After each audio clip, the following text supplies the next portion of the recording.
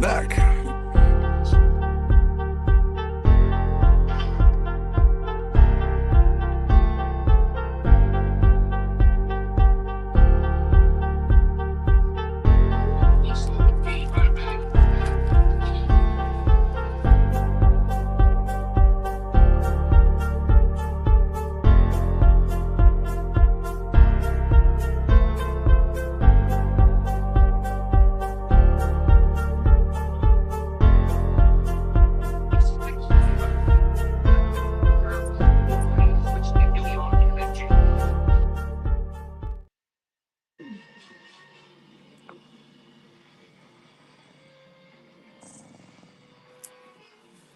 Well, ladies and gentlemen, uh, Sunday morning, January the 5th, 2025, in the year of our Lord. We're up. It's about 20 minutes till 7. Watching Birdman. Very cold, ladies and gentlemen. No heat in the entire hotel. Boilers down. And it's about, I don't even know what it is outside, about 12 degrees. Supposed to have snowed last night. It didn't. Now they've got the snow predicted at 11 o'clock. And we'll see. There probably won't be a single flake of snow, but that's not really the issue. I was looking forward to the snow, honestly. And then not having heat, you kind of start forgetting about how pretty snow could be real quick. So we slept last night, bundled up with a space heater going, and uh, we've got 3 borrowed space heaters and one that we have owned, and that's the one we wound up using. We tried all of them in the bedroom because we can't run 2 space heaters in the bedroom because it throws the breaker. I discovered that yesterday during the show. So now I've got a heater here. Oh yeah, hey, cool, no heat. Yeah, man. I've got a heater over there. I got one in the bathroom. I've got the oven on down in the basement. I was told you can set it to 200 degrees and leave the door kind of open, and that'll heat up quite a bit. Basement's not too bad. Surprisingly, the attic's not too bad. But it's the main floor here.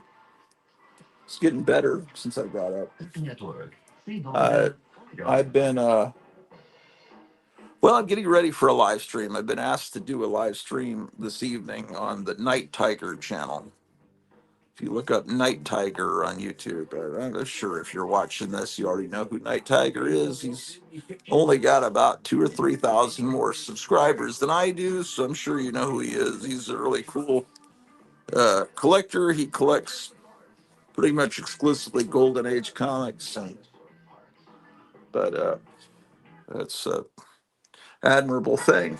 He has tremendous love for comics. Uh, He's doing an episode on Gold Key Comics. I know a lot about Gold Key Comics because that was my childhood. And he's got some other people on today. Jambo, Charlton 66, Graphic Man. Oh, I think Metarock's one of my original influences on YouTube. I don't see YouTube's not giving me notifications of Metarock shows. I know I've got the bell rung on his channel. I need to look and see because I never see Meta. Maybe he's not posting as much anymore, but I need to. He was always great. Uh, I did a tribute to him on YouTube about 5 years ago. So, I brought. Anyway, enough of that. I brought 4 boxes. Oh, I'm starving. All of a sudden, I start the show and I'm starving. I brought 4. I only have 4 short boxes, apparently, of Gold Key. Well, that's not true because I keep all my Disney comics separate. And so I probably have about 6 or 7 short boxes of Gold Key because I really liked Uncle Scrooge and stuff like that. So, Gold Key. I'm going to pull some issues now for tonight. Uh, and I'm going to end this live stream as soon as my wife wakes up because I want to hang out with her during the day. She's not real happy about this no heat situation. Not happy at all. You'll never get Space Ghost here. He will come because you will call him. You can't use that. Trick Space Ghost into coming here. Okay, so Western Publishing's been around forever. Literally forever. I don't know if it goes back into the 1800s, but it's been around forever. It's making coloring books and children's books. I think they made the Big Little books, if I'm not mistaken. I mean, they've always been publishing, big publisher. And in 1915, they bought out Whitman dash some German name, some other publisher. And so, I guess there was a comic company called Dell that was an associate of Western Publishing, and Western Publishing produced content. I hate that word content, but in this case, it applies. I just don't hate shows that people produce on YouTube being called content because it sounds very product-like. It's like women into cosmetics, and it's like they always refer to it as product and content. The YouTube. That's a good one. I don't like the word content either. But anyway, so they produce comic stories and stuff, and they put the comics together and got the licensing from Disney and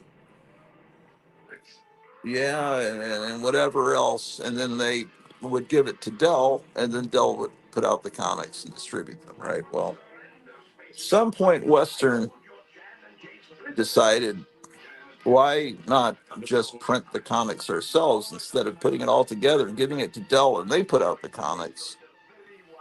Let's do it all in-house and print them all ourselves. So that's when a new company was formed under there. Okay, so there's Western Publishing. They have, under Western Publishing, they have the imprint Whitman, and now they have an imprint called Gold Key Comics. And that started in 1962. So they split away from Dell and stopped giving content to Dell. So Gold Key, then this new comic company,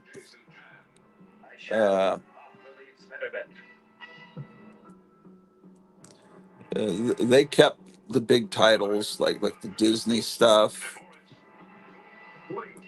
and Gold Key had a lot of TV properties that the comics based on TV shows. They had Tarzan was Dell, and then the Edgar Rice Burroughs Tarzan stories went to Gold Key. Dell kept publishing, but it was kind of a shadow of what it had been when Western was providing them content. It started to look kind of lackluster. Dell was a giant in the comics industry, probably easily outselling DC and Time. What they'd call it DC then, National and Timely, and the companies that survive to today, or National and Timely. They're now called DC and Marvel. But Gold Key started in '62. They had beautiful, almost every issue of Gold Key. Not everyone, but most of at least the adventure and horror titles had these beautiful and ones that are based on TV shows had these beautiful painted covers by a guy named George Wilson. And it's just coincidence that that's the name of Dennis the Menace's neighbor. Dennis the Menace, that would have been funny, I always say, if Dennis the Menace's neighbor was always so grumpy because he was having to paint all these beautiful covers and he had this production schedule, this, and he was, how do I meet my deadlines with this annoying kid next door constantly destroying my house and my yard. Is it 7? No, it was not 7. Okay, so there's still going to be another Space Ghost cartoon. So I don't know. Dell started to look kind of pathetic next to Gold Key because they didn't have George Wilson painting the covers anymore. Dell had The Outer Limits. That was kind of a score because that was a great show. But Gold Key had The Twilight Zone. Yeah, as far as comic adaptations of TV shows from the early 60s. Yeah. Well, let me go through these Gold Key boxes. But what I want to do is there was, okay, so Gold Key comics were distributed in stores and spinner racks, whatever. But Western Publishing said we could sell these comics maybe in other places that don't normally have comics, like a toy store or a department store. Places, in other words, they were thinking we print all of these coloring books. Coloring books are basically aimed at the same target audience as comic books. Maybe a slightly younger audience, but basically the same demographic that buys coloring books is going to buy comic books. So we have these coloring books in these stores that don't have comic books. How do we get the comic books into those stores? So they decided to sell 3 packs of comics for, um, well, I don't know what the price was on 3 packs of comics in the 60s when comics were 12 cents. Uh, in the 70s, when comics were like a quarter, I know the 3 packs were like, buy 3 comics for 79 cents, it seems like. No, if they're a quarter, you're not really saving any money, are you? You're actually paying 4 cents more. I'd have to go to eBay and look. There's some people that still have unopened packs of comics and see what the price was. I need to research that before tonight's show. Not that I'm going to be pontificating like this on tonight's show. I'm going to probably be saying very little, but because they're all comics geniuses. I just know. So you would get a 3 pack of comics, and they'd be sealed in plastic, and they'd be hanging from a hook in these stores. And it wasn't like a spinner rack where you could actually pick up the comics and thumb through them. And usually, they were maybe a month or 2 old, or they were. But anyway, they didn't say Gold Key on the comics that were in the packs. They said Whitman comics. I'll show you that in a minute. And the Overstreet comic book price guide, at some point in the 70s, they said that Whitman comics that were Gold Key comics that said Whitman instead of Gold Key on them, it said they were reprints, that they reprinted them to put them in the 3 packs. They were not original copies. And people believed that for a few years, and I believed it, and I thought, oh, Whitman, and I would kind of almost pull it out of my collection and put it somewhere else because it wasn't a real comic. It was a reprint, it was, that's what I was believing in the 70s. And then I think I don't know how it was discovered that no, they weren't reprints. They were all actually first print comics. It was just at a certain point in the printing process, they took they covered up the element of the trade dress that said Gold Key and covered it up with a Whitman logo. And so they were just as much first prints, but there weren't as many of them that said Whitman. So all of a sudden, the uh, collectors went from saying Whitman comics are trash, and probably there were tons of comic stores that just threw Whitmans in the trash. All of a sudden, the Whitman variant covers of Gold Key suddenly were more valuable to people. Kind of like people collect comics that were sold on military bases that had a little insert put in at the staple for GIs to buy rings and jewelry for their girlfriends back stateside, or I guess possibly wives if they were sometimes. Usually you can take, I think guys could bring their wives when they're stationed overseas, unless they're like in the Navy, maybe off on a ship, maybe you buy jewelry for your wife or something. I don't know, man. I'm thinking too heavily about this stuff. It just, and I don't even know why I'm talking about the Mark Jewelers variants, but that was just par for the course for me as a kid. I saw those Mark Jewelers inserts all the time. I thought all comics had them because I was buying a lot of my comics on an army base because my dad was in the army and he was went to the PX all the time, and I'd go along, and I had my own little military ID card because I was a dependent. And an Army PX, also known as Base Exchange. PX, I think, stands for Post Exchange.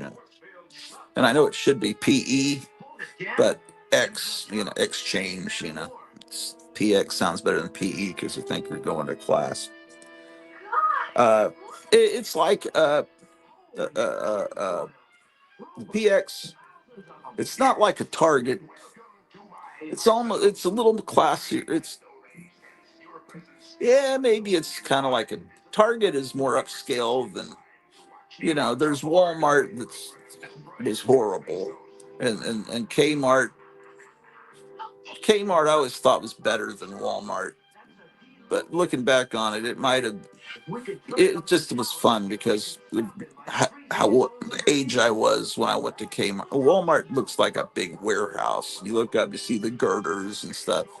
Kmart was a nicer store than Walmart. But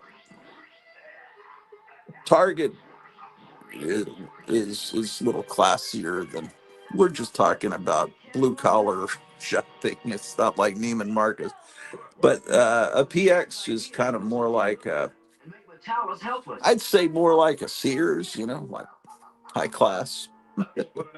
And they have clothes and everything. And there's always a magazine rack, and they have comics. And then they have usually there'd be a room, and we lived in various army bases. It seemed like it was generally this way. And then the electronics were over there near the magazine section, and they would have stereos and speakers and records. Um, yeah, but they would have the Whitman 3-packs in the, oh shit, it's 7. They would have the Whitman 3-packs in the PXs also, in addition to the regular comics. In the supreme act of dramatic power, oh, destroy you with why won't you stop? Remote control. What's going on, man?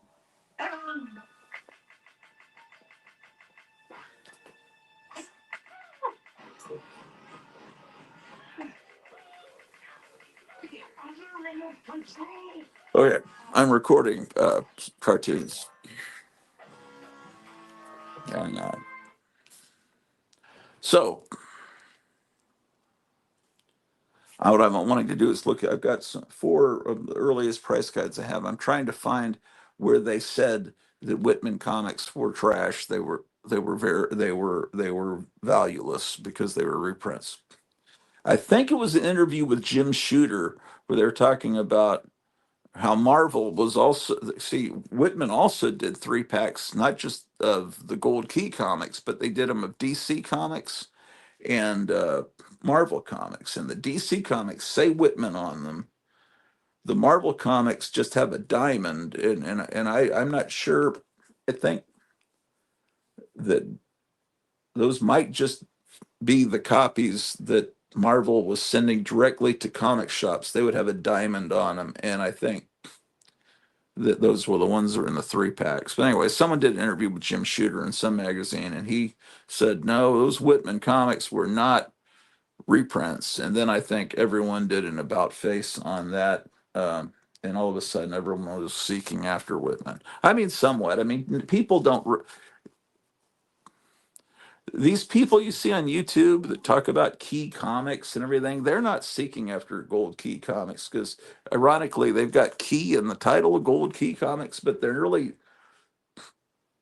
I can't think of really any key issues that key people look for in Gold Key Comics. I mean, those people don't care about Gold Key Comics. I don't think they do, but I could be wrong. But Gold Key, the highlights of Gold Key was the comic Magnus Robot Fighter, which was an original title, original hero that was created by Gold Key, and it was drawn by Russ Manning, and that was one of the highlights of Gold Key. Um, there was, of course, the Uncle Scrooge comics with the Carl Barks art. I'm not sure if Carl Barks ever did any stories for Gold Key, or if he was, those were just stories that had originally appeared in Dell that Gold Key was printing. Or I'm not sure when I'd have to look, when Carl Barks stopped doing Disney comics. But anyway, so they had Carl Barks' Uncle Scrooge, they had Russ Manning Magnus, they had great art in the Tarzan comic. Uh, they had the George Wilson covers, but uh, oh, they had this. There was what's going on here, man? Glad you're not a popsicle. I never said I never said I wasn't a popsicle, man.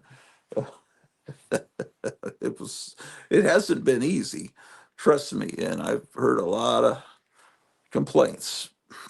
Just I hope Cleo is also okay. This cold has me aching. How cold is it where you're at, Justin?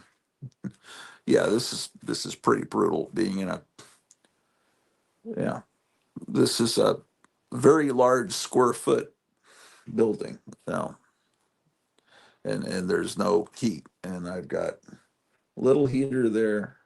Do I have them all going? I've got this heater, that heater, one. Oh yeah, then the one's up in the bedroom where my wife's sleeping, and I've got an oven going in the basement. Um, and it's supposed to get colder this morning before it gets warmer. Um,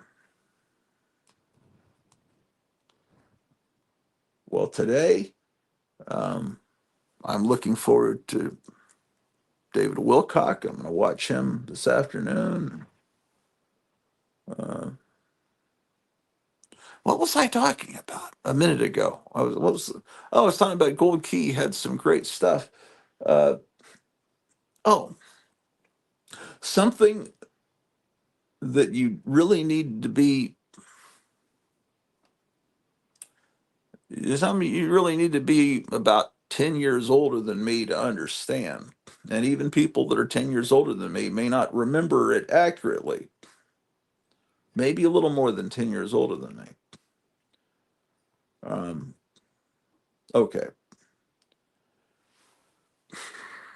Before the Beatles hit in early 1964, late 63, but early 64, when they were on the Ed Sullivan Show and they exploded in the United States. But the hit kids already knew about the Beatles, starting to learn about the time that Kennedy was killed. And then it exploded in were the Beatles on in January or February of 64. It was really just a couple of months after the Kennedy um, incident. I don't know what words you can use on YouTube. Um,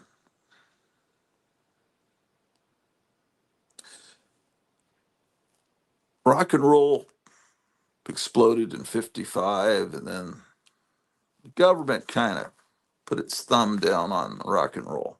I mean, was it just chance that Elvis was drafted? And then some of the other big figures of rock and roll got in trouble for, probably rightly so, things like Chuck Berry, one of the greats. It's like, well, he was transporting someone that was a minor across state lines. Okay, well, that's probably not good. Probably, definitely not good. And then Jerry Lee Lewis, it wasn't anything uncommon for people from where he came from, but he married his very young cousin, and that was kind of shocking to the populace. And so rock and roll by the early 60s had kind of been neutered a little bit. It wasn't as wild. Little Richard kind of became, kind of said, I need to calm down and be with God and stop being so wild. So I think it's got a little calmer, and then music was more, you know when Elvis went on to the army. Well, let's replace him with Fabian. He's kind of safe, and the music was it was still great music in the early '60s. Don't get me wrong, but but it was kind of waiting for the British invasion, right? So then, but this other thing happened in pop culture in 1957. That the Universal horror movies were released to television, and on a package called Shock Theater, and all over the country, the local stations got some local person, maybe the weatherman, to dress up like a monster or a ghoul and host a late night monster movie. And so kids, the baby boomers, which was the majority of the population, the baby boomers born during and after World War II, they and were spoiled and catered to, and they saw these movies for the first time on television. And television was black and white, so the movies didn't look as antiquated as they might to a kid today, because everything was black and white on television. It's and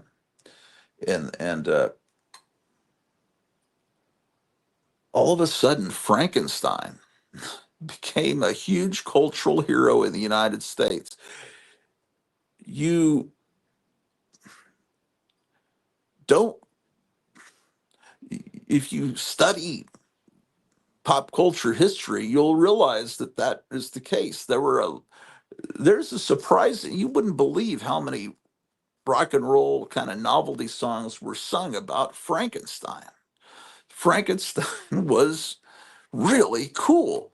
And there was a Frankenstein model kit from Aurora. There were all kinds of Frankenstein toys made. There were records about Frankenstein. There was Bobby Boris Pickett's Monster Mash, a whole album of monster songs that he put out.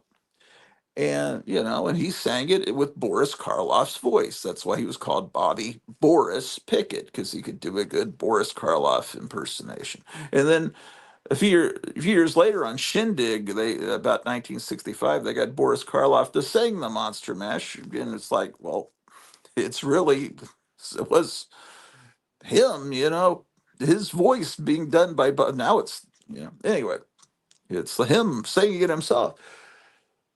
So um,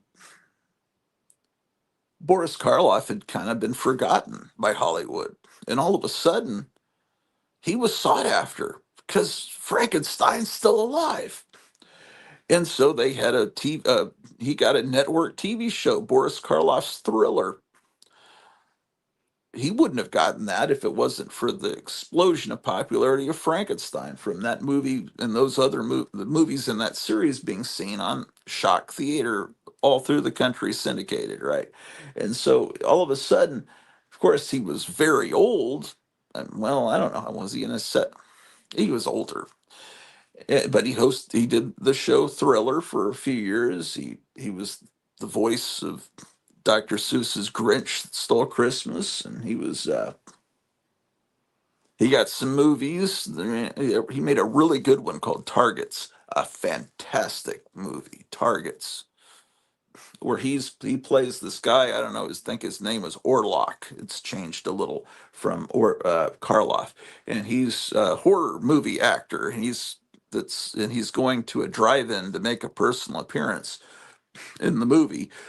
And meanwhile, there's this evil Charles Whitman like sniper that's ready to do a Las Vegas number on the crowd at the drive-in, and so here's this guy from the night that represented horror in the 1930s, confronted with horror of modern day 1968. It's a I don't know, is it a Peter Bogdanovich movie? It's some director that later had some acclaim. Oh yeah, some Pauline Dowell's.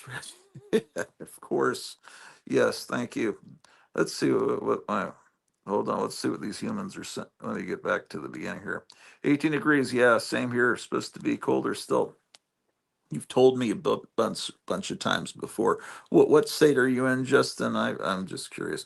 Just don't give me your street address, Justin. Just hoping my wife doesn't have to work. She is a restaurant worker, and sometimes they can be brutal when it comes to working during bad weather. Yeah. The restaurant I went to last night to get takeout, there were hardly anyone in there. Everyone was coming to get takeout. They didn't want to.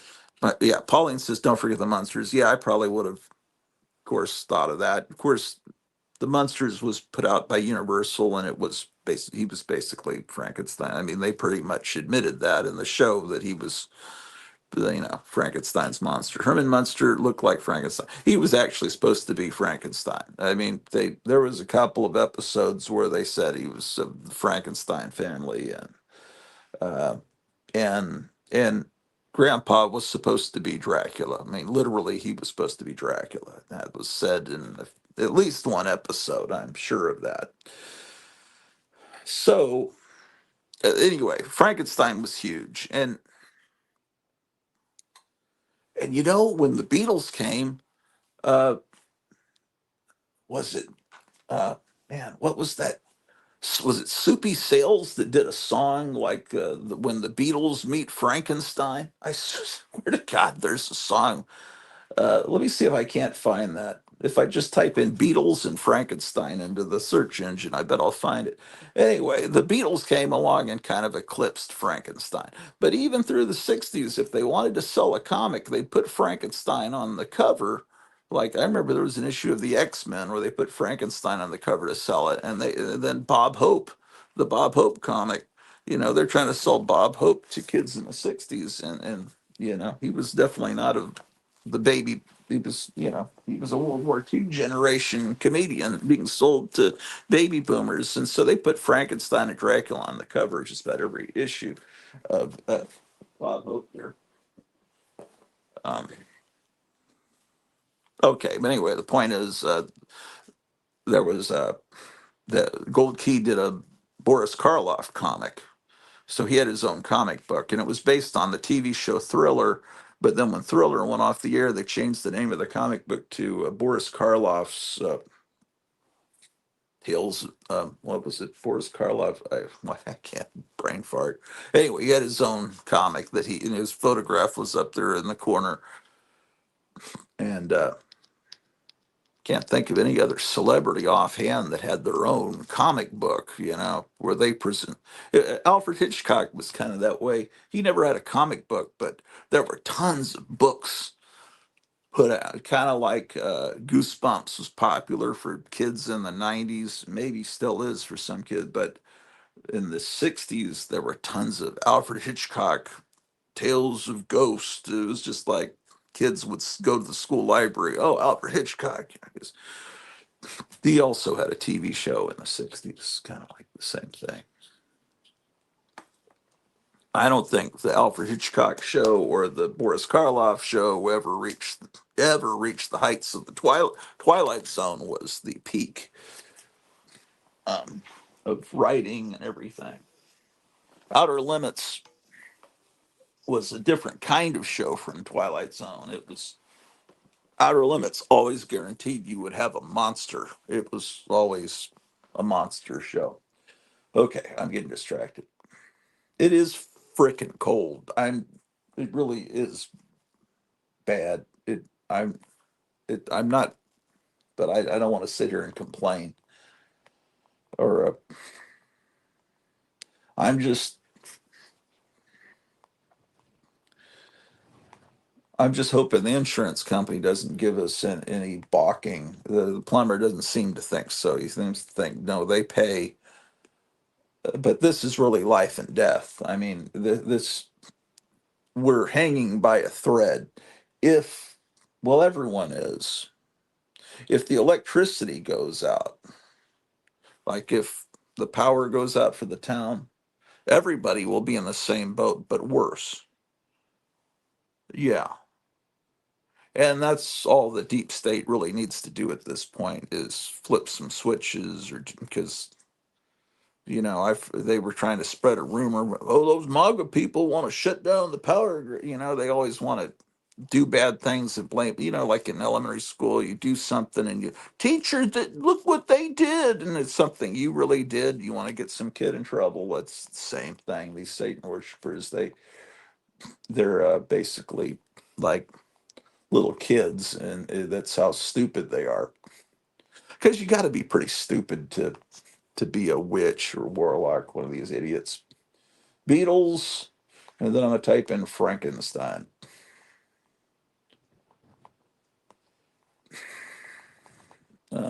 It's a really stupid song. It's something about Frankenstein joining the Beatles and growing long hair.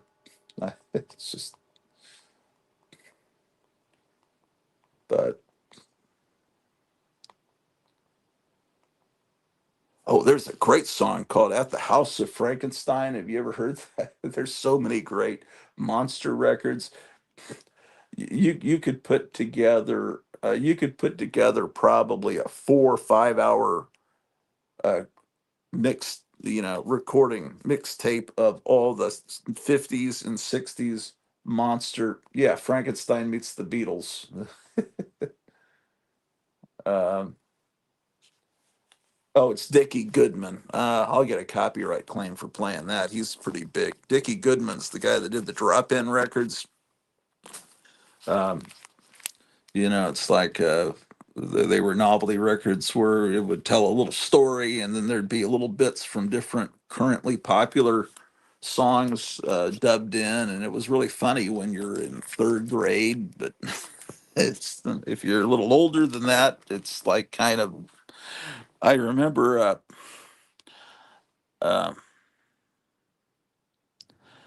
uh, yeah, he did. Remember when Jaws came out, he was doing that.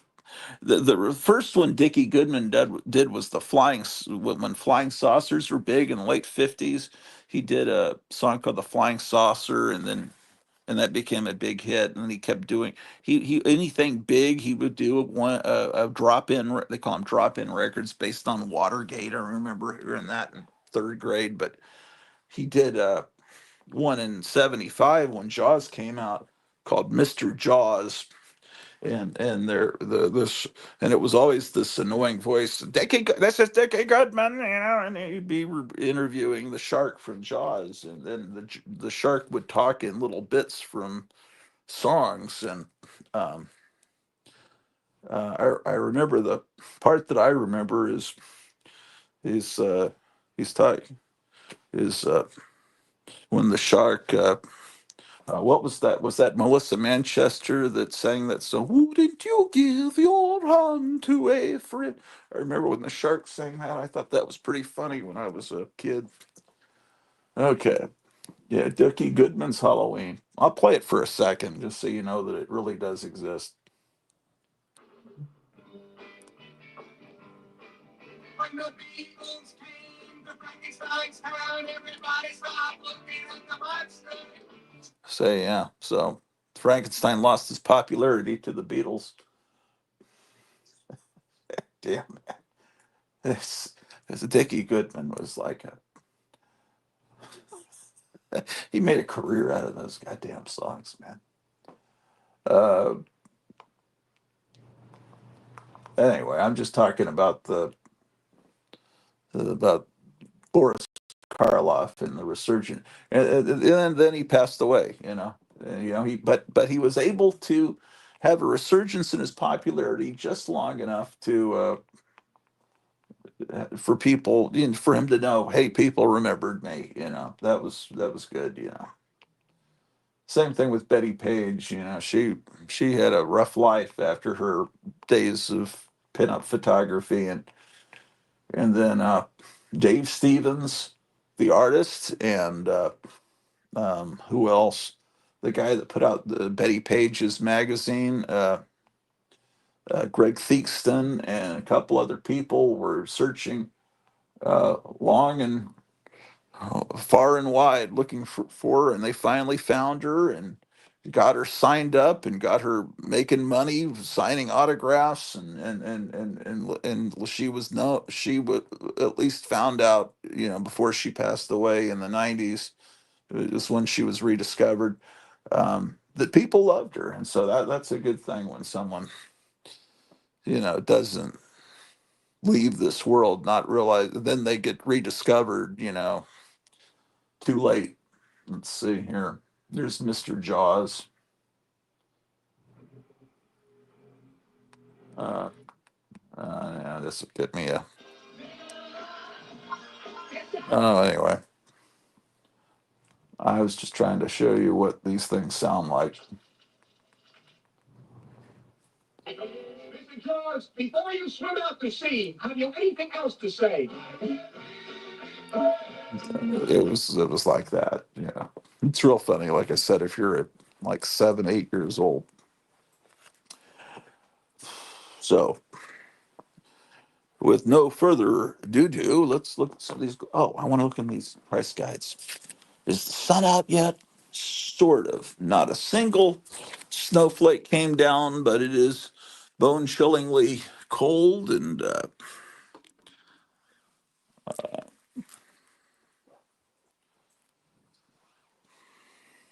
I just don't know. I don't know how. Do I need to call the plumber each day to remind him that, hey, we're fucking dying here?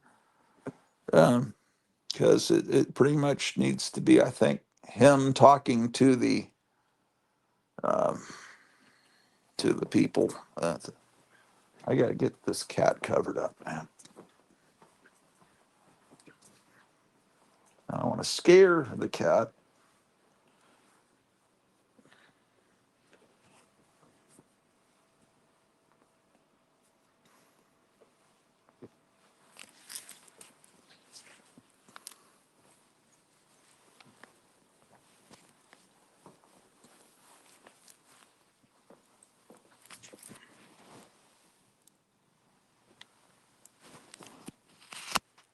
Cover you with my Batman shirt.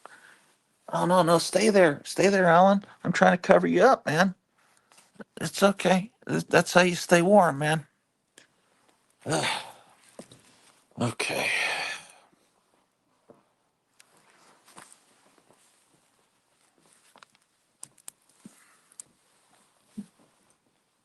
See, I think what I did is I put a cold shirt on top of the cat. It probably would have been better. All I did was make him miserable, man. I can't do anything right, man. Um, Justin says, sad to say, in a small town, it is hard to get progress on a Sunday. Well, um, yeah, it's just a matter of, yeah.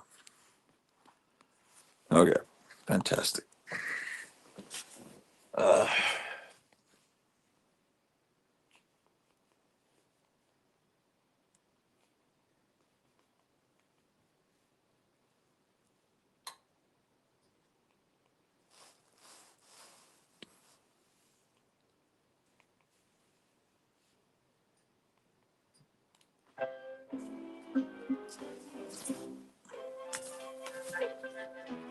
where's my water, man? Oh, yeah, okay. This is the price guide from, this is the 17th. Uh,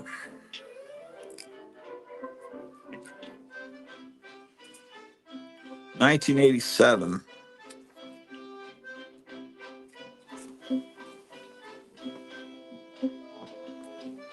Where are my reading glasses?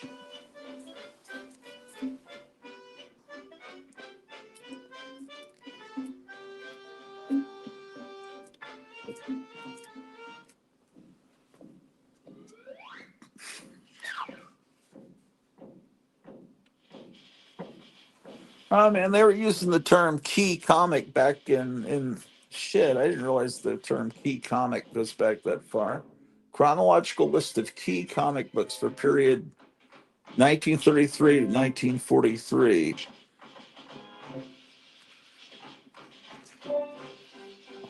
I didn't realize. I thought, well, it's just in the context of the time period. Uh, the Today it's very annoying when people use that term.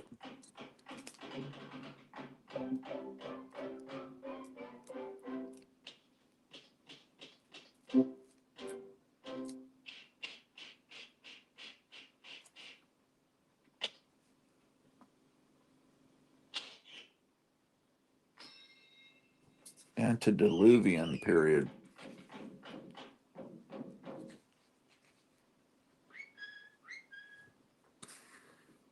The time period before the golden age started. The golden age started with the first appearance of Superman, right? Action Comics #1, and before that, do they call that? Had people been lately been calling that the Platinum Age?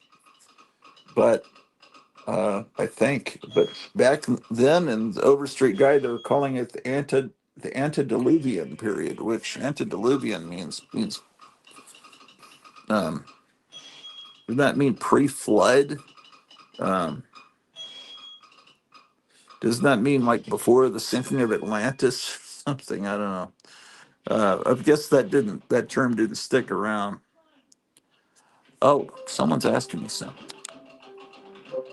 Justin, were your brothers also into monsters? Would your dad have talked about Frankenstein? I guess it would have been known, but not a thing to seek out in culture or get excited about for him. No, my dad wasn't into monster movies. Um, Never talked about ever talked about monsters with my father.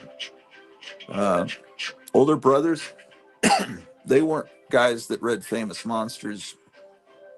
Um, my oldest brother, who's no longer with us, was into uh,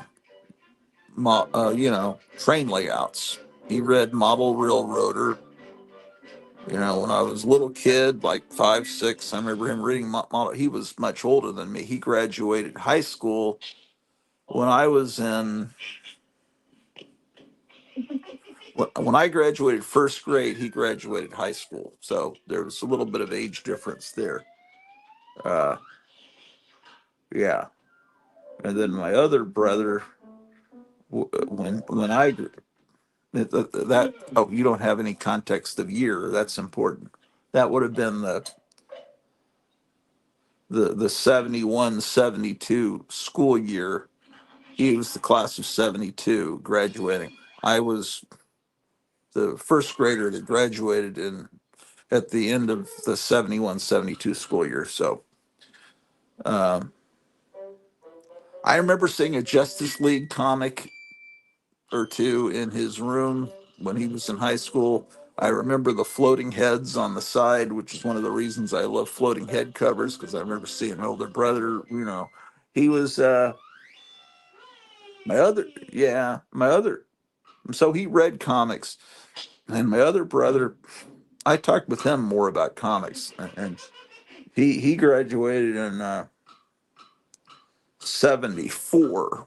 He was 2 years behind, and I graduated in 83. So there's big age gap. He's still around, but I lost touch with him. He just disappeared off the face of the earth. For all I know, he's in the mountains of Tibet or something. Um, that's really sad. But he was really he Both of my brothers I know bought exclusively DC comics. They didn't like Marvel. My only is, it seems like they,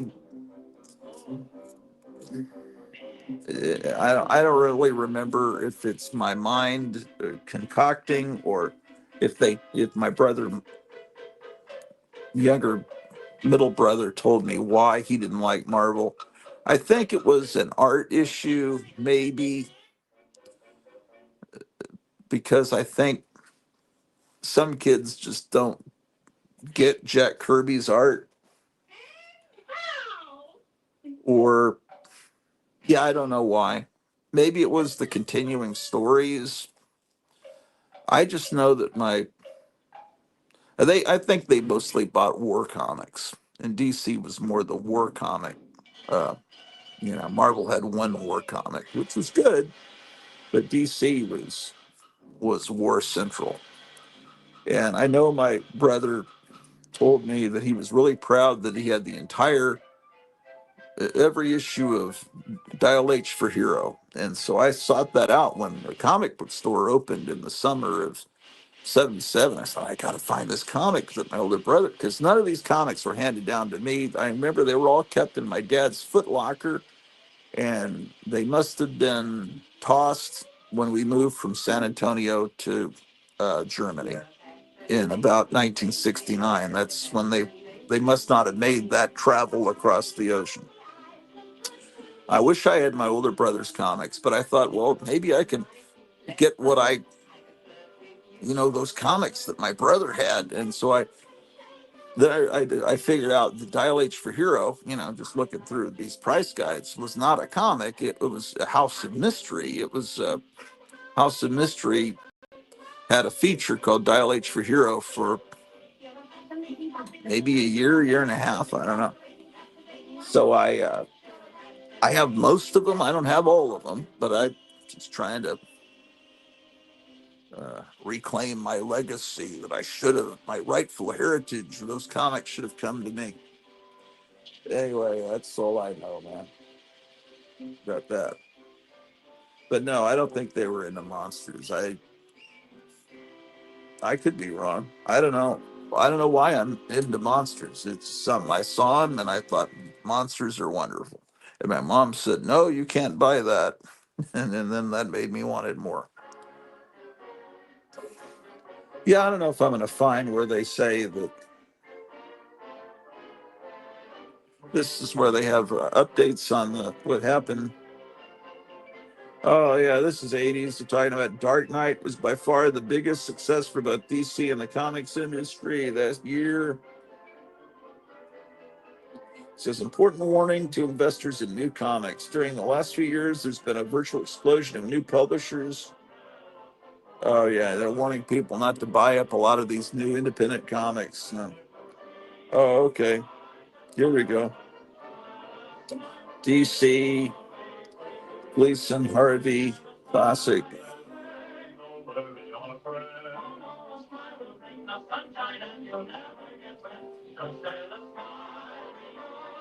Timely Fox Fiction House. The sound may be a little loud on these cartoons.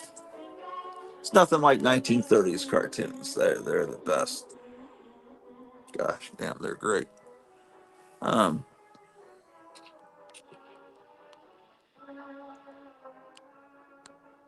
what are people talking about here?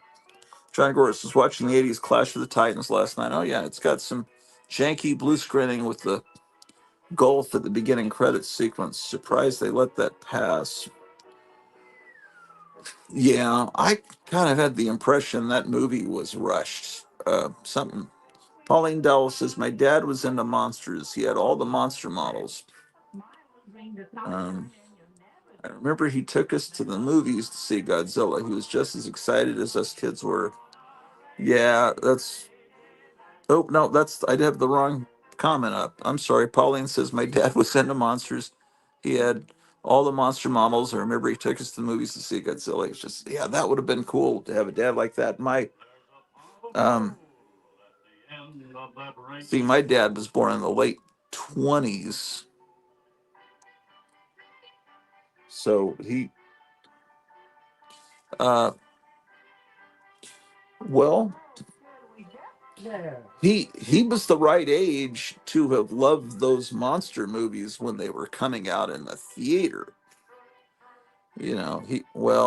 No, I mean,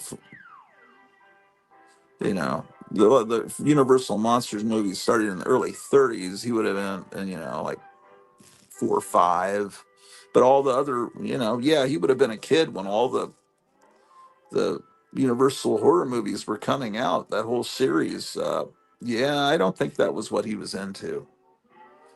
He's more of a serious guy, um, and so I guess someone born in the 20s would have. Let's see, 27.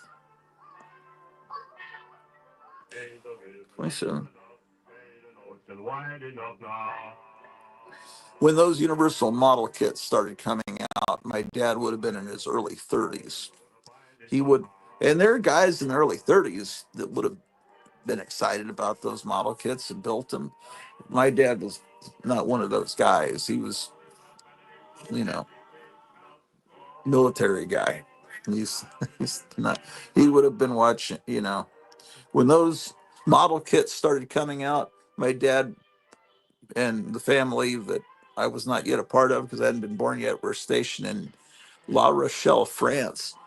And I would say when the first Aurora model kit came out, my dad was probably there supervising, helping out with the filming of The Longest Day. They had him assigned to that. The John Wayne, well, it had all kinds of big movie stars in it. Movie about D-Day. They were filming it there at La Rochelle, and he was there as an advisor or something. Yeah, I wish I'd talked to him more about that. I just know he went to the rap party and was not impressed with Hollywood depravity. I guess they had topless girl or dancers or something there. He did not like that. John Goris, my parents were into Trek. Uh, so you've got you guys. It seems like you guys have either younger parents than me or younger acting parents than me. So they were kind of monster adjacent. We had an orange striped tabby called Spock. Still got the statue my sister made of him. Lost its tail though. Um, um, you should make a new tail. But yeah, my earliest memories of Star Trek were my when we lived in Germany, uh, and this would be about 71. Yeah, probably about 71.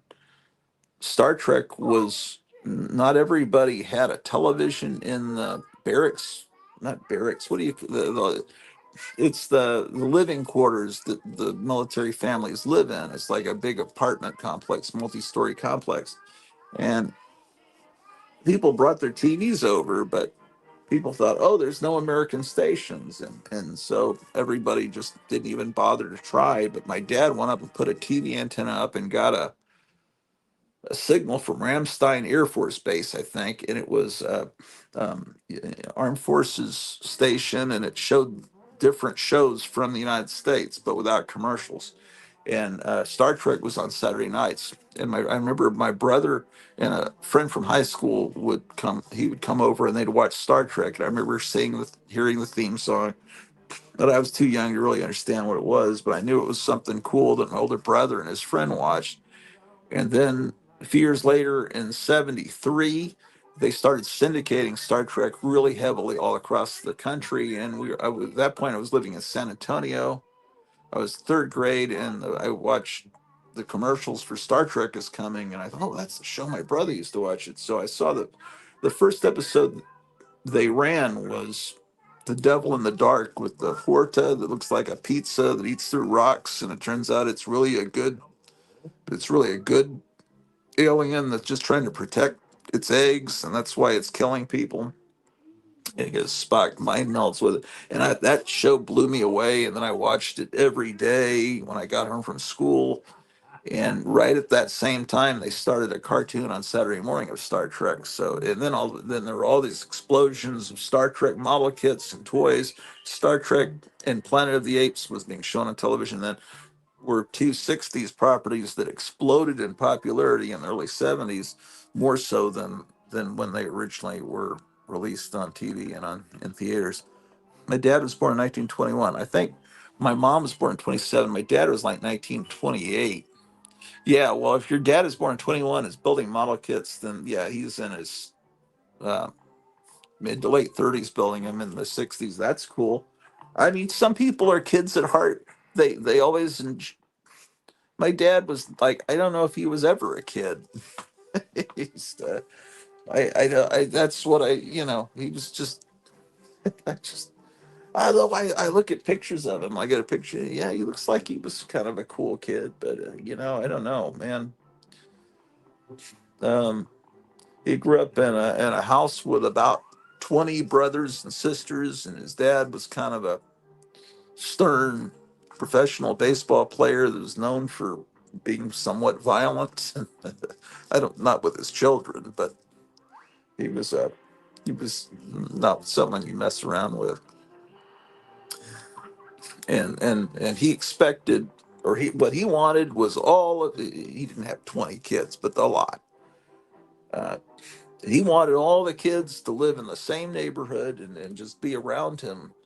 And my dad is like, see, he got drafted into the army for the Korean War the day after he graduated college, and he never looked back. Now, see, he left Philadelphia and met my mom, and then when he retired from the military, he settled in Texas, which,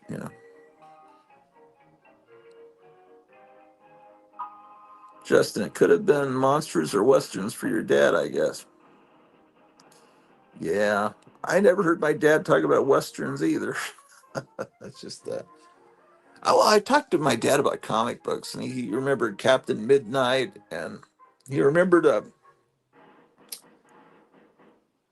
I think maybe he read Mad or a Mad issue of Mad or two in the early '50s, maybe, or in the '50s. He was in the military. Uh, he picked up a copy of Weird War Tales that I had once and read it, and I was thinking, that's weird. My dad's reading one of my comics. But I think he liked war stories. He liked history.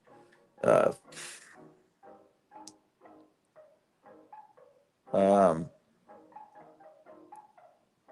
he'd get books on the Civil War, and he'd get a magnifying glass and just pour over the photographs. Those Matthew Brady photographs, and look at the details and the background and the uniforms. Um, oh, he said, "Oh, I had a Superman comic where it showed, his spaceship and the exploding planet." And I was thinking, man, did you fucking have Action Comics #1? But it's not. That wasn't the only issue that had that panel. That could have been Superman #1 or many other issues that showed, the basic panel of the origin of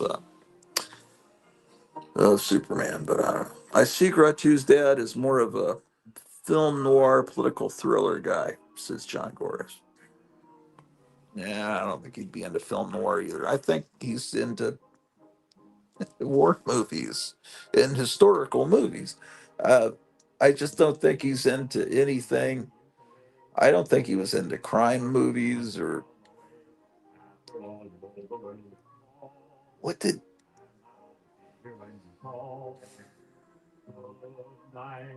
he liked history, man. That's all I know. I remember one time we first got cable TV. It's like Dawn of the Dead's. It's like in the early '80s, we got cable television. There's HBO. It's running Dawn of the Dead. It's like, wow, this is an unrated movie, and now I can see it on my TV screen. And then the National Guards raiding through a inner city where people are keeping their dead, and because they don't want them to, but they're coming back to life. And uh, anyway, one of these National Guard trigger happy guys kicks open a door of an apartment and and blows this guy's head off. And Tom Savini must have had, it looked like a giant balloon of blood. It cuts to this head just exploding, and the woman screaming, hit by the blood. I don't even know if that was his. I don't think that was supposed to be a zombie. I think he just thought it was. It was just like the lady's husband got his head blown off accidentally. And my dad walks into the room, and he was pissed. It's because he used to seeing that on television. What is this shit? I he let loose some curse words that I don't remember ever. I've only heard him say the F word maybe a couple of times. He's more someone that would say GD or something like that. I don't know. My dad was like Mr. Spock. He didn't. He wasn't really. Yeah, he wasn't like probably something. He wasn't like Ward Cleaver in Leave It to Beaver. Uh, Beaver wanted to go see like some voodoo uh, horror movie at the theater, and June thought this isn't a real episode of Leave It to Beaver. She thought, well, I don't want him seeing that horrible stuff and have nightmares. And he said, "Oh, June, when I was a kid, uh, I had a subscription to Weird Tales magazine." And I always remembered that. So that means he was growing up in the 20s. And if you know what the covers of Weird Tales magazine look like, and then you picture the young Ward Cleaver reading Weird Tales and reading H.P. Lovecraft and Conan the Barbarian, and it's that was it's like, oh man, this he's pretty hip as a kid, and he's defending his kid's interest in horror. My dad was not as upset about horror as my mom, because I remember I wanted to get this issue of Eerie, uh, the Warren magazine, and it had like a swamp creature, it had a yellow background with a swamp creature holding a little girl, and there was a tear coming down the swamp creature's eye because I guess the little girl was dead. And I remember my mom didn't let me buy that, but then one day I was in that store with my dad, and I asked him if he'd let me buy that, and he said sure, and he didn't even think about it. So I have that issue. So uh,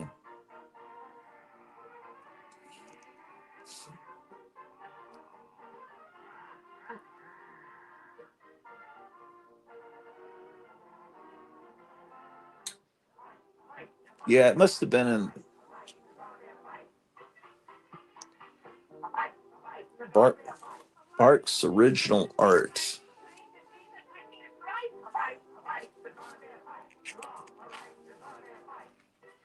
Oh, man. Okay. Well, I don't know, man. I don't know. This is an earlier issue. Oop. John Gores, I love the scene in The Longest Day when the parachuter gets stuck in a tree and watches the whole slaughter from that vantage. Yeah, my dad may have been there when that scene was filmed. My dad was a paratrooper, and uh, for all I know, he may have yeah, given them advice, the director. Pauline Dell, my dad was also a World War II veteran. Oh, yeah, my dad missed World War II by a few years. He was, um, so he wound up in Korea, fought the Japanese in Burma. I guess after living that hell, he embraced the innocent and fun side of life. He made our childhood fun and memorable. That's great. Some people handled that differently, but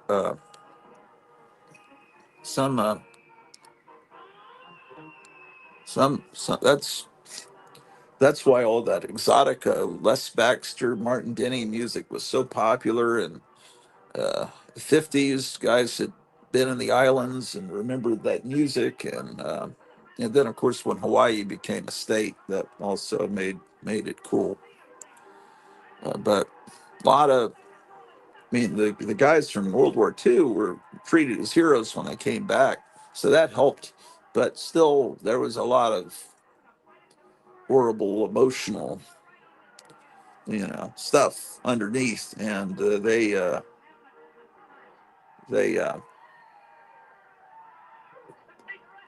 yeah, a lot of it was handled through alcohol.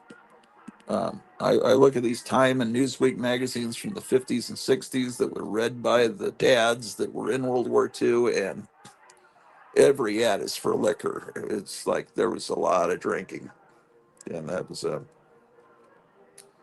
one time a World War II veteran went nuts in my neighborhood, and I guess I was in junior high school. That was probably about 78 maybe.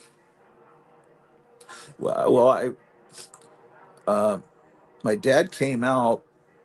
Well, he was driving me to school for like seventh grade or something, and oh, and John Gore says my dad was in the Hercules movies. He, he kind of became a musclehead, so it was healthy, I guess. Yeah,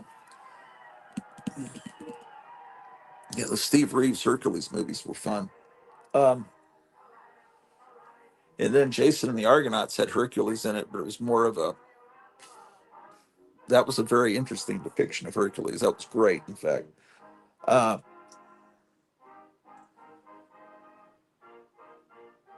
okay, so my dad comes out of the house, and there's a police car parked right behind on the side. We were in a corner house, and the policeman's like, it's like trying to get, he's making a motion, and my dad thought this guy's being rude. He's like, "What am I?" And it turned out that he was trying to tell me because there was a guy with a gun down the street. It's like, um, so uh, then later that day, so there was a guy.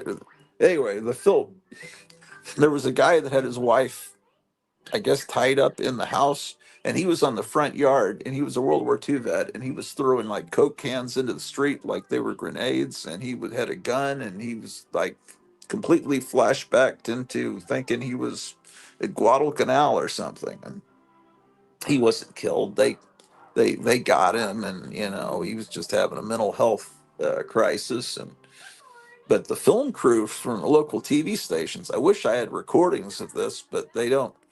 They didn't. We didn't have a VCR then. Uh, or I didn't even think I even dreamed that I could ever own one at that time. They all the film crews from the local TV station were all set up down the block, and they were all set up in our front yard with our house in the backdrop. So if you watch the news report, it looks like our house was the one where the guy went nuts. But that's a wonderful memory of. Pauline Dell says, "My mom was more like your dad, very serious, a stuffed shirt."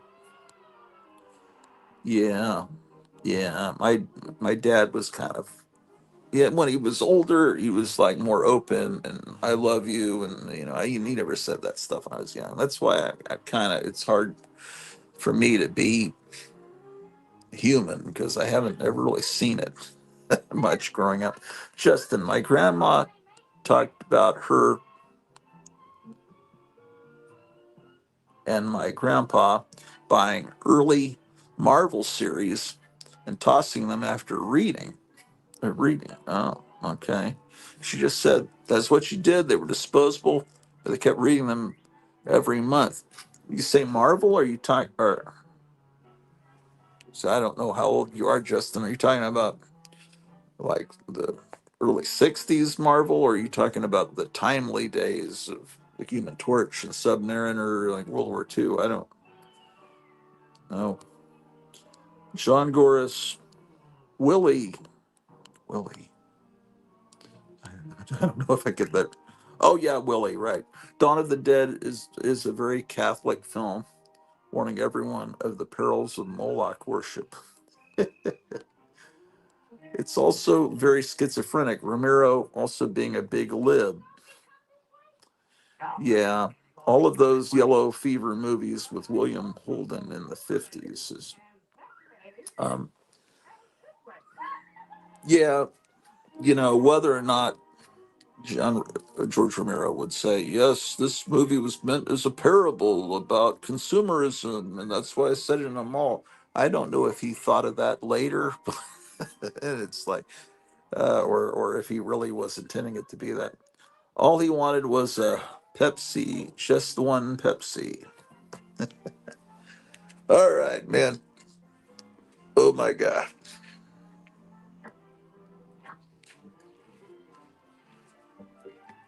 This is a nice issue of the Price Guide about this issue. They goes into EC Comics. Now, Wally Wood was a casualty of World War II. I mean, he was a hardcore alcoholic. He was one of the best comic artists of all time. He wound up unaliving himself with an SHOTGUN, when he got old and his vision was failing him, and he's a artist. It's like what, and but he was a big time alcoholic. But that doesn't make someone a bad person. That's just uh, something that happens, man. Some people come back and say World War II was the greatest experience of my life. Well, yeah, who have I heard say that? Mel Brooks, uh, Russ Meyer. Of course, these are both filmmakers that were probably, when you're behind a camera or filming things, it it's different than storming a beach. Although you're still possible you could get hit.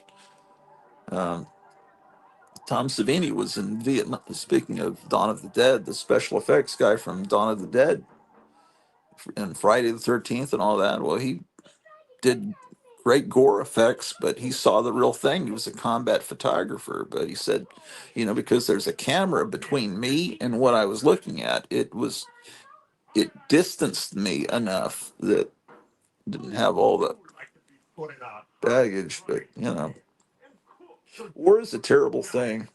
It's not a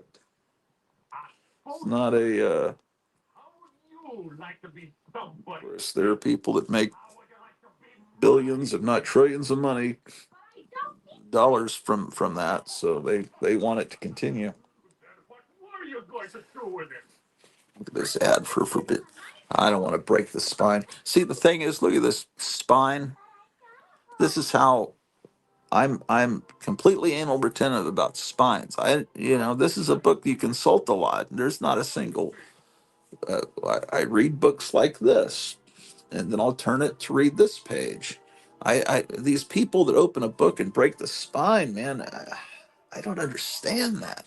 Or they thumb through a book and they leave marks, bins here. I can't stand that, and can't stand it.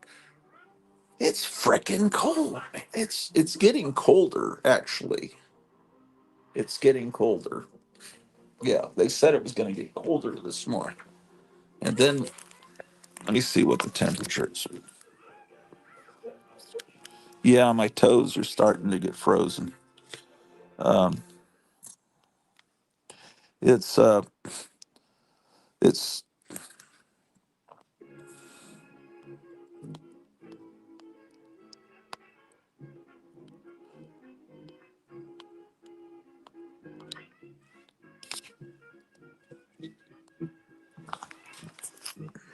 I looked it up. It says it's 15 degrees, but it feels like -5.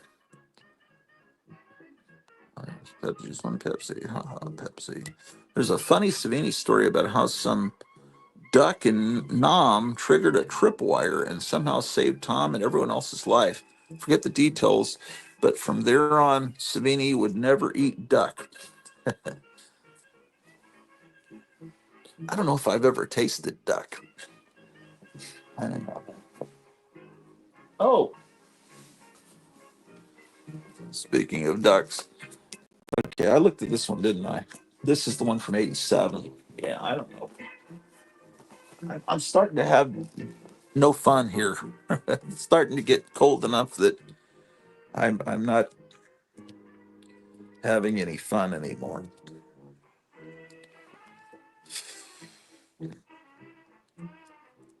What I'm concerned about is what if the insurance company says, "No way, we're paying 15,000 for a new boiler."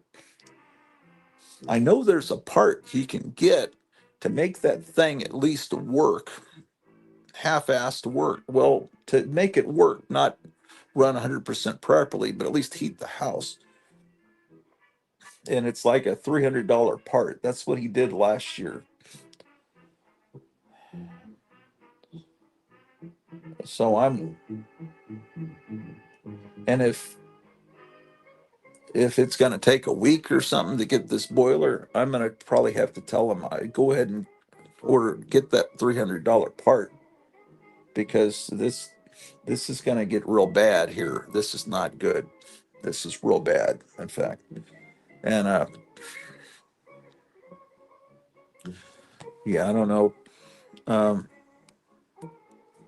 yeah, I think we've got the money to do that. So I won't keep plugging the GoFundMe. I but if someone wants to help the GoFundMe, I wouldn't object to it. Uh, this is a great issue about good girl art. This is Bill Ward doing this. It's Man, I see this crease. I bet that crease was there when I got it. It was probably put there in the store. I Yeah, because this book's got some other creases back here. I know I didn't do those. That Yeah, and there's a crease here. I didn't do that. That's weird. It must have been damaged before I bought it, and this was the only copy. Um, Either that or someone was at my house and pulled this off the shelf and effed it up. That's a real. If you pull a book off a shelf in someone's house, you should put it back in the same condition. See, this is the earliest one I've got from 1976, and you can see there's no creases there, and it's. There probably aren't many price guides that survive in this condition because people use them. There's a crease here. I don't think I did that. Anyway, I was wanting to have that little bit to show on the show tonight, but actually, who gives a shit? I mean, everyone knows that Whitman variants are more valuable now, but people used to think they're reprints. I don't need to do some show off to show the issue where it says that. Who the hell cares, man? Okay.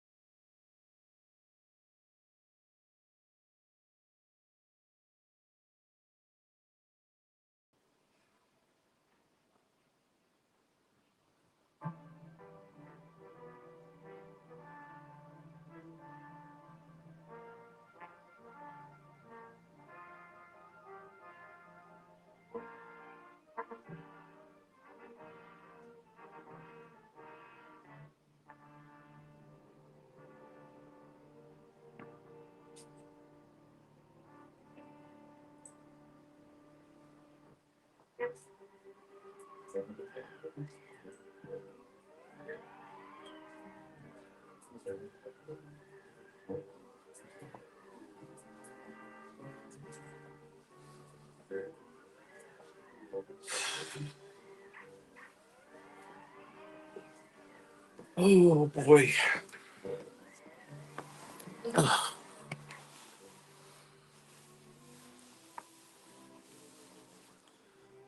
46 degrees here in Southern California. That's cold to me. Yeah.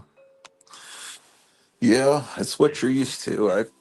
I think I would have considered that cold. That would be wonderful.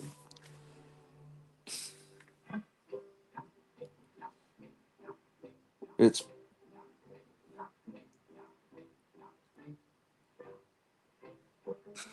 it's cold. All right. Well, look for some gold key comics for the show tonight. Um, well, will you guys still watch the show tonight? If I see what comics I'm pulling out, maybe I shouldn't do that on camera.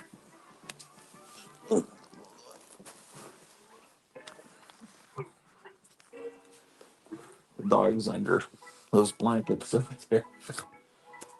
That's where I should be, man.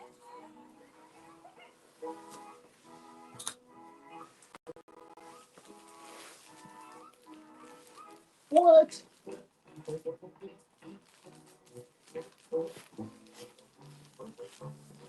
This is not what this.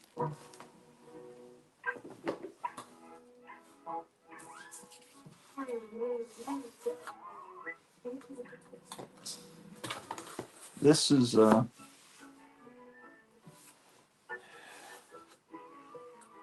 this is DC horror and humor.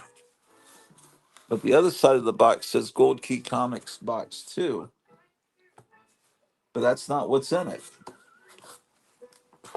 So I have Gold Key Comics Box 1, 2, 3, 1, 3, and 4, and 2 must be up in the attic. So we got to go up to the attic to look for that.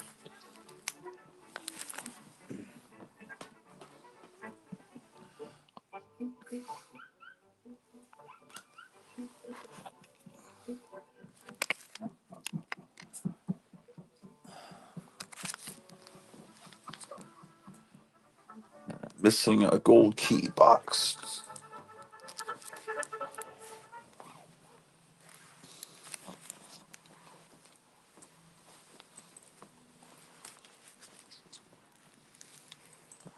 This little heater here. Put it on oscillating.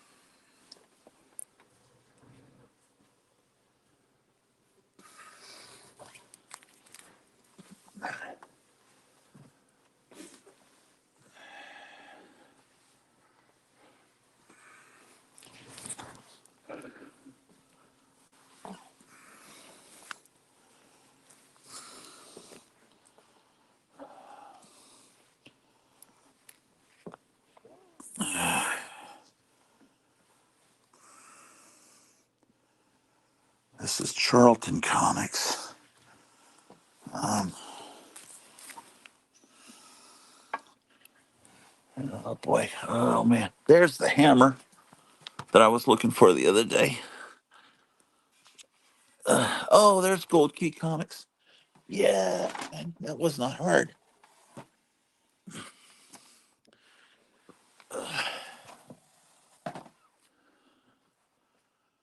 Okay.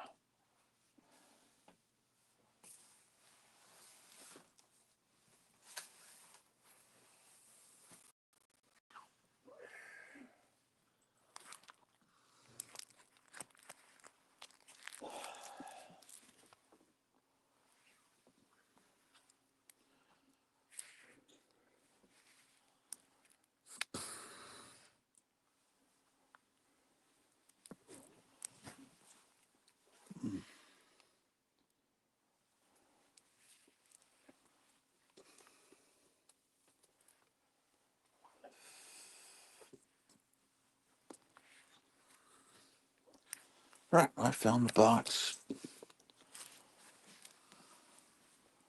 Oh, I'm moving the Christmas stuff up here. And then it'll just always be Christmas up here in the attic.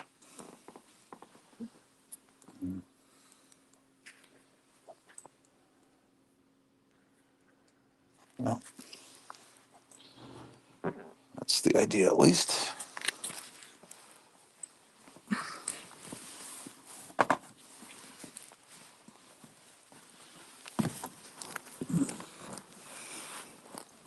I don't know if it's going to snow enough that work will be canceled tomorrow.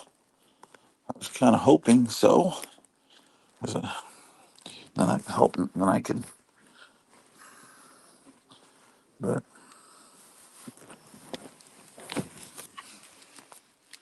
I got the window. I don't see any snow. And that sky does not look like snow at all either. So as usual, the forecast is completely wrong.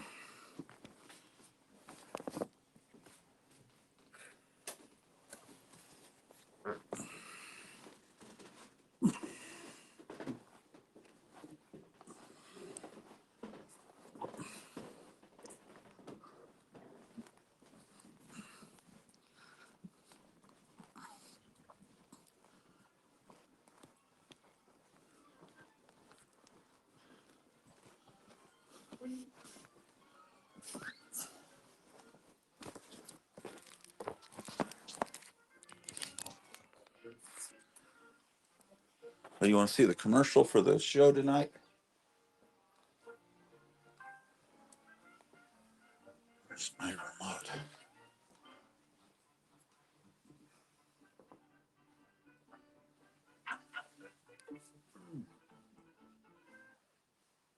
Look,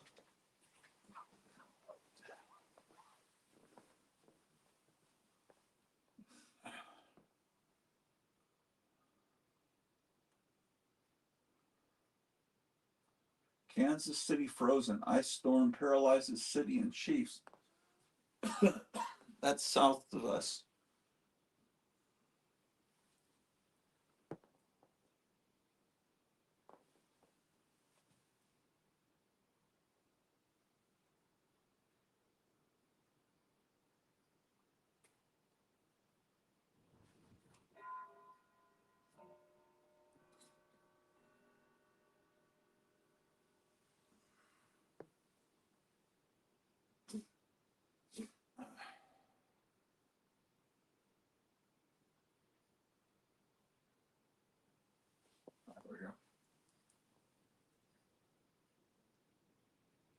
No, that's the live in 9 hours. Where's the commercial?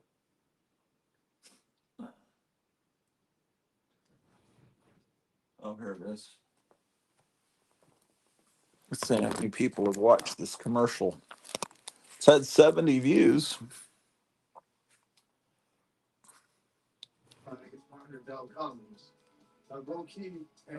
It's in the middle.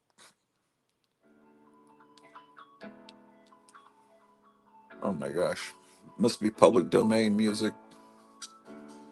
In this video, we showcased Gold Key Comics, which was created in 1962 when its parent company, Western Publishing, switched to in-house production.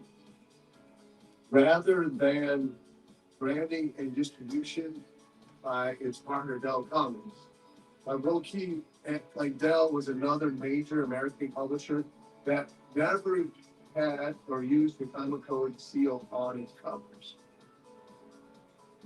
Gold Key also featured numerous licensed titles and several originals, and also spun off some of Dell Comics' Orloff series. So, come along with me and some of your favorite comic book YouTubers: Micah, the Graphic Man, Jamie Jambo Comics, Ken, or as we all know him better as Gratu Orloff, and of course, the professor of comics himself, Roger Meneron, and Steve, the all-knowing Charlton 66. Bada bing, bada boom.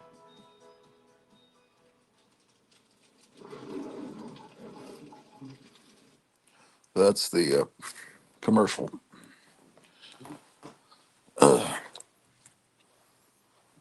So, I guess I'm famous now. I'm on YouTube. Damn. Um,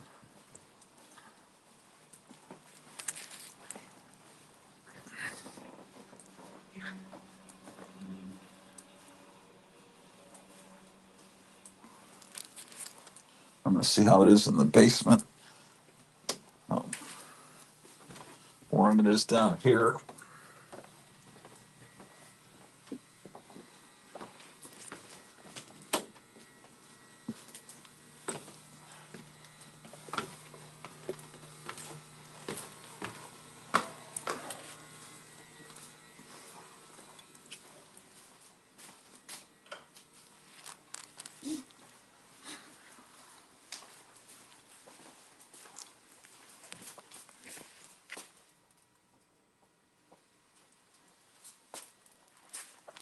Okay.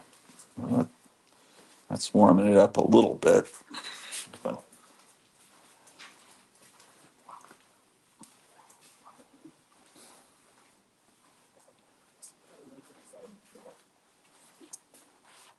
oh, that's where the cat's hanging out.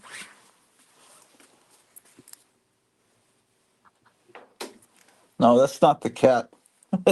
I thought that was the cat. It's a piece of clothing in the chair. Uh, Maybe the cat's in this room. Somewhere.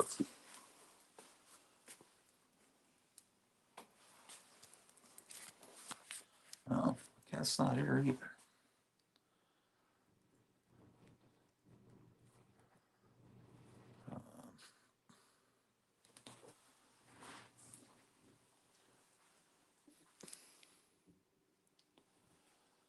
Oh, boy.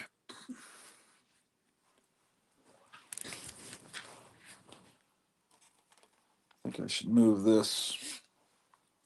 Go with Ultraman stuff.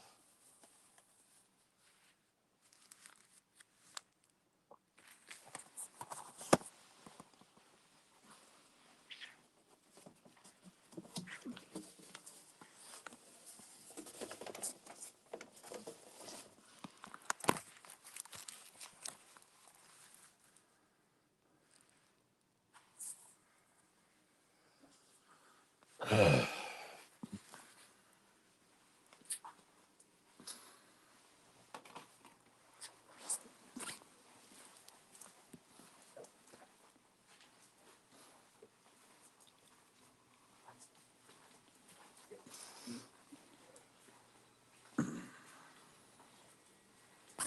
Hello there. Now let me shake out some treats for the cat.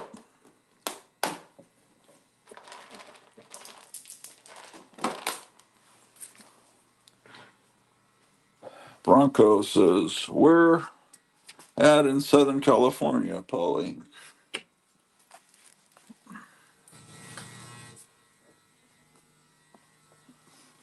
Oh, I was washing some blankets this morning because I thought uh,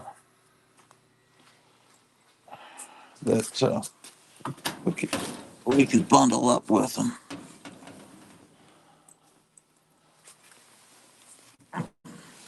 See how that went.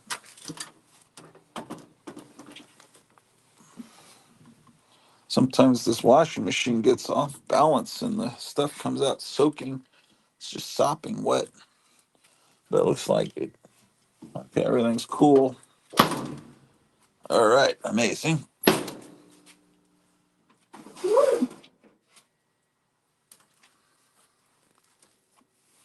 Incredible.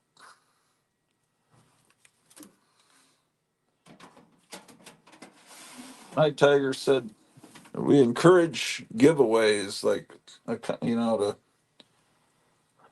we need to give something away on tonight's show. Maybe how about some dryer lint? That'll be your special prize.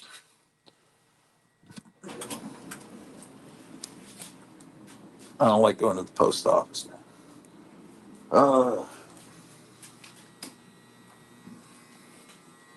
What is this, charity?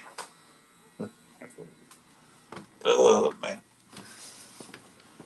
your payment is the great entertainment of my showing you these fantastic. Uh, oh, that's what came in this originally. Is these little like in they're kind of what do they call them? Muscle men in the United States, but like that. How about that? Let's show. I've got this little heater here going in the bathroom.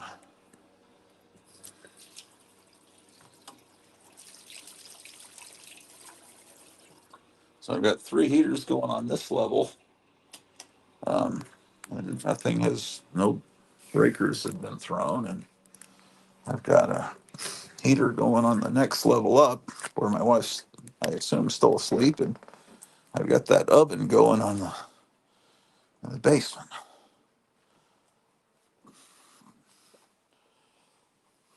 Ultraman. Ultraman.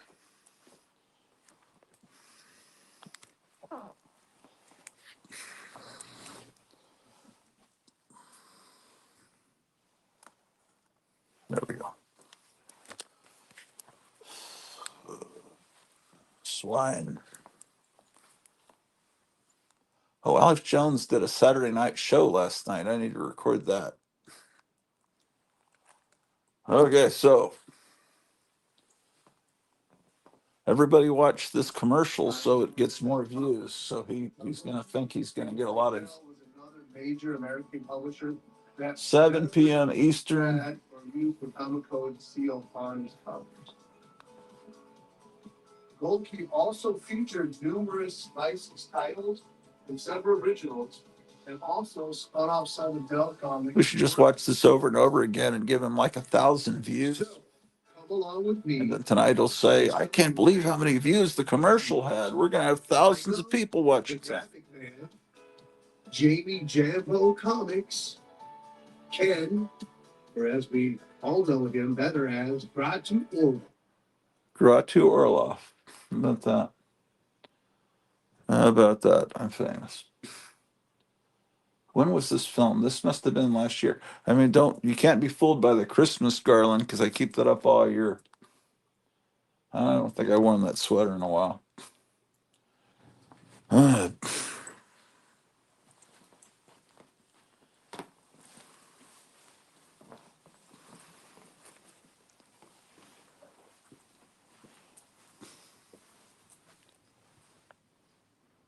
Ooh, now the wind's really blowing out there.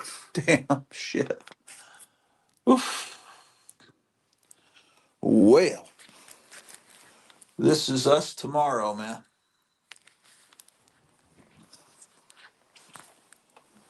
Whew.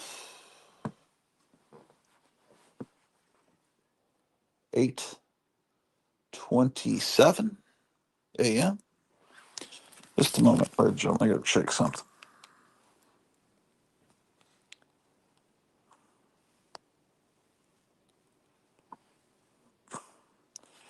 There are 362 hours.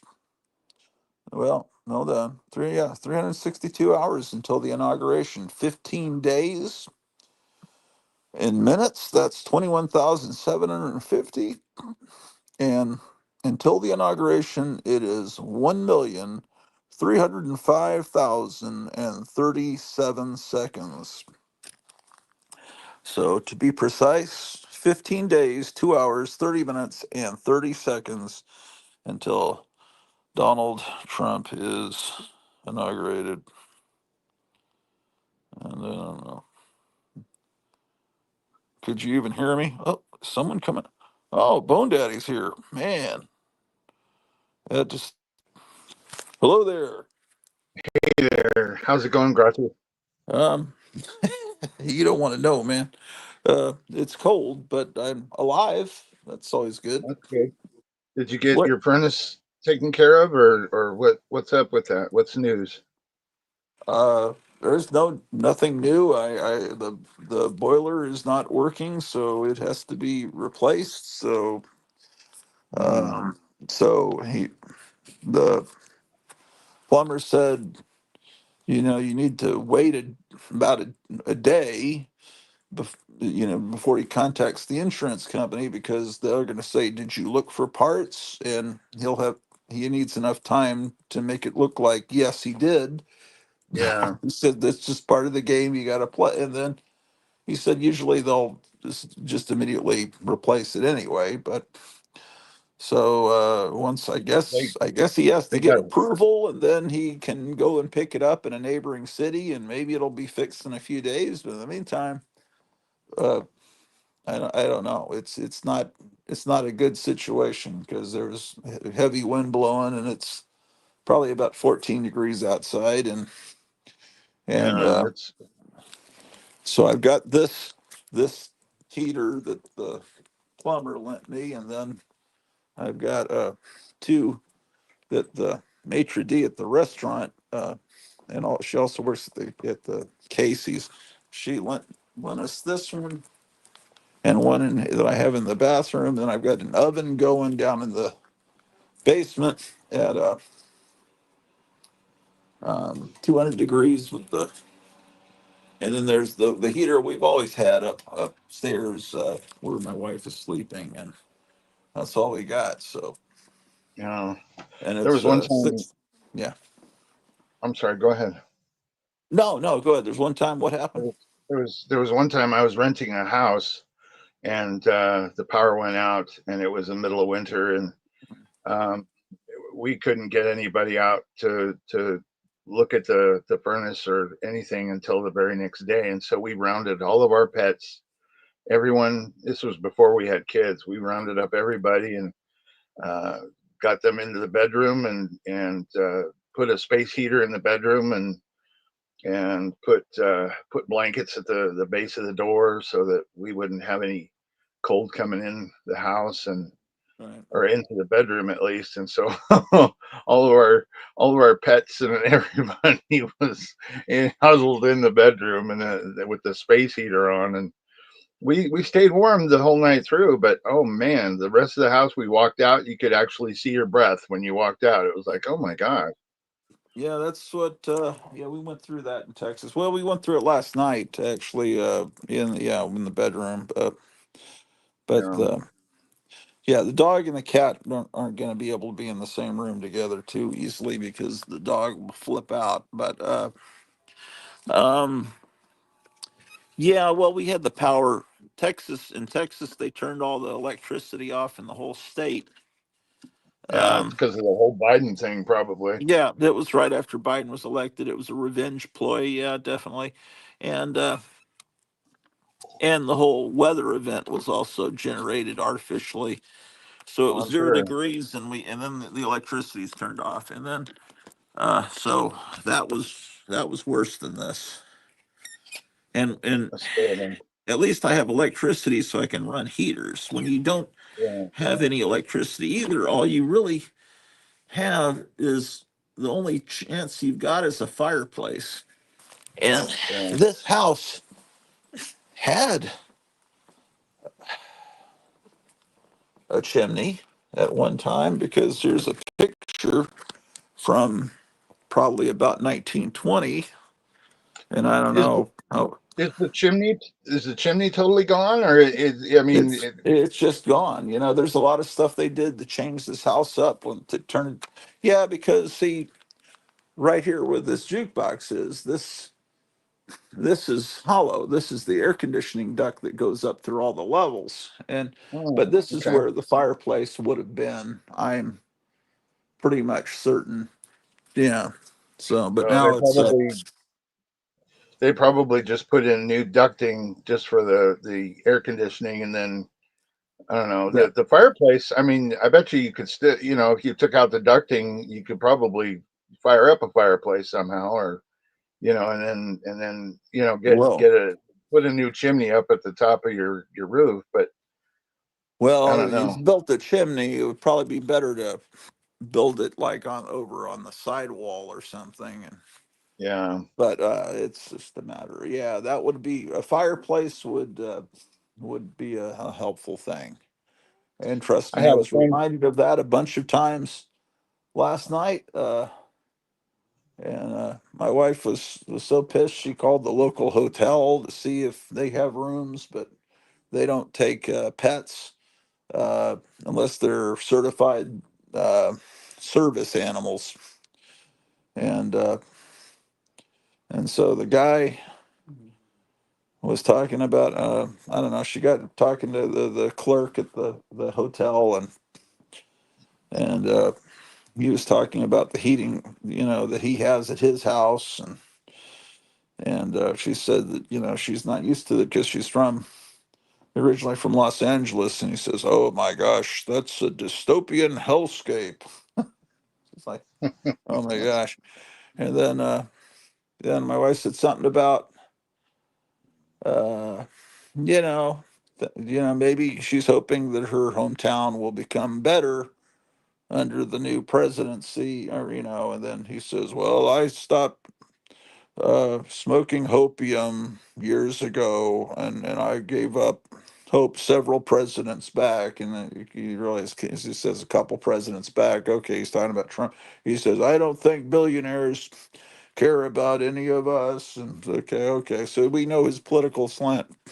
He's black Sure. pilled, and he's not really into either side. But anyway, Uh, who my the hell ex says? girlfriend Yeah, my yeah, ex go ahead. girlfriend used to be that way. It was she was convinced that it didn't matter who was president, we were screwed anyway. Yeah, well, maybe, but you can just go and not vote and accept Kamala Harris as your Lord and personal Savior if you're Yeah, uh, yeah, that's not going to happen here. gone. Yeah, so anyway, yeah, I don't know. I tend to go for the guy that wants to stop the wars as opposed to the people that want to make more money off of them, man. Because Yeah, yeah, that's Friar that's. Tuck, I look mean, into getting a pellet stove. What's a pellet stove? Do you know what that is, Gary? yes, I was going to say I had a friend who had a pellet stove, and oh my gosh, that thing was wonderful. It's like it's basically you can buy these pellets. They're little tiny wood pellets. They're only about so big, Yeah. and you buy bags and bags and bags of them, and basically you just shovel the pellets into the stove. It's like having a potbelly stove kind of Where's in the your smoke home. go? This you have to have a chimney. You have to have a chimney running out of your house. My friend had one running out of his window. He had Oh, a okay. stove. He had a, Okay. he had a stove in his house, and then he had a stovepipe type chimney that ran out a window, and up the side of the house. And kept the Okay. house incredibly warm, and it was really economical. Every morning he would wake up and fill the potbelly stove with the little pellets and light that thing. That thing kept that thing running all day long. Well, that would be a And huge expense to build a chimney that goes up higher than the top floor. That would be pretty I don't expensive. know.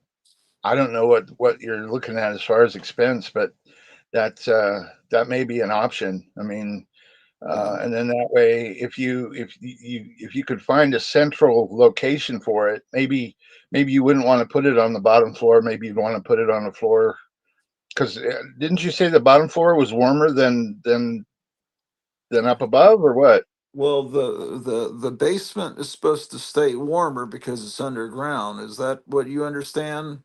Uh, Yeah, that's the way I understood. Yeah. yeah. Okay. So the Uh, basement didn't seem that bad when I just went down there. So I Well, couldn't maybe on the first floor, the main floor might be your best bet is put a potbelly stove. Yeah. Maybe in Well. that outer room you've got, the one that used to be the porch, that one might be an option, or somewhere where Yeah. the heat could dissipate throughout the whole house. Well, that Mm. that porch might as well be outside. I mean, it's and I all I have are some Vietnam era camouflage blankets, Oh, I see. keeping that out and not very effectively. So Yeah. that's all. Yeah, I Well, don't yeah. know. Look into. I'm not sure how much a potbelly stove would cost you, and how much it would take to get some piping to make a chimney. I mean, you don't have to, actually build a chimney, but just have some of that piping, and you might be able to find something like that where someone's wanting to get rid of some old piping that they replaced from some other place, and you might be able to find that. I don't know. Craigslist might be an option for you. Well, I'm just looking at heating options that don't require smoke being released Yeah, because I don't really. That seems a little. little Yeah, I extreme. mean, this is some. I mean, once if we get a new boiler, was if when whatever, uh, it's supposed to run more efficiently than new ones, and and be cheaper, and so hopefully this is something that will very rarely happen. Yeah, Um, I'm uh, considering getting a I'm considering getting one of those stoves for myself just to have as an emergency backup, just in case, and not run it all the time, but at least have it, you yeah, know, so I can. I mean, it's easy enough for me to run a chimney out one of my windows. I've got a couple of windows, here in my living room that I could run a pipe through. yeah. Um, Um, yeah. So what else has been up? well, nothing much. I've had my son this weekend. He's asleep Oh, right now, but usually when I have my son, I'm not doing too much on online or anything like that. I don't visit or watch you very much during the weekends. I have my son, so because he oh and I are yeah. busy doing things. We usually get pizzas on Saturday nights and watch movies. And either he'll watch a movie with me, or he'll play games on his phone, or chat with his friends on his phone. He's got a new girlfriend, so I'm kind of anxious to meet her. Oh, So how often does he visit? every 2 weeks. Oh, Every 2 weeks. Usually, he hasn't visited very much this last month, just because he's had wrestling tournaments on Saturdays, and oh, so usually every week on this last month, every week on Saturdays, he's been doing wrestling tournaments. So yeah. It's this is wrestling season. yeah, this is the first weekend in well over a month that he's been here. So Do they let them use chairs? well. Uh, Oh, that's funny. they That's don't have funny. cage matches, do they? There was a It's guy at just work I it's was there was a guy at work, and he was wearing a wrestling T-shirt. He had come in for his paycheck, and he wasn't in uniform or anything like that, and he was wearing a wrestling T-shirt. And I looked at him and I said, "Oh," I said, "Are you one of those guys that believes that professional wrestling is real?" And he gave me such a look. He's like, "Yes." I was messing with him, just teasing him a little bit, but he didn't know I was teasing. He kind of looked at me like, "Yes, I How, believe that," and I'm like, "Okay." how old is All this guy? Like seven? right. He was in his 20s. Oh, so was he like handicapped or something? Like was Yes, actually he was handicapped. So oh, okay. I shouldn't have been teasing him. Oh, okay. So, okay. Well, yeah. The way you answered that, sounded like it was not a normal person in their 20s.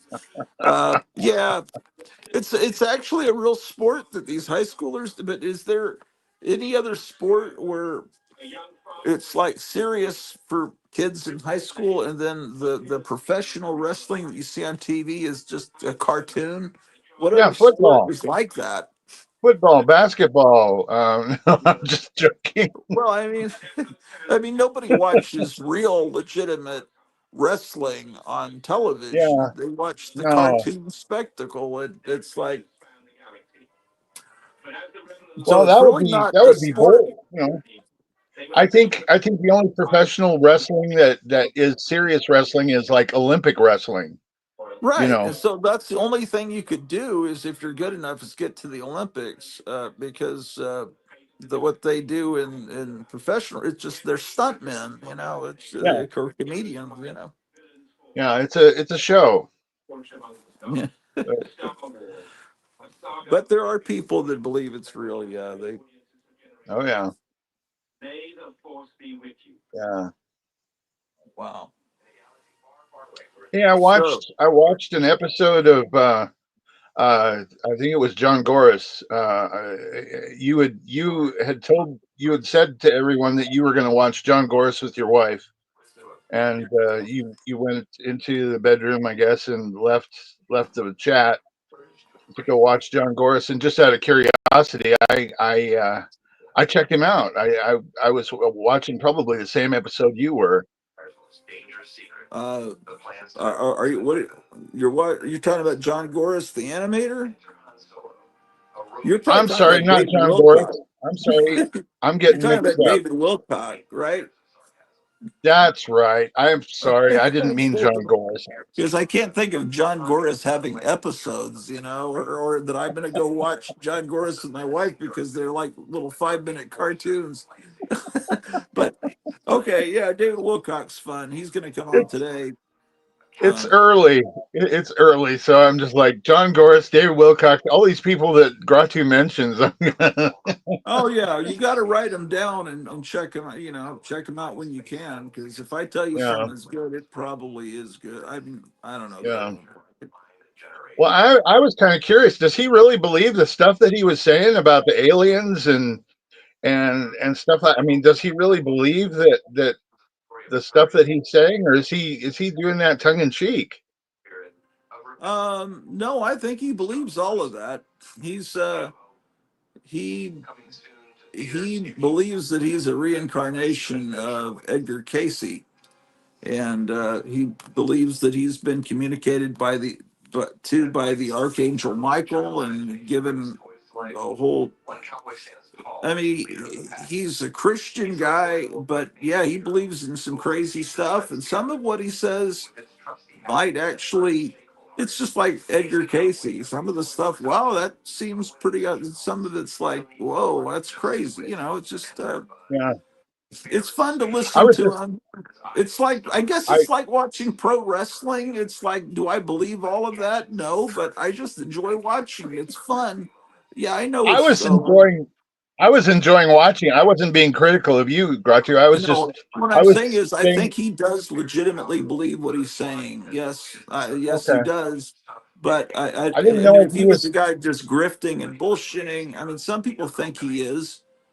But he has a lot of books out. He's a lot of people know him because he used to be on the show Ancient Aliens as one of the guys on that. So he's Oh, kind of okay. like it's just fun listening to what he says because in the same way it's fun reading a 1960s Fantastic Four comic or something because Yeah. then some of the stuff he says that boy that sounds actually like it could be true. Some of Yeah. towards the end of his stream he'll talk about what's going on in the world and as far as politics and stuff and sometimes he has some pretty good takes on it. But yeah, it's entertaining. I was Yeah, I'm just glad kind of you're doing them. curious about it because you had talked about him so much. David Wilcox is on. I got to watch David Wilcox. I'm like, Yeah, well, David I got to Wilcock. see who this David Wilcox is. Yeah, it's Wilcock, not Wilcox. Just in case people Oh, misspell it okay. looking for him. Yeah, it's yeah. I think he does believe what he's saying, and right now he's about to start. He's starting some company to make hover cars. He believes that who knows? Maybe everything he's saying is true. I have no idea what Yeah. I we've been lied to so much. I wouldn't even be surprised if everything is a bunch of has been lies that we've ever been taught. Um, Um, but he was we've been taught interesting. as I a enjoyed hero, watching as a him. villain, and go ahead. I enjoyed watching him. Yeah. Now you need to check out Is John there a Boris. way? I don't mean to be rude, but is there a way we could turn down the TV a little bit? Because I'm having Yes. trouble hearing you. Yeah. Sorry. Yeah. Of course we can. It's just I'm having trouble hearing you. No, that's Thanks. fine. Yeah. Um. So, is that better? Yeah, that's much better. Thank you. Yeah, these are some AI fake movie trailers. The voiceover is very annoying, but the imagery is cool. There's been some really good AI movie trailers about Star Wars that supposedly take place during World War One. Kind of era. Oh, yeah, that's Uh, fun. I'm watching Star Wars trailers as if it was made in the 50s, and yeah, it's right now it's a Scooby Doo trailer. I enjoy those. I enjoy those fake trailers. I really do. I'm gonna take off for just 1 second. I got to get a refill of my coffee. I'll be right back. All right.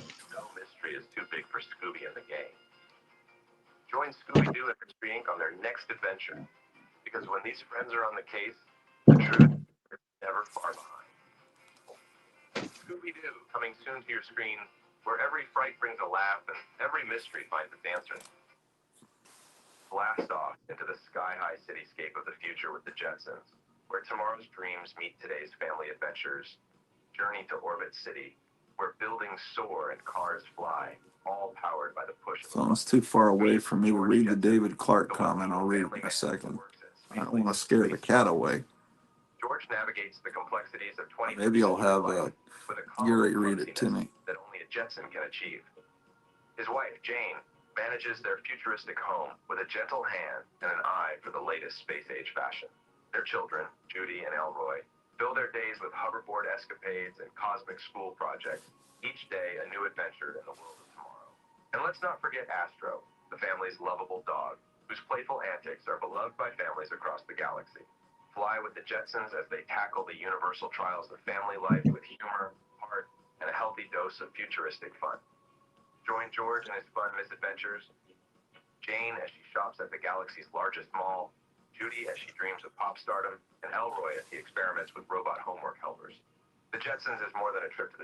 That's great. There's a Jetsons commercial now, huh?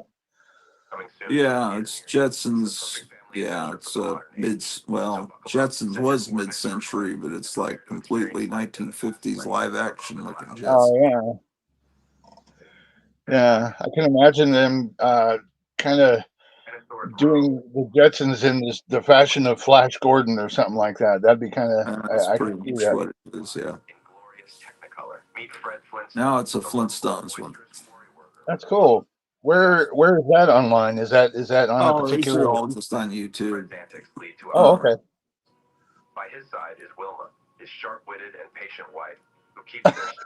His sharp-witted and patient wife.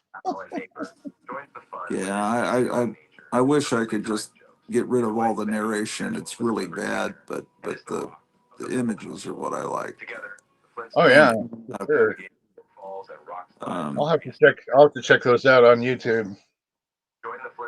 yeah, Damon Packard, filmmaker from Los Angeles, is really doing wonderful things with AI. He's got some great stuff up right now. AI is interesting because I mean, it's kind of getting scary to the point where they could take footage of any political person and give them a voice and make them appear as though they're actually saying something. Yeah, it's getting That, close to that. And they probably have been doing that with Biden to a certain extent. yeah, It's yeah. Well, the scary. That's part of the scariness. The other scary thing is that it's clearly there are demons in the mix. I agree There's with stuff you. that's demonic. It really is. So you kind of have to like watch it while saying a prayer and be aware that there's something, because some of this what we're seeing, it's just this is not human. I mean, of course it's not human, but there's something steering it, kind of like a Yeah, Ouija board is sure. something steering where it's going, and it's like what's steering it. And I think there's some demonic influence steering the artificial intelligence. I agree with you. I think that there is some demonic influence behind that. Yeah, because there's some of this stuff. It's just very disturbing looking, man. But that's what makes it fun.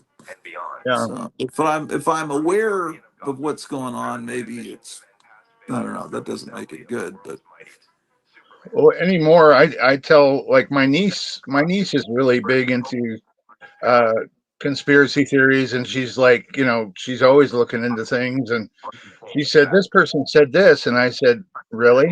Did they really say this? Did I told her, I said they can manipulate images, and they can create voices that sound and look just like the person. I said, don't be too quick to believe everything you see on the internet. And do you remember one of the particular instances that she was talking about? I don't. I can't remember. I was just using that as an example, pretty much. But she had said, this, they're saying that. She was mostly talking about the drones Oh, that have been seen overhead. You know, and yeah. I told her this is my theory anyway, and I tell people this. I say, um, the devil knows that his time is coming. The devil knows that I mean, if the if the Antichrist is coming, I mean, obviously he's part of it, and so he knows, based on biblical prophecy, that Jesus is going to come back and gather his followers and take them up in what is known as the rapture. And I think that the powers that be, whether it be government or the world, are planning on using uh, alien abduction as an explanation for millions of people disappearing off the face of the earth. Oh, okay. That's interesting. Yeah. Okay. So I think what they're doing is they're kind of laying a foundation, saying, okay, we've got all these drones flying around. We got quote unquote aliens, supposedly. And so now we're ready to say, okay, all of these people disappearing, they were abducted.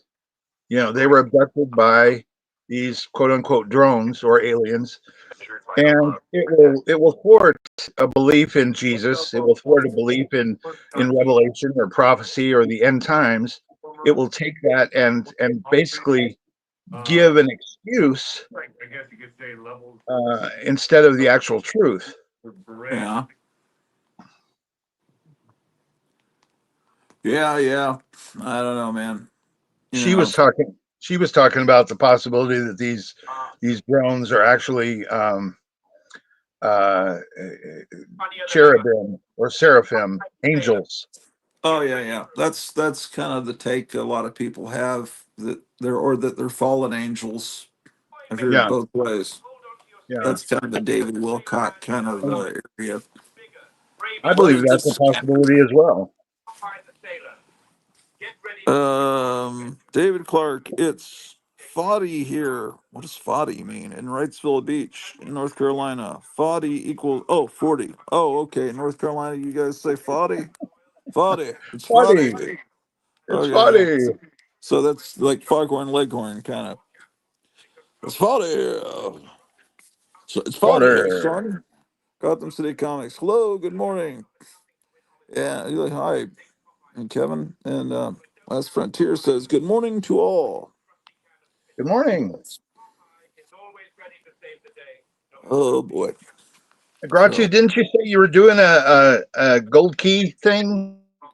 Or did you already do that? I'm going to guest star on one tonight. So I've got these boxes of Gold Key comics. I'm about to go through them and pick out the Okay. comics I'm going to show.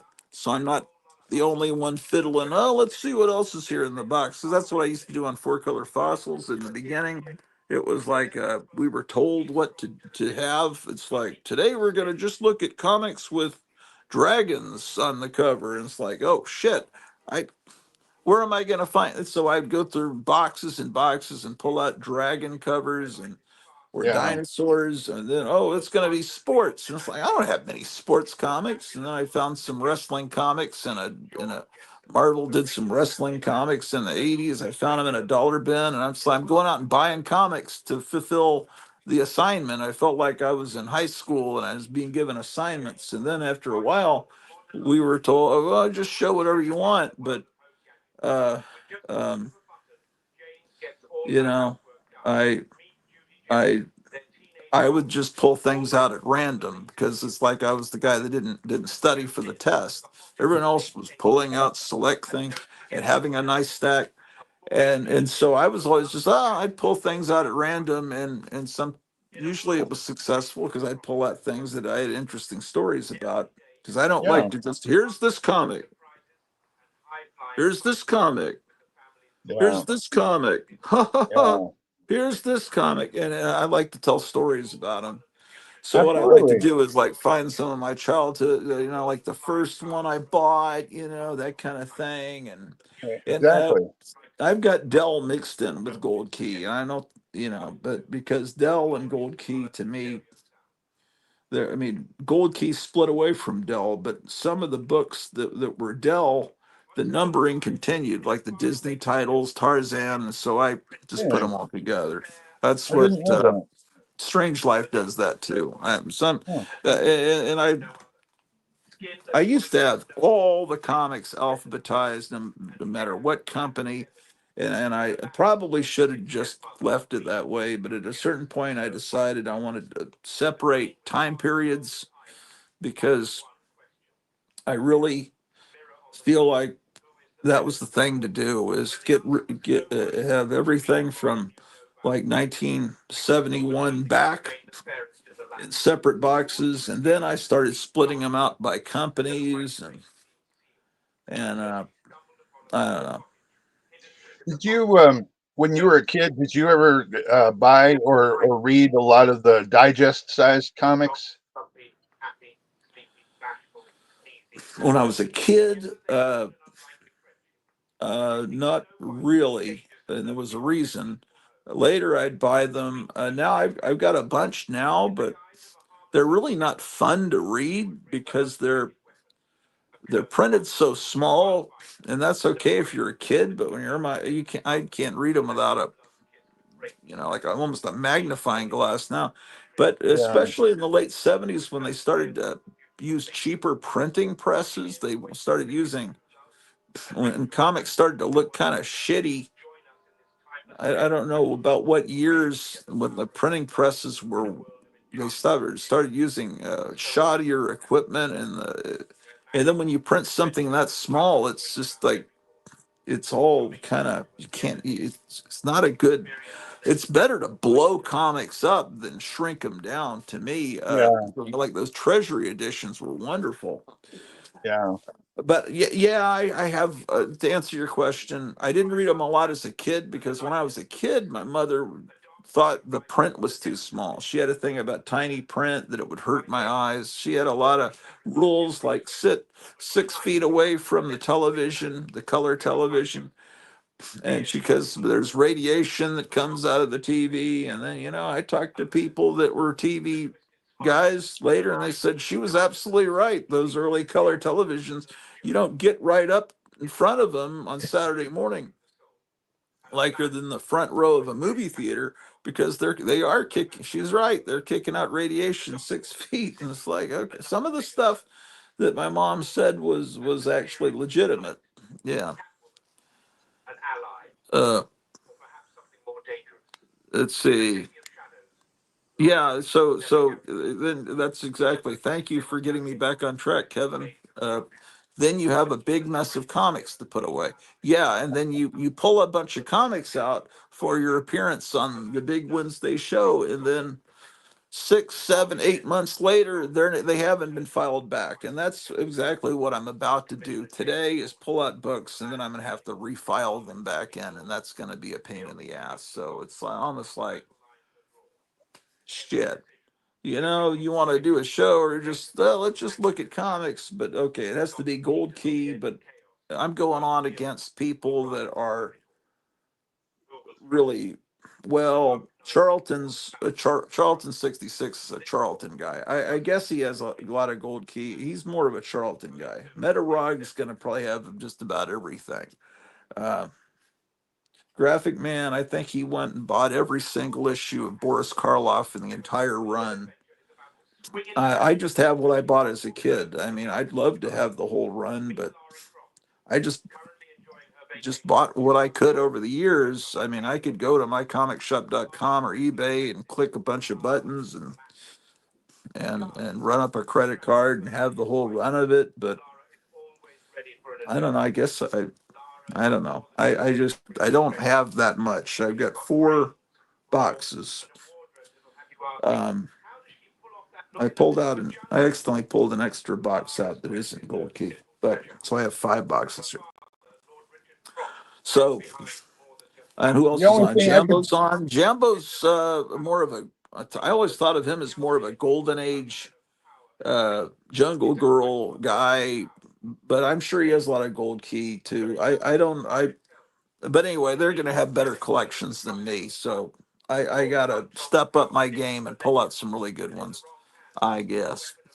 the only thing I Uh, could suggest is maybe I don't know, taking some 8.5 by 11 pieces of copy paper and just cutting, just cutting strips. And when you pull a comic out, just put it in that same spot where the comic was, and then that way it'll be a little bit easier for you to put them all back. Oh, by the way, this Los Angeles, I just put, I've never worn this before. It's my wife's sweater. I saw it, it had long sleeves. So it's not that I'd never been to Los Angeles. That was where she grew up. But anyway, I know you That's guys think of cool. it as a dystopian hellscape, according to that guy at the hotel last night. It's like, who says that to someone that calls up and said they came from like, oh, that's quite a dystopian hellscape. Who talks that way? That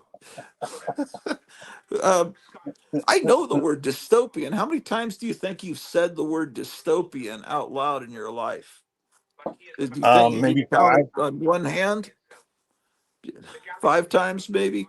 Yeah, that's maybe. probably about the same thing. Because you feel like it's a cool word, but you feel like you're kind of an egghead, like you're showing off with some words.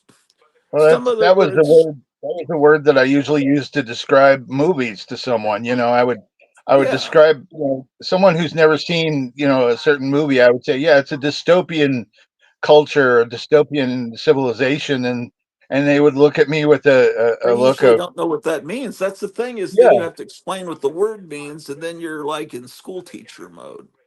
yeah, It's like, what does done that that mean? several times. So it's like that's why I don't like to use words like trope and Yeah, iteration.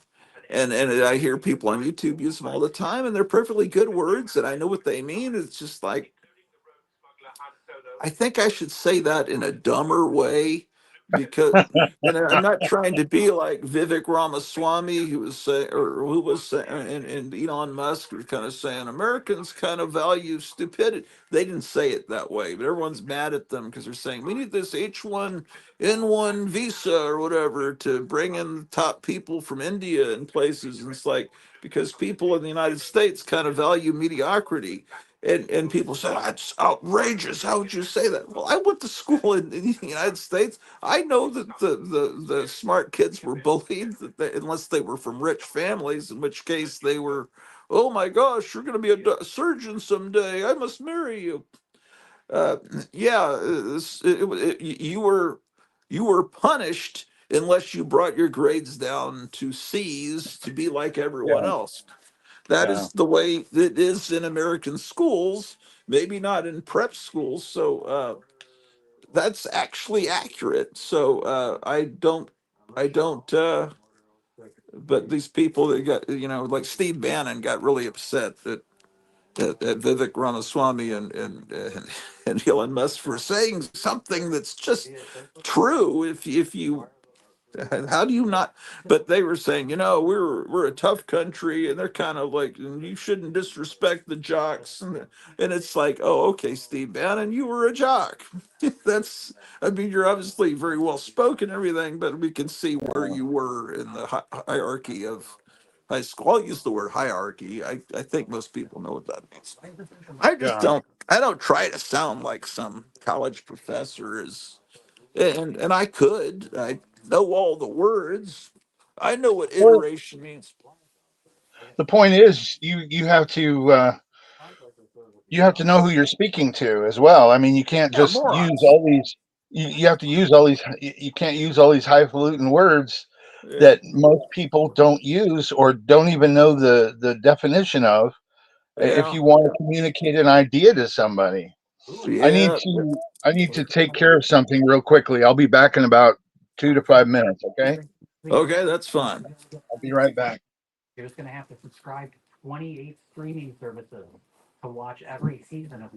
Oh my gosh. My God.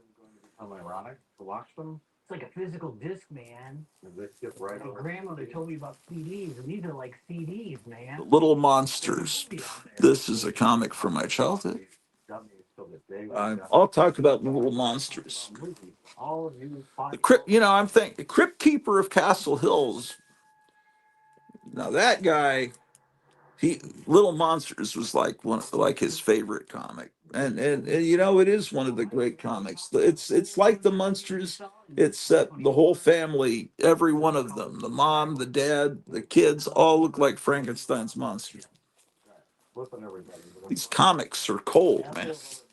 It's just this is fucking horrible. I ain't gonna lie, this is horrible, ladies and gentlemen.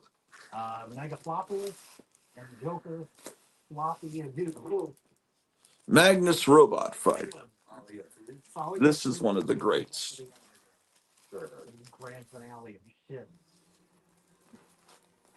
4000 AD.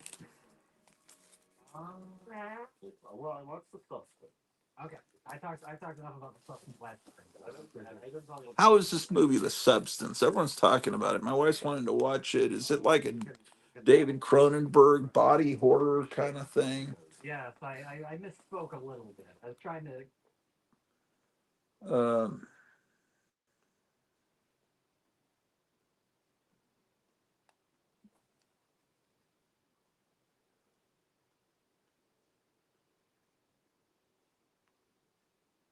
I said the other day that Donald Duck cartoons suck. Well, they don't suck, but they're just not funny. They're well animated. I was wrong. I was talking about like 1940s Donald Duck cartoons. The ones from the 30s are great. So I spouting off my bullshit and Yeah, this one's from this is I think this is the first Donald Duck cartoon here. But I'm putting together a collection of stuff from YouTube here on this disc. Anyway, early Disney stuff. That stuff's funny. That's the stuff. That's what made the studio. Ooh, Leave It to Beaver, man.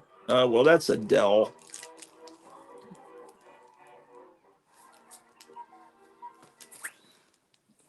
King Leonardo and his short subjects. That's a great cartoon.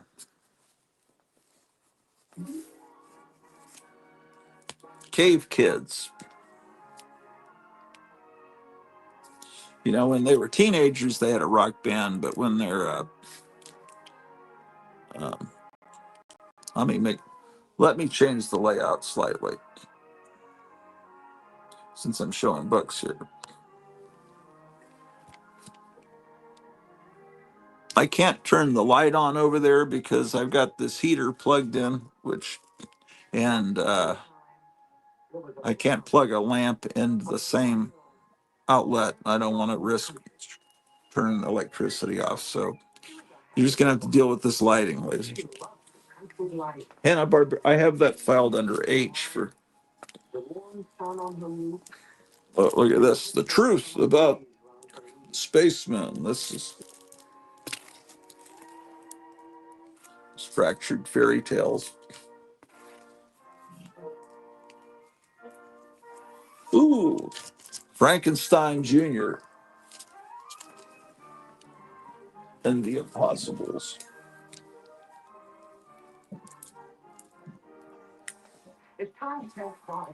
This is one of their original titles, Freedom Agent. Ooh, this is good. Uh, I'll make a separate stack for this. In 1966, Gold Key tried to license some of the old pulp heroes. No, this might have been earlier than 66. I don't know. Let me look. Yeah, October 66. I was right. Back cover is the George Wilson painting without the logo. Okay, this is the logo. That's the trade dress. People get mixed up and think all of that is the trade dress. In a way, it kind of is. But where it says the title of the comic is the logo. Uh, Trade dress is how you can tell from a distance what company something is. And so, really, that emblem, the gold key, that would be the trade dress. Um, The trade dress is more the overall look of a book. So the trade dress would be the fact that there's not a comics code authority, because Dell always their emblem, their symbol was Dell comics are good comics, and so they never needed to use. I don't think anyone even questioned why are you making us put the get approval and put the seal of approval on our comics when Gold Key and Dell don't have to do it. And it's because when you guys had total freedom in the late 40s and early 50s, look at what you were putting out. And Dell was still, you know, kind of innocent with their Disney comics and all that stuff. So,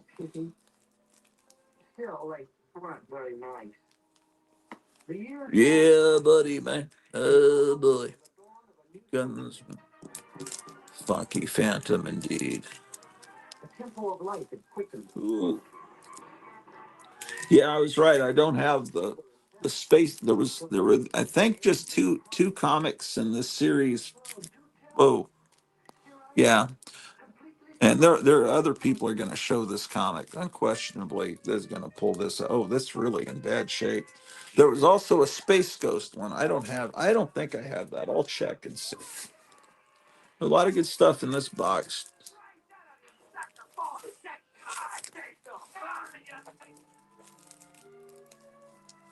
Oh, this is an original comic from Gold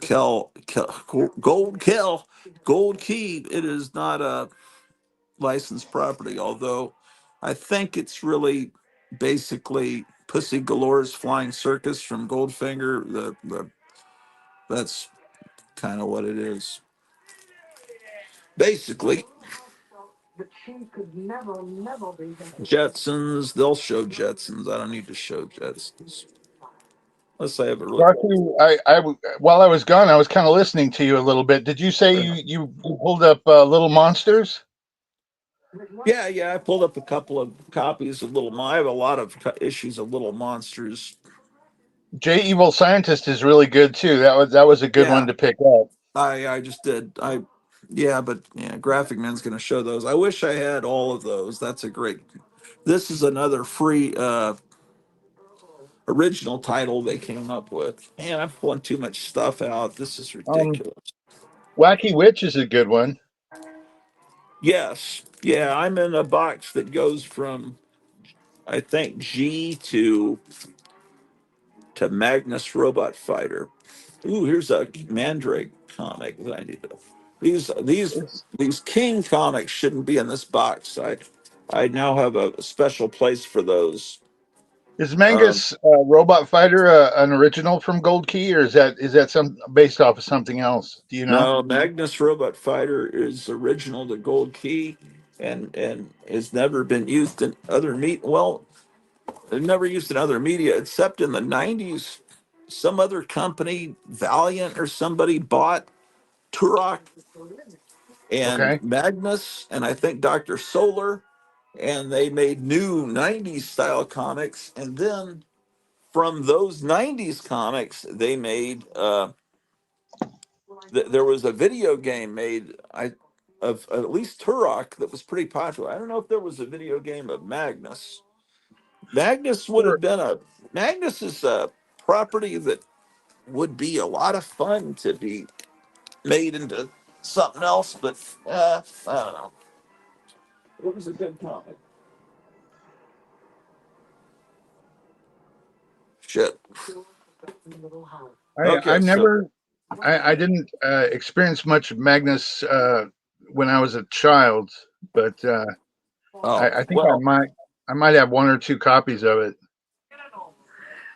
well, the thing that was especially good about that is it was far and above just looking at it visually superior to everything else, most things that were being put out. It had the same great painted covers, but the artwork inside was also great Yeah. by an artist named Russ Manning. And What about Dark Shadows? That might be a good one to show. yeah, oh, I'm going to pull Dark Shadows. I just haven't gotten to it. I'm in the first box. I'm going to pull out Beneath the Planet of the Apes, I guess. Wasn't that They'll the only probably have. movie adaptation that Gold Key did of Planet of the Apes was Beneath? Wasn't that the only Yes. one? Yeah, they did that when the movie was in theaters. And yeah, um, that was the first time Planet of the Apes was in comics. And then maybe the second time was in 1972, and Mad Magazine had uh, uh, a story where the whole series was made fun of, and they had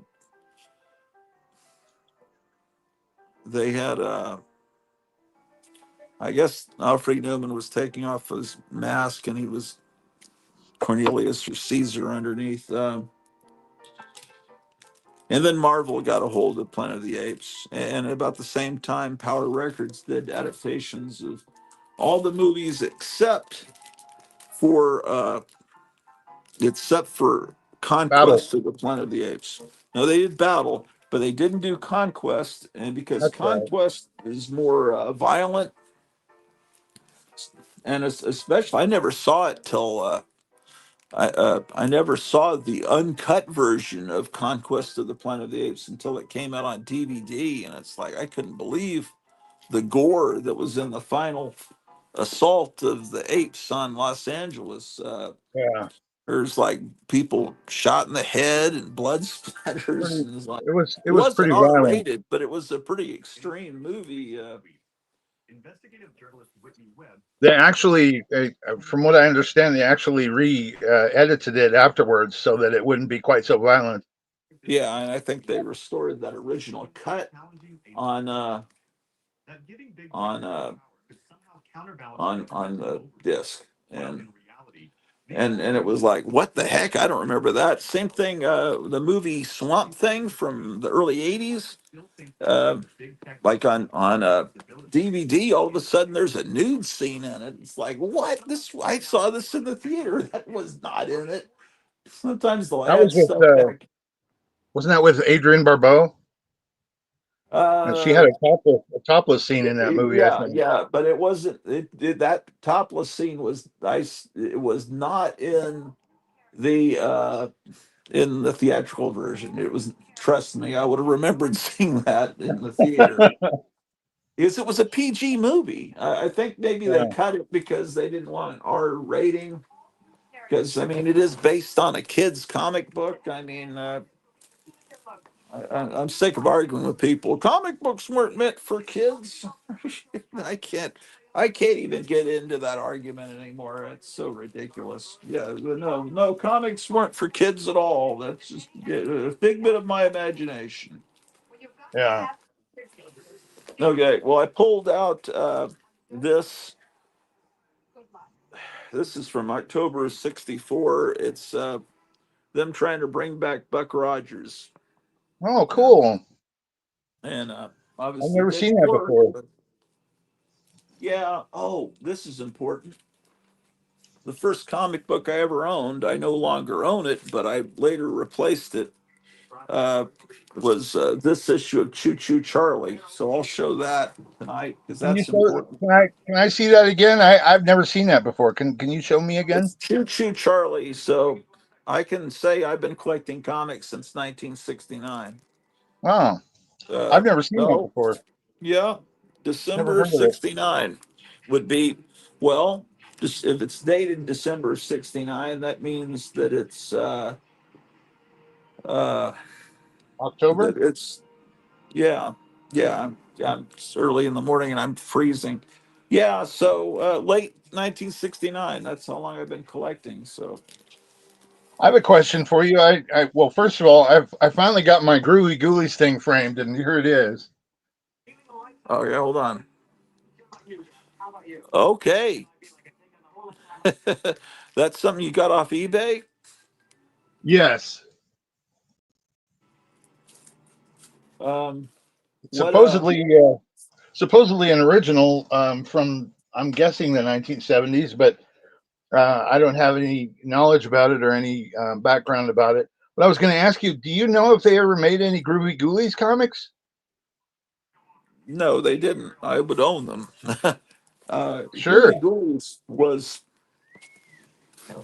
something that's better to visually. It's wonderful, but when you actually see the cartoon, it's like, man, it was better in my imagination because you get the little PVC figures and you see the design, and then you think this is going to be the best cartoon I ever saw, and then you watch it, and it's like a really bad episode of Laugh-In, and Yeah, that's what it was based on. it's Was got a Laughing, laugh I think. track, and the voices are all horrible, and you got this cool vampire girl, and then she's got this annoying voice. It's like, well, you effed it up. I mean, I don't hate the Groovy Ghoulies. The music was great and everything. It just I knew of it, and then I saw it, and it was like, man, I just wish it was. I wish Wish it it was had been better in my better. imagination. Yeah. Yeah, This yeah. is That's not kind of Gold how I King. was This when I was. Dracula Oh is a wow! super grip. Yeah. Flash Gordon. How Damn. about Grimm's? Grimm's stories. You remember Grimm's Grimm's Ghost Ghost Tales? I think it Stories. was. Yeah, Grimm's Ghost Stories. Yeah, I could pull that, but I guess I That was could pull something. that. That was I used to something that always, yeah, that witch's face used to scare the hell out of me all the time. You know, I would have nightmares about that witch's face. really. Kevin just Oh recently yeah. got a mask of that uh, character.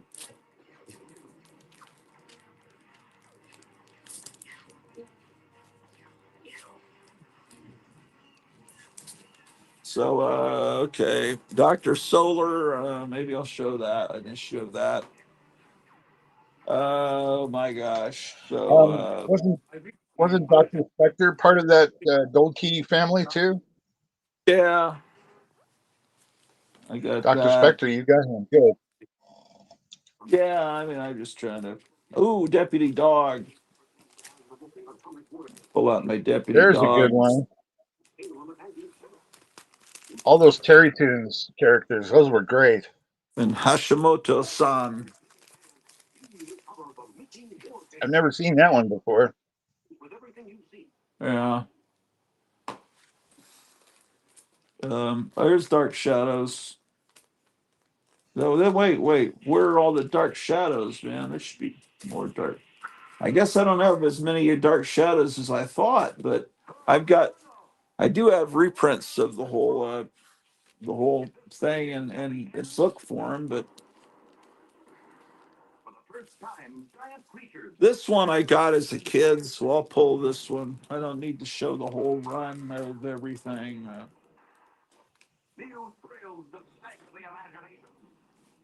There's a Dark Shadows comic I had when as a child. It was the story of Barnabas's coffin getting stolen, Yeah. and he was trying to recover it. And I remember that one very distinctly because the cover was there was so many monsters on it, and I loved the artwork on that cover. It was tremendous. Maybe I have that one. I think you do. I think you pointed that one out one time. That was one of my favorites. Was that particular one? Here's this one. This is a good cover. That This is a one, good one. I've always been bothered by this because when I bought it at the on the spinner rack, it had all these spine ticks in it already there from kids thumbing through the comics, and it was the only one, and I got it, and but it was already damaged when I bought it, and you know they put colors on the top so the newsstand dealer can tell when it came out, whatever. But this one they used red, and it bled. Looks like blood on the back. Oh wow. Anyway, do I have that monster one? This is disappointing later on when they use these terrible line drawings, not the paintings. Yeah. I never knew what those colors were about. What did you say the colors were used Oh for? well, I guess so. That came from the in manufacturing, but later on Marvel and DC, it seems like in the late '70s, early '80s, they'd have little bits of color on the top, like, and it Yeah. was for, and they'd have a different color each month, so you could visually look from above and tell, okay, that's that color. That's from 2 months ago. That one needs to be pulled, and we need to get a credit because that one's never going to sell. I I don't know. Here's Quentin Collins. I just turned into a werewolf on the side. Yeah, I think you're right. I think I do have one that had monsters. I'm not going to pull any of the Dagar or Dagger or however people pronounce it. Uh, I don't know if I have what you're talking about or not.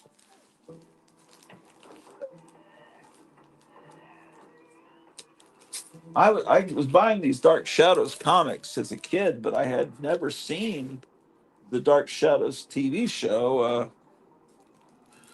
Well, that was my introduction to Dark Shadows was the comic book. I never had Yeah, heard or yeah. seen it before then.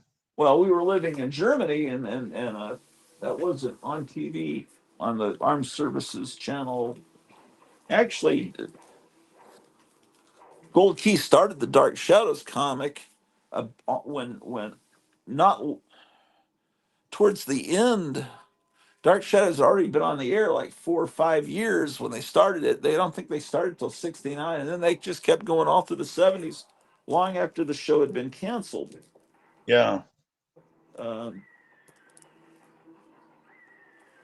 I I don't think my mother would have approved of me watching Dark Shadows. And when I was a child, if I had run across it, I probably would have watched it for maybe a minute just to see what it was about. But if it had the soap opera feel to it, I always changed the channel whenever there was a soap opera on. I was not interested in the soap opera. So if it had that soap opera feel, which from what I understand, Dark Shadows was a soap opera. oh yeah. And if it had that feel to it, I would just, change the channel. That's Well, kind of why. it That's was kind of shot why. on videotape and everything, so it looked like a soap opera, but it had cool music and very cool background. I mean, to me, I think you could have maybe told the difference between that and a typical soap opera. Yeah. Well, I just didn't. I didn't have any interest in soap operas, so I would always change the channel. That's why I had trouble getting into Doctor Who when I was a child, because it felt like the early Doctor Who's felt like a soap opera when I was a kid. Well, I never saw Doctor Who as a kid. Doctor Who, I didn't. I don't think they brought that over to the PBS stations till I was like in the mid '80s when I was in college. I Huh. had heard about Doctor Who and read about him in magazines. I knew the Daleks. I'd seen the Doctor Who Peter Cushing movie that it was nothing like the TV show except for the Daleks. I never, yeah, I just had never seen it. Then they brought it over, and then I thought, man, that looks terrible. Yeah. And I was Yeah, not into it. I wasn't interested in it at all. I saw the episode that had, I think, the canine dog, the robotic dog, and to me when I was a kid, I thought that's really stupid. And so Well, I wasn't. I don't know. I I wasn't. never. I just that's just not something I was ever aware of, and then it was on late night on Saturday, and I was out doing things with my friends on Saturday nights when I was in college. Yeah. Uh, I didn't give it a chance. I understand it's very well written. That if you give it a chance, it's wonderful. People love it. It's Well, I enjoy probably it now, but sacrilege. yeah, I enjoy it now, but back then I just did not have any interest in it whatsoever. I mean, It did showed you? up on it showed up on our PBS stations probably in the mid '70s. Oh man, where were you live in Colorado? Yeah. Okay. Yeah, all right. Well, then that's all right. Well, I don't know. I mean, I got into Land of the Lost when I was in fourth grade. That's shot on all those Sid and Marty Krofft shows are shot on videotape, but they don't look like soap operas. The thing that's weird about shows in England is it's weird because they're not all that way. Um, because things were shot on film, and then they have unions in England, and it's like, and then videotape comes in, and the guys that ran the film cameras said, That's not fair because that's our job to run the film cameras." So they made this rule that when anything's filmed outdoors, it has to be shot on film, but when they go inside, it can be shot on videotape. And that's why it looks like a soap opera in a British show. And then they go outside, and all of a sudden, it's on film, and it's jarring. And Huh. my mom said she could never tell the difference. I said, "Look at this. I can tell it's a soap opera. It's a videotape." And she couldn't tell the difference. She swore she couldn't tell the difference between a movie and a soap opera. It's just like it looks completely different. Mom, can't you see Yeah. that? Can't The you see film that? grain. No, I mean, I don't know how I said it. It just was, it was frustrating. It was like, how do you not see that, man? Um, Exactly. I'm gonna go get some more coffee. I'll be right back. Man, he drinks a lot of coffee. Yes, I do. What are you in a Hold on. store? You turned on No, this something. is And an whenever you incoming get up, call. you produce something that causes echo. I think my wife's in the Oh, chat. I'm sorry. That was an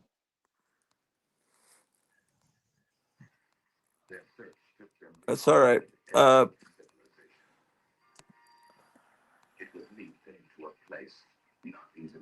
okay, my wife liked the Groovy Ghoulies sign. Then she says, "I remember there was a band called the Groovy Ghoulies." Yeah, there was. It was they stole the name from the real band called the Groovy Ghoulies. Uh, the Archies was a Archie had a band in a 1969 Saturday morning cartoon, and they came up with music for Archie to be playing, and one of the songs became a huge hit on the radio, and like it was the number one song of the whole year of 1969.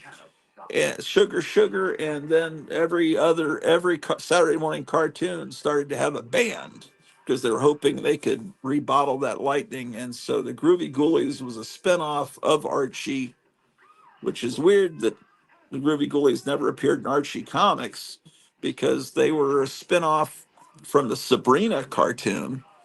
And anyway, but yeah, there were some really good Groovy Ghoulies songs. They actually had a whole album you could buy. They actually had real musicians. Bronco Bear says, "I'm enjoying a nice windy day in northeastern Brazil, sitting with four big Dobermans guarding the property." Well, that's cool. there was that was my first introduction to the Groovy Ghoulies was the Sabrina show. Yeah. So I guess if they had been made into uh, comics, they should have come out through the Archie line, and Archie just never did that. Well, do you remember when Archie had their little there was Madhouse comics. You remember those? Yeah. Madhouse occasionally had monsters in it, Yeah, in fact, which almost always it had monsters in it. That was a weird comic in that that was part of the monster fad of the 60s, late 50s, early 60s, and that was Archie's comic that was it was really meant also to be like Mad Magazine, but yeah, it was like it was usually monsters, and that was where Sabrina first made her appearance in that comic. And over the years, they changed the name from Mad Madhouse, and it became Mad. They kept changing it, but it was always had Mad in the title. Yeah, yeah. it was their monster title. That was a fun comic. I enjoyed that comic a lot. Yeah, yeah, Um, there were some other oddball comics. I think they might have been drawn by the same artist as Archie.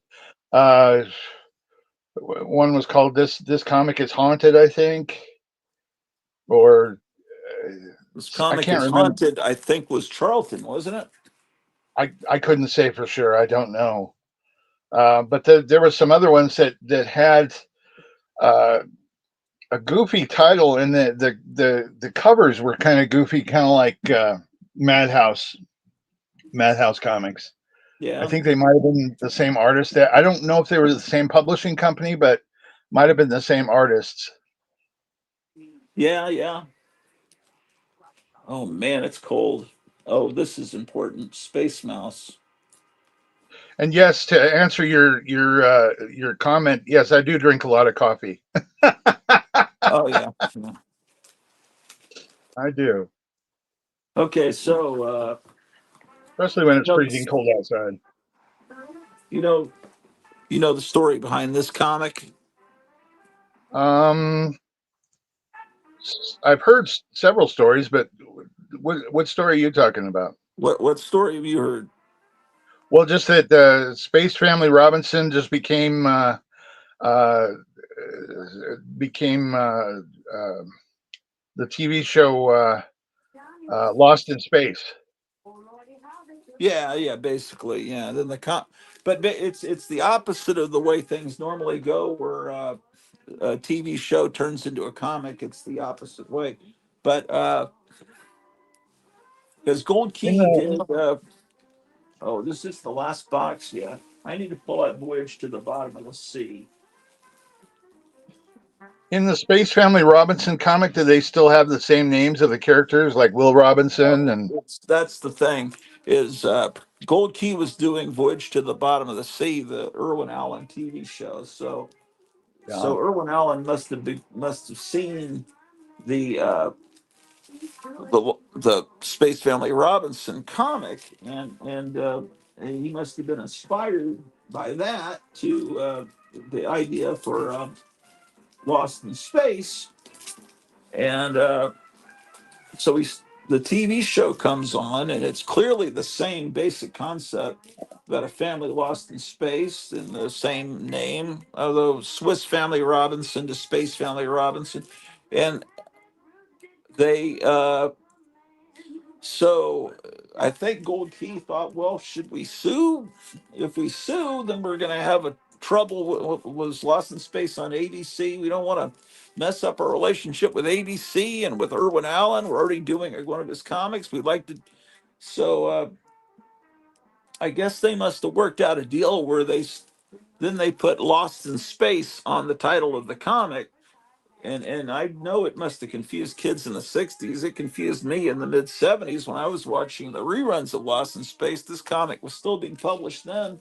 And it's like, oh, a Lost in Space comic. Just like they also put out a Star Trek comic, but the Star Trek comic was basically like the TV show and had the same names and stuff, at least. And then this, yeah, there's no robot, there's no Dr. Smith, there's a boy and a girl, but and it's not, and so it it's just one of those weird things where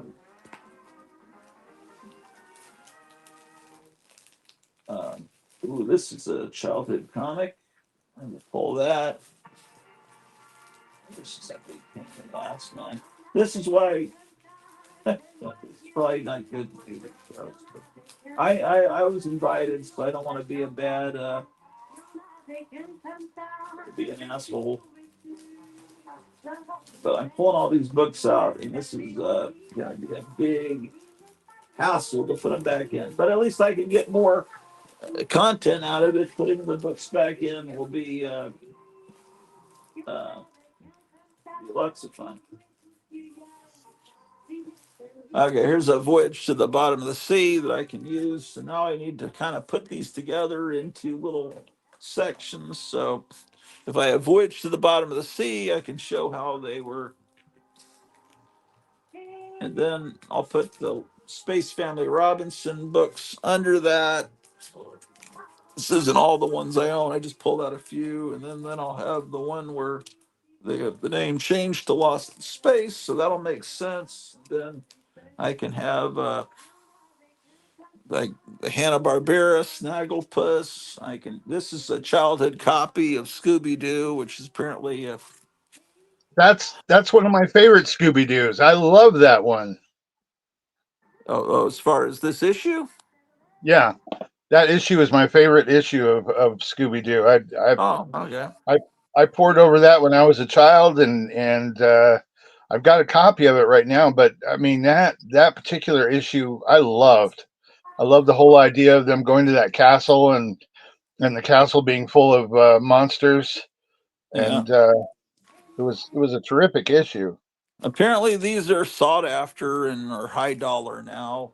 And I got okay. So that's okay. Snagglepuss goes with Scooby Doo. This is I don't remember if this is the first issue of Ripley's Believe It or Not, but they've got Ripley's Believe It or Not small true ghost stories. But this one is one of the great covers. This shrunken head. Okay, so I'll put that there. The quick draw McGraw I'll put with the Snagglepuss. And then I think Do I'll you put this happen call it what? Do you happen to have any of did you remember ever reading the Teen Stooges? The basically Three Stooges as teenagers? No, I remember that existing, but I don't think I ever bought a copy of it. I actually enjoyed. I had a few copies, and that was actually pretty good. Did they have a rock band? I don't think they were a rock band. I think they were just a bunch of kids who were traveling around together. Oh, okay. This is a comic that was never a cartoon, but it kind of looks like it was. I'm going to put that with the Hanna Barbera and then say, well, this What is an was? original title. Can you allow me to see that again? I didn't see it. What was it? Yeah, yeah. Pauline Peril. It's the Adventures Huh. of Pauline Peril. You know, it's because the Perils of Pauline was out in theaters, and it was an old serial from the silent movie era. But I think they made a movie around 1970 of the Perils of Pauline, and so it's just, well, we'll have Pauline Peril. You know, I've never seen that one. That one's new to me. yeah. I did pick Okay, up a gold key comic quite some time ago on eBay. It was the only one they ever did of the Avengers with uh, Mrs. Peel and Jonathan Steed. Do you remember? Did you ever come across that one? I don't have an Avengers one now. Um, I think they call it Emma Peel and John Steed on the cover Yeah, because they're yeah. all Marvel already had an Avengers. These are the first two Star Trek comics I got as a kid, so those are important to Wow, me. Put those with those are great. that, and then I pulled a few issues of the Munsters. I'll show those. Nice. I'll put it in a TV show. Then Mr. Ed. Did you ever get the Adams Family ones based on the cartoon? I have one here that I think I just pulled. If not, I know it's the first one in another box here. So these are the Mighty Hercules. Oh, that Uh, was a great cartoon. I remember watching that when I was a child. yeah, I remember watching that when I was an adult too. And there's Total War is one of their great comics, and they That's later one I've changed never it to seen. Mars Patrol Total War. Hmm. Probably because the Vietnam War is going on, and maybe parents weren't like thrilled with Total War, but Uh, and that makes it more seem more science fiction because it is in a future dystopian world. See, that's Niagara Falls. It's like a big giant war happening in the future in the United States. Mighty I remember Samson. being little, playing with those little soldier figurines, thinking that war was kind of cool. It was Uh, cool to go to war. yeah, that's the weird thing about marketing toys for kids. It is kind of strange. This is a future world where New York and the world's destroyed, and it's and in the future world they call it New York, New York, New York.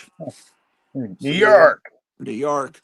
But New York. I would always joke on another show that, oh, this is their biblical comic they put out, but that didn't go over too well. That wasn't considered funny. Here's the Phantom. I guess I pulled the. I just pulled out an issue of Tarzan. I was trying to find the one where he's firing a machine gun, but Where Tarzan is firing a machine gun? yeah, I need to find that one. I'm sure someone will show that tonight. How could they not? That's an unusual one. Yeah. Well, he's like in like World War I or something. He's got one of those. What do you call it? A Gatling gun or something. Um. Ah, shit. Okay. What are people saying here? Oh, I love puppies. I wish I could have one. Besides, I love brown dogs and cats. Yes. Um. Okay. You got Twilight Zone. Here's my childhood copy. This is one of the first comics I ever owned. It's Three Stooges. Uh, That's a great comic. I love that one too. yeah. Yeah. That was a good one. Where There's they're some more basing Terry it. Tones with Deputy Dog. Nice. Damn, it's cold. I need to get under a blanket. This is Fireball XL5, and here's Supercar, and we accidentally pulled out Sword and the Dragon. That's not Weren't Gold Key. weren't those based on Jerry Anderson's Yeah, film? yeah. Except they draw them to look like more like real people here in the comic than puppets. Here's the first issue of Wacky Witch. I Uh, loved Wacky Witch. I thought this she was one's awesome. this is my childhood copy. I think it was probably their answer to Wendy the Good Little Witch, but she's more like crazy looking. Yeah. And then I have in the family album, there are photos of my older brothers in the 50s. Well, I shouldn't have pulled these because they're not Gold Key, but I'll probably show them tonight anyway. Because I pulled them. No, I can. They're Space Mouse, and but it did continue as a Gold Key comic, and I keep insisting that there was never a Walter Lantz cartoon Space Mouse. Someone said, yeah, there was one, but it didn't look like that character. Okay, here's the Oh, Adams Family that you're talking about, the cartoon yeah. version. Yeah, There was that's a good never one. there was never a comic made of the real Adams Family with Carolyn Jones and John Aston. That was that's something that's was a missed opportunity. That would have been nice. That would have been there was some good that would have been a really great moneymaker for them, I would imagine. Yeah, now the publishing company, well, did they? No. Western Publisher Whitman also put out hardcover books for kids. There were a couple of Munsters ones, but there was never an Adams Family one. Oh man. Okay.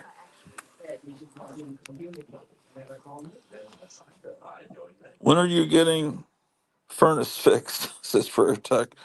I have well, not today, but hopefully, and we probably need to contact the plumber and see. There's a lot of wind out there.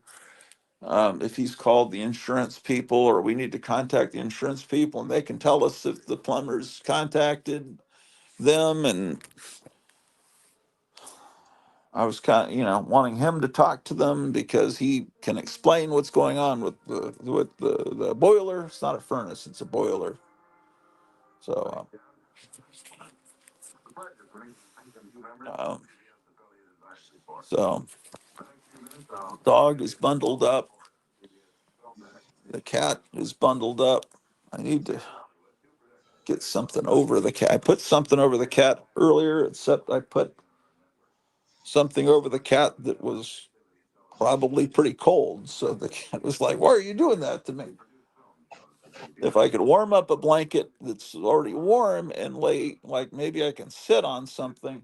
Oh, actually, you know what? I've got some blankets in the dryer and once they come out of the dryer, they're going to be nice and warm. And I can put that over the cat, and then the cat will understand I'm not punishing him by putting a cold thing on top of him. And then my wife's awake, so I need to probably go eat breakfast with her. And then we got David Wilcock later. If I need to see, we got the pets down here, and I got two giant blankets that I got from the attic on top of the couch. I don't know if it was, and I've got three heaters going in the main area. I don't know if we should hang out there, or if we should hang out in the bedroom with the heater up there, which is the warmer place. I'll ascertain that in a minute. Um,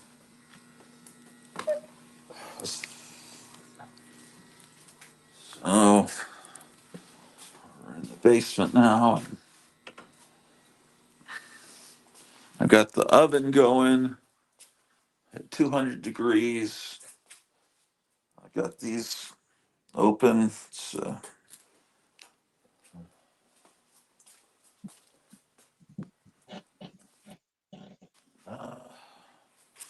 she says, "I am hungry." Yeah, I'm hungry too. Let me see what other. Maybe I can bring more meals up. We've got down here stroganoff style beef burger. That sounds great. We got two of those. We've got Baja shrimp. Oh, we need to eat this fish food quick. Blackened salmon. Oh shit. And roasted garlic butter salmon. I need to bring those up. All of that. And then here is apple cinnamon pancakes. Here is potato bacon and egg breakfast skillet. Well, that would probably be good because they fooled me because usually they have yellow labels for the breakfast. I was telling her there's no more breakfast down here. Everything's seasoned gravy and bacon scramble. Oh shit, that sounds great too. Um, Wonder if there's enough room in the refrigerator for all these. I definitely need to bring up the fish. Ah, goddamn, where's the elevator? Oh, let me just bring the elevator up or down. That's uh, what do you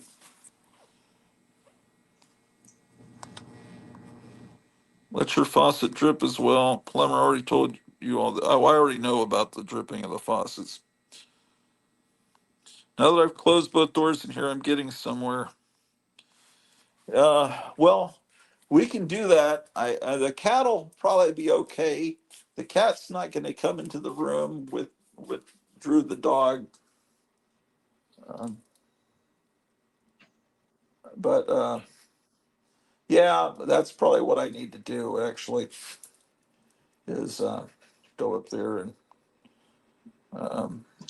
because it's starting to get pretty damn cold down here. Um, okay. Oh, I came down here to get the blanket for the cat. Then maybe I should bring the elevator down, and that way I can take that food up to where we eat it. Okay, the elevator is is one level up, so I'll bring it down.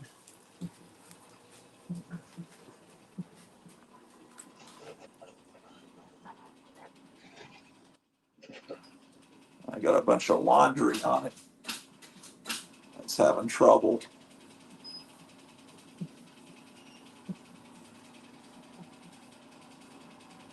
It has trouble in that spot if I'm not holding on to the little thing in there. Okay, so it's down. Elevator is now down. All right. Oh, the dryer is still drying them. Let's see. Well, it's pretty warm. I think they're warm enough.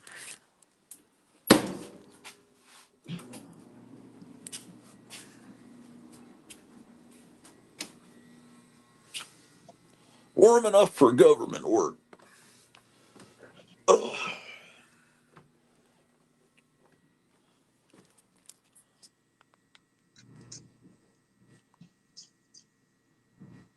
What? I think it's on the first level. Yeah, yeah. It's about to start snowing, says my wife. Oh, really? Well, they keep saying that. I'm not. I'll believe it when I see it because it was supposed to start yesterday at 6. Then it was supposed to start at 9. Then it was supposed to start at 11. Then it was supposed to be 8 in the morning. What time is it now? 10. It's 10. What? Ridiculous.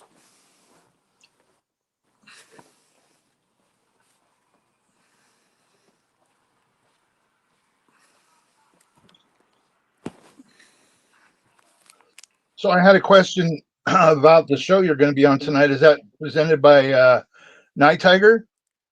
Yeah, it's on the Night Tiger channel. It's not on Okay, my channel. I'll have to look that up because I don't have that. What time is that going to be on tonight? You're in Colorado. Well, What time is it there I'm for you right now? It's it, 9 o'clock at your time. yeah. Okay, so it comes on at 6 o'clock my time, so that's 5 o'clock your time. Okay, So all right. hopefully, yeah, let's see. David, what time does David Wilcock come on today? Let me take a look here. Can you still hear me? Yeah. Okay, let's see here.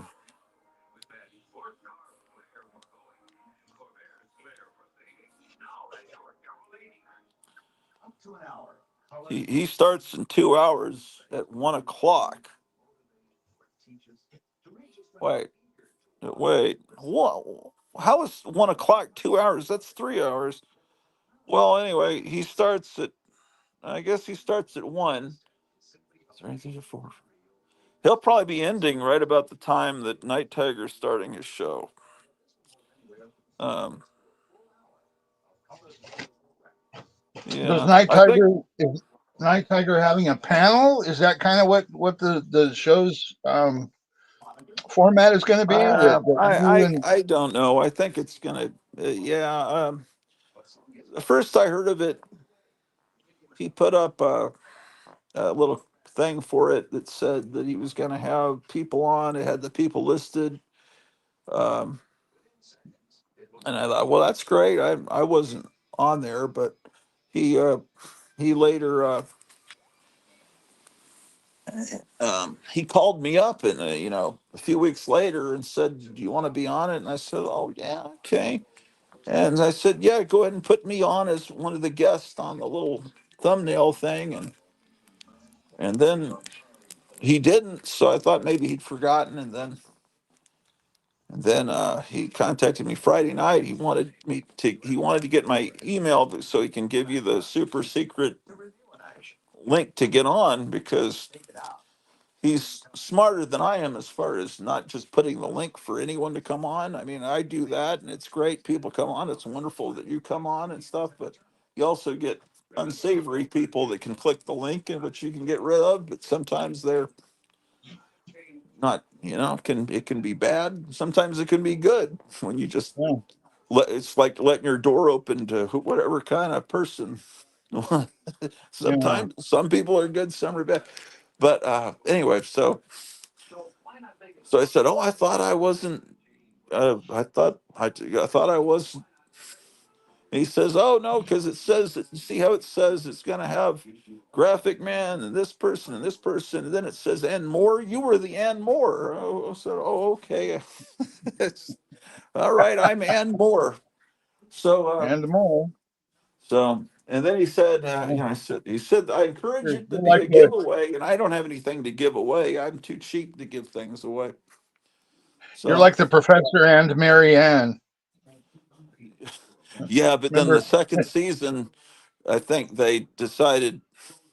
I think I don't remember who it was. I think it was Alan Hale Jr. said, "Hey, that's not fair. You need to, you need to put them on instead of in the." No, it was like, yeah, because the first season, the theme song just said "and the rest," and then the second season they add "and the professor and Mary," because they were just "and the rest."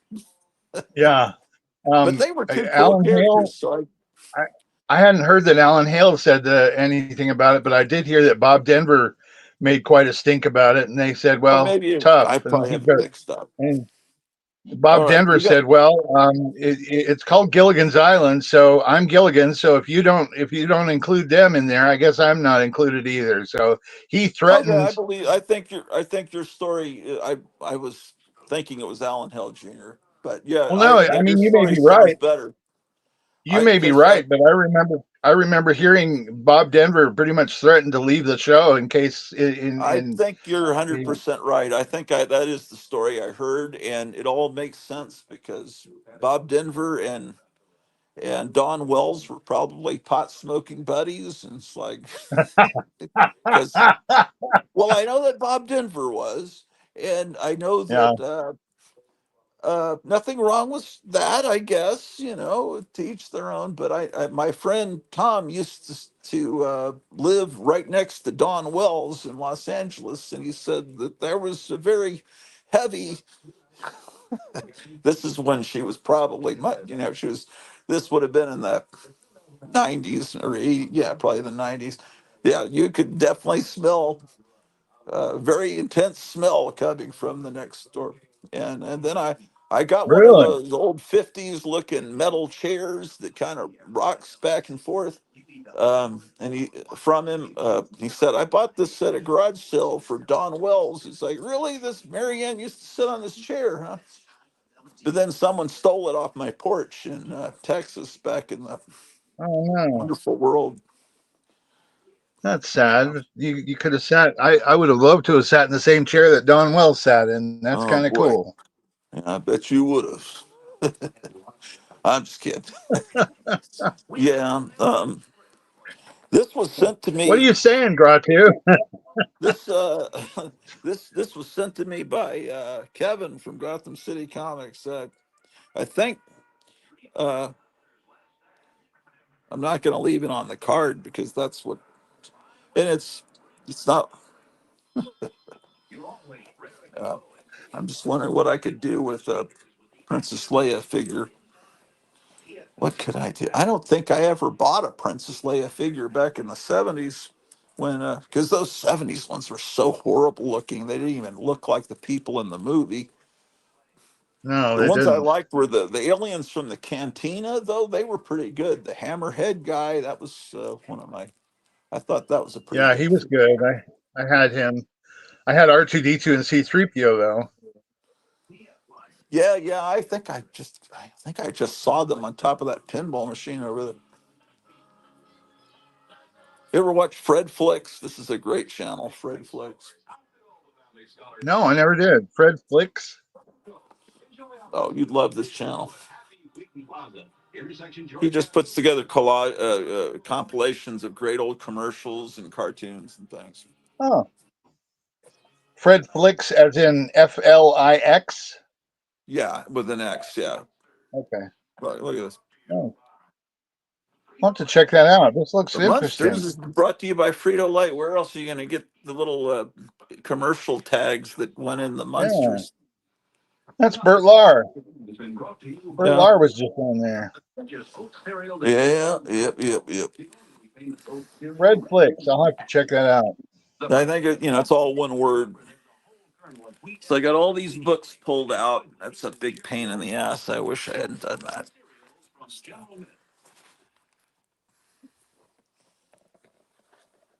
There it is, Fred Flex. That's what you look for.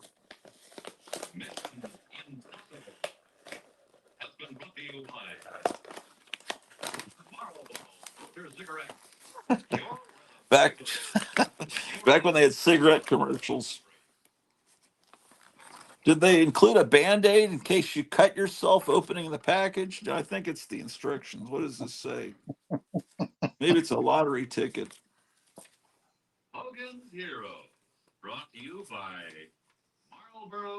Yeah, well, what is all this paperwork, man? All these warnings. Oh, warning. It says warning choking hazard in every language on the planet Wow. Earth. Yeah, They don't want a just so your kid. lawsuit from Kazakhstan. Actually, these figures do. When I look at it, it really does kind of look like Carrie Fisher here.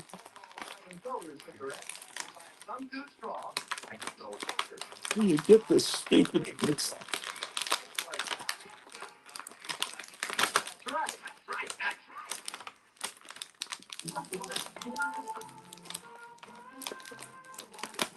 Ah.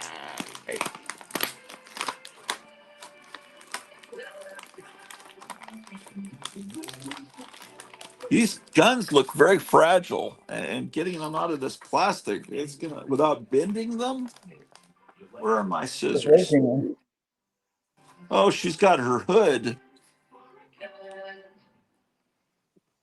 That lean, lanky bundle of award-winning talent, Dick Van Dyke, is Gary Moore's guest. That lean, lanky bundle of talent, Dick Van Dyke. Lean, lanky. How would you like to be described as lean, lanky bundle of talent? Look at Miss America with that flip haircut. I Miss thought it was Teenage Marla Thomas America. as that girl. Yeah, I didn't want to say that girl because I kind of always thought she was annoying on that show, but she did have great hair on that show. But He was I don't cute. want to. I don't want to have that hairdo only associated with Marlo Thomas, the wife of Phil Donahue. But yeah, she was pretty much one of the popularizers of it. I'd prefer to Yeah. think of it as the Invisible Girl's hairdo. Yeah. You fucking guy. I'll be right back. Yeah. To help protect you 5 ways. A steel guardrail.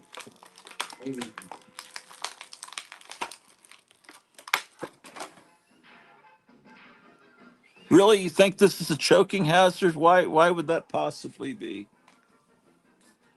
What kid would say, "Oh, food, give me that. That looks tasty." Does this really fit in her hand? I guess it does, man. Oh, I could put a gun in both hands. She can be like the shadow. Get ready for the freewheeling Ford.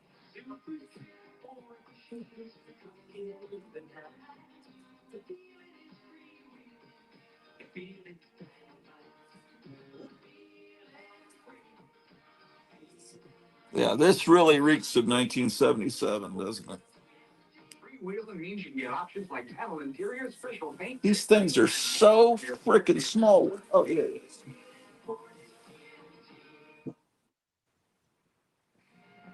Here come the wild ones. Daredevil challenge. Screaming demons. Up the ramp. Round and round. Screaming demons. I think I vaguely remember those. I remember SSP more. The Daredevil challenge race set. I loved SSPs. I used to have the Smash Up Derby set. I still have it. But the VW Bug in the truck, is that the one you had? No, but I had I had the two. I think one of them was a Chevy, or I don't know. There were the two old cars like Chevy or Oldsmobile. Um, I but don't think I could. Yeah. I do have the Volkswagen Bug in the truck now.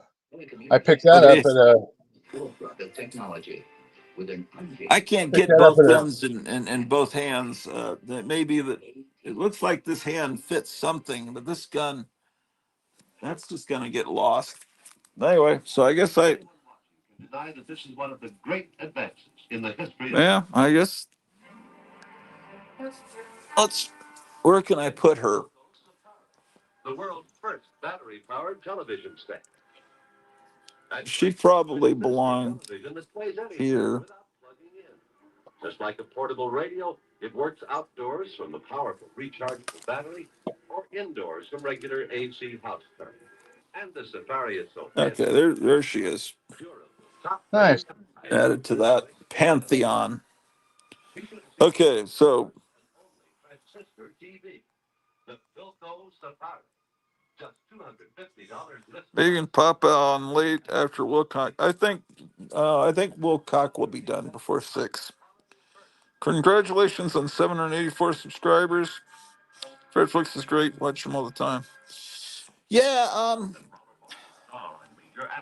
I don't know about 784. Yeah, I think I've gotten a 783 before, like about a dozen times, and then lost a couple of subscribers. And I think 784 is a new high, but I don't know. Yeah, I'll believe the snow. Actually, let's look at the sky. Okay, that is starting to be the right color sky. I know the right color to look for. And this wind, the snow's going to be blowing really hard.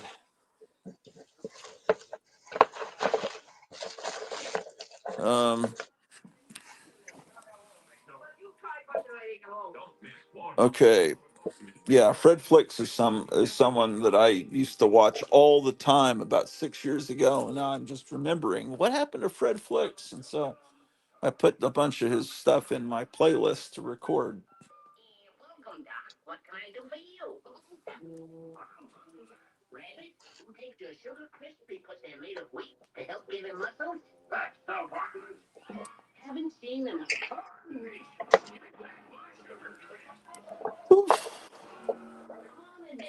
Well, I brought those blankets up, and then the cat got scared.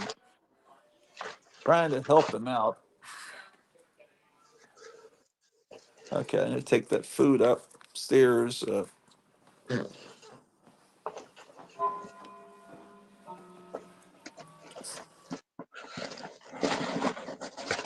I need a cat tree in this room for Alan.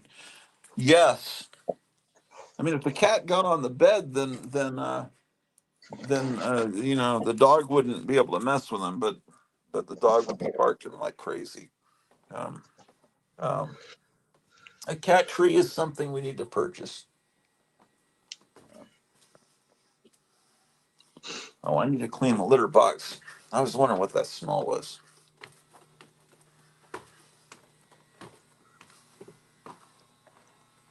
It's kind of nice in the basement, to be honest. Um, I was trying. Yeah, it's nice. It's nice and toasty actually in here. It really is nice. Yeah, this is nice. Nice. That oven is doing a good thing there. But that's the thing about this room. I was trying to coax my wife into coming down to this room down here because we could probably warm up this room pretty well. I got a TV here propped up on a chair because the base got broken on the TV. It could still be hung on a wall. This is an old TV that was my wife's when I met her. Um, only problem is you got the bed, and then you got a window here, and then you got a window there. But if we have a heater right here, then which we could do, I don't think that would bother us, and then we can watch television here. This is I kind of have this room in case there's a storm warning and my wife gets, well, it's really kind of a guest bedroom too, honestly. uh, so I forgot I had this She-Hulk. Boy, they really made ugly action figures back in the day. It's a She-Hulk action figure. uh, I'll put it over here with the Hulk stuff. Well, I don't know, I'll put it down here with the Wonder Woman stuff actually.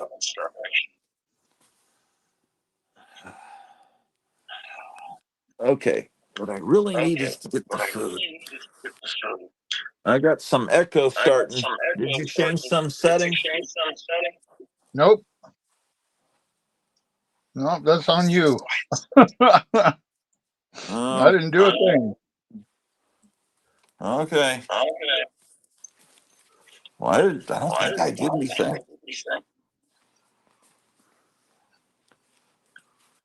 Maybe it's StreamYard. StreamYard maybe is the thing that's having the problem. Maybe Yeah, who knows? I'm not hearing an It's echo.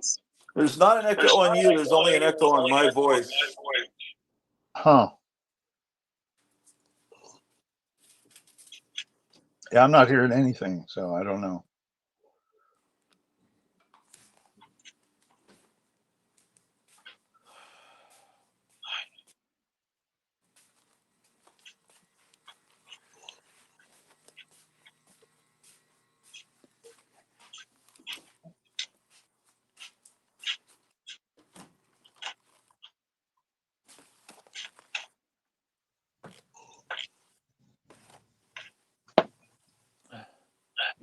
There's some clothes I can wash.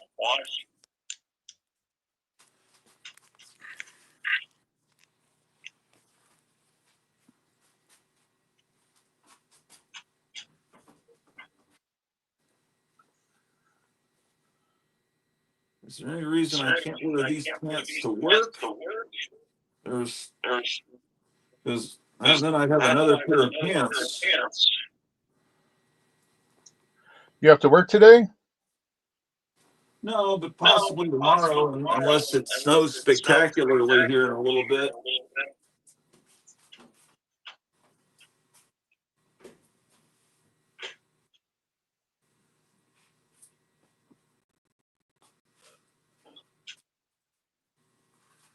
usually my ex-wife is picking up my son from my home on Sundays, but she has to work today, so I've got to take him home.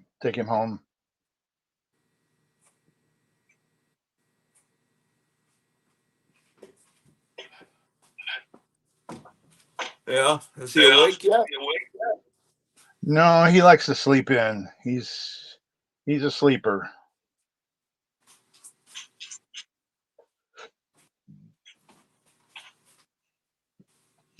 I usually let him because he doesn't usually get to very much at his mom's house.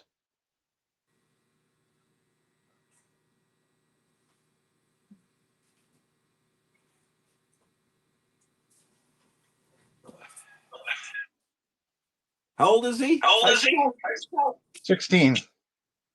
Yeah.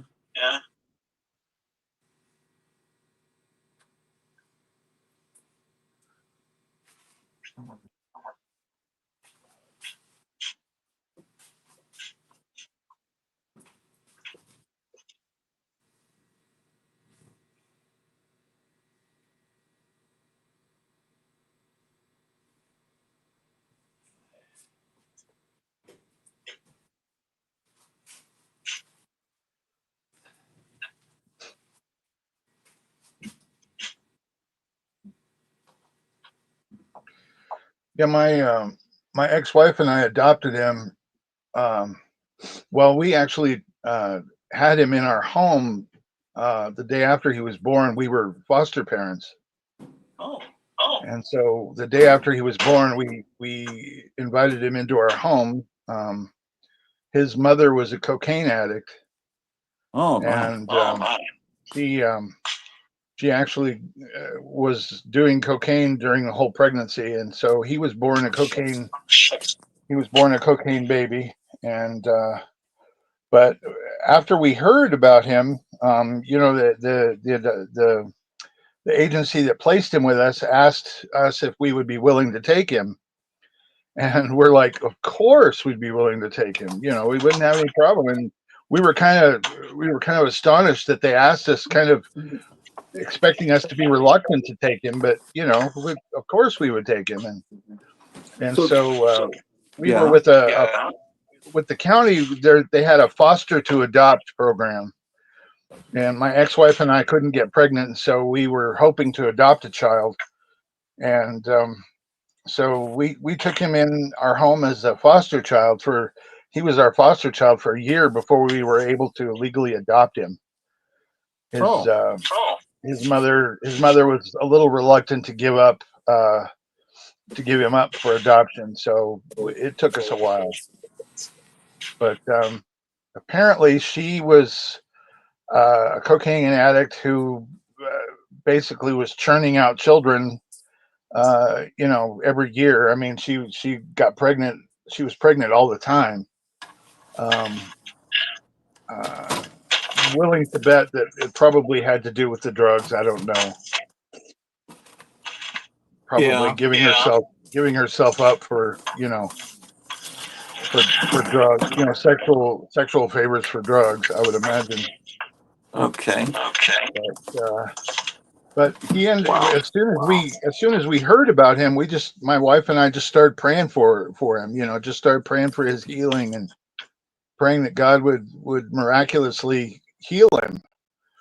And when we came to pick him up, the hospital, the nurses said, this is a cocaine baby, but he doesn't act like a cocaine baby. And we were like, well, what do Okay. you mean? Well, usually, cocaine babies are fussy and not able to sleep, and they have problems. And she said when he was brought to us, he was just fine. He didn't seem like a cocaine baby at all, and we weren't surprised because we were convinced that God healed him. And so and he's never had any residual effects from the cocaine at all. So Oh, we okay. just So he's just completely normal, and there's no. we, I mean, I was yeah. wondering if they're born, because aren't some drugs the baby is born with an addiction to that drug or something? Or did I dream Yes, that? Yes, and they said that he doesn't show any signs of addiction. He doesn't show any signs that the drug has affected him adversely. He Wow. never seemed to have any problems at school. He just seems like a normal kid that was not a cocaine baby. So we just say praise God. He's healed our child, and Yeah. so thankfully, because he was a cocaine baby, we got a subsidy for him on a monthly basis. The government pays a subsidy of $400 every month for him until he turns 18. So Okay. his mother's been getting that ever since our divorce. So Seems that's like that's they been could helpful. cough up a little more than 400, because You what do would they think. give to people that come into the country illegally? Uh, what do they get? How many thousands do they get each month in a free apartment? No, Seems like you would they think could. they would come up with more than that for a baby that was disabled and Is American. is there a cost of living increase? Like, because it was it only been 400 consistently for all those years? It's been 400 consistently. There's not been a cost of living increase. Because yeah, because depending who's president, $400 is a whole lot different. That's Uh, true. That's true. four hundred I'm a little dollars bit is worried. like, yeah, I'm a little bit worried when he turns 18 though, because that subsidy is going to stop. So she's not going to have $400, more of income. She's going to lose her $400 a month income after he turns 18, which okay, I'm a little bit concerned about her because she's having some trouble. yeah, but the money's supposed to go to him, not to her, Yeah, and he'll be an adult. So she does she have a job? she does. Oh, okay. She does, and she gets Okay. child support from me. So Oh shoot. Well, I'm glad you're concerned for her, but $400 isn't that much. She's not yeah, gonna, like, one trip to the grocery store. Oh my gosh. I'm gonna take some food to the refrigerator real quick. Yikes.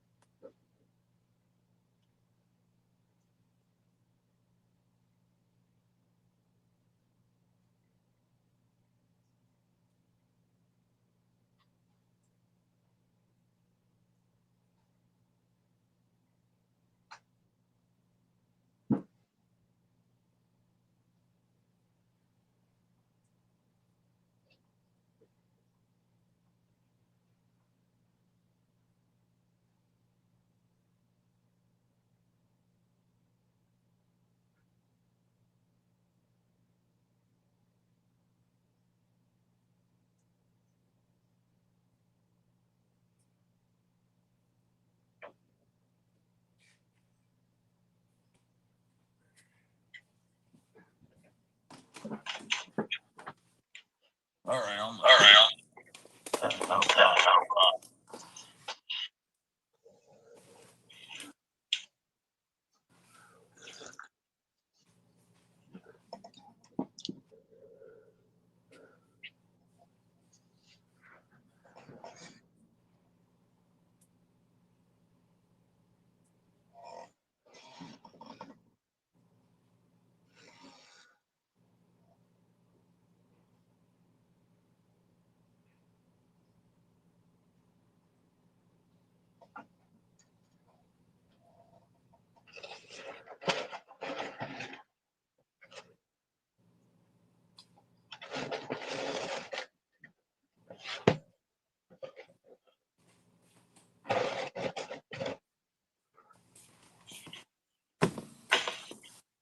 I hope it snows, man. I don't want to go back to work.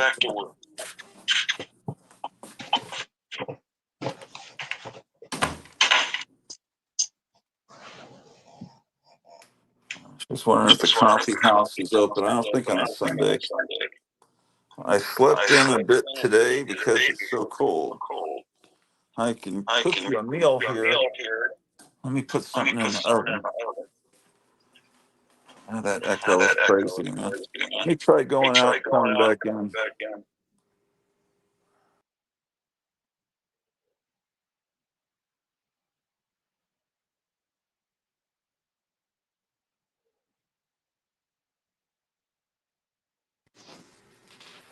Oh, it's still in. Okay.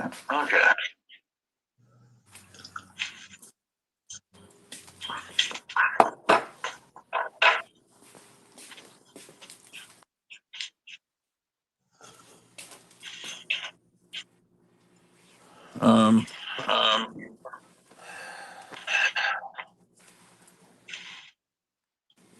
Did you see the news that Popeye is now in public domain?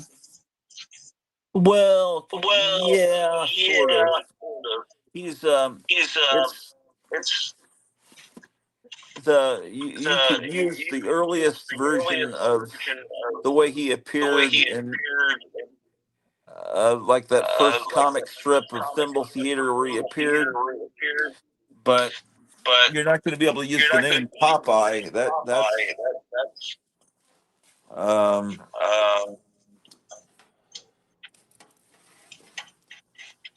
and there's going to be a certain amount of what you can get away with that. Yeah. I don't know. It's not really a property that matters because most kids have no idea who Popeye is. It's not. That's true. Not It's really a kind of like the market Flintstones. Most property. kids nowadays don't even know who the Flintstones are. Oh, that's true. You know, it's funny. I saw a thing that said kids are still chewing vitamins, Flintstones vitamins, and they have no idea who the Flintstones are. Yeah. That's more for the parents being nostalgic. Yeah.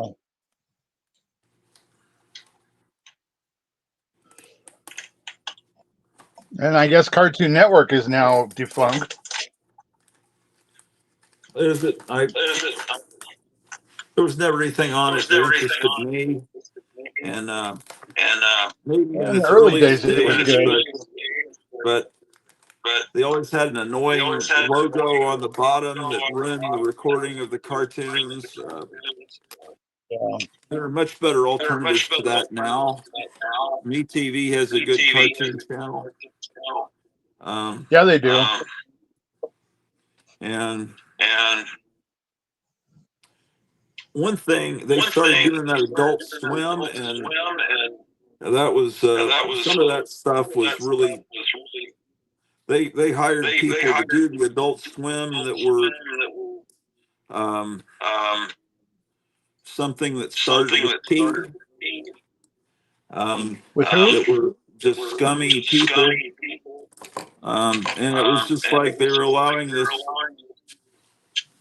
perverted demonic influence late nights on Cartoon Network.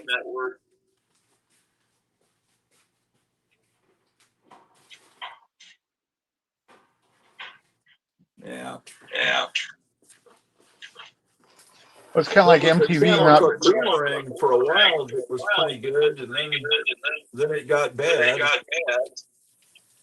Well, they used to come up. I mean, there was some of the cartoons they came up with. I kind of enjoyed. I kind of enjoyed Johnny Bravo and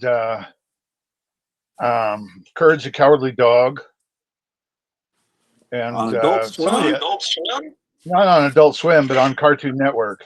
Oh yeah, Just no, I don't cartoon. know anything about those. They're probably great. I'm just talking about Adult Swim being a problem. Oh yeah, yeah. I was just saying that I was just commenting the fact that I enjoyed some of the cartoons they had on there. Yeah, I liked yeah, I some of know. them. Once you Some get of a the new. DVD set of certain shows, then you never have any use for Boomerang anymore. If you have all the Space Ghost episodes, why would you need to watch that? I don't know. That's true. Oh, this echo's killing me, man. Are you hearing the echo? No, You're not hearing an echo on my voice. no, I'm not. I'm not. I'm not. I'm not. Is anyone out there hearing an echo on my voice? I'm trying to figure out how to fix it. Fire says still echoing. Firetech says, have Bone Daddy go out and come back in. I refuse to leave. I No, don't know. I'll go out. I'll go out and come back in. Put the link there. I think maybe Okay. your computer has opened another window and you don't realize it. I'll leave and we'll figure it out. Okay. Okay. Okay, now am I echoing? No, I'm not. See, it was him all along. I knew it. He's an Agent Spectre. Why is this TV a black? Oh shit! Oh, I see what happened. Okay, it's turned off.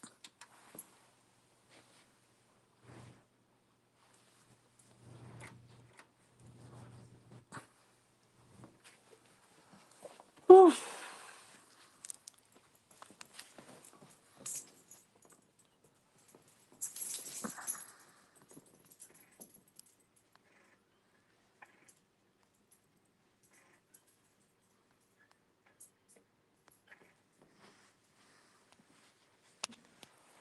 Okay, all right.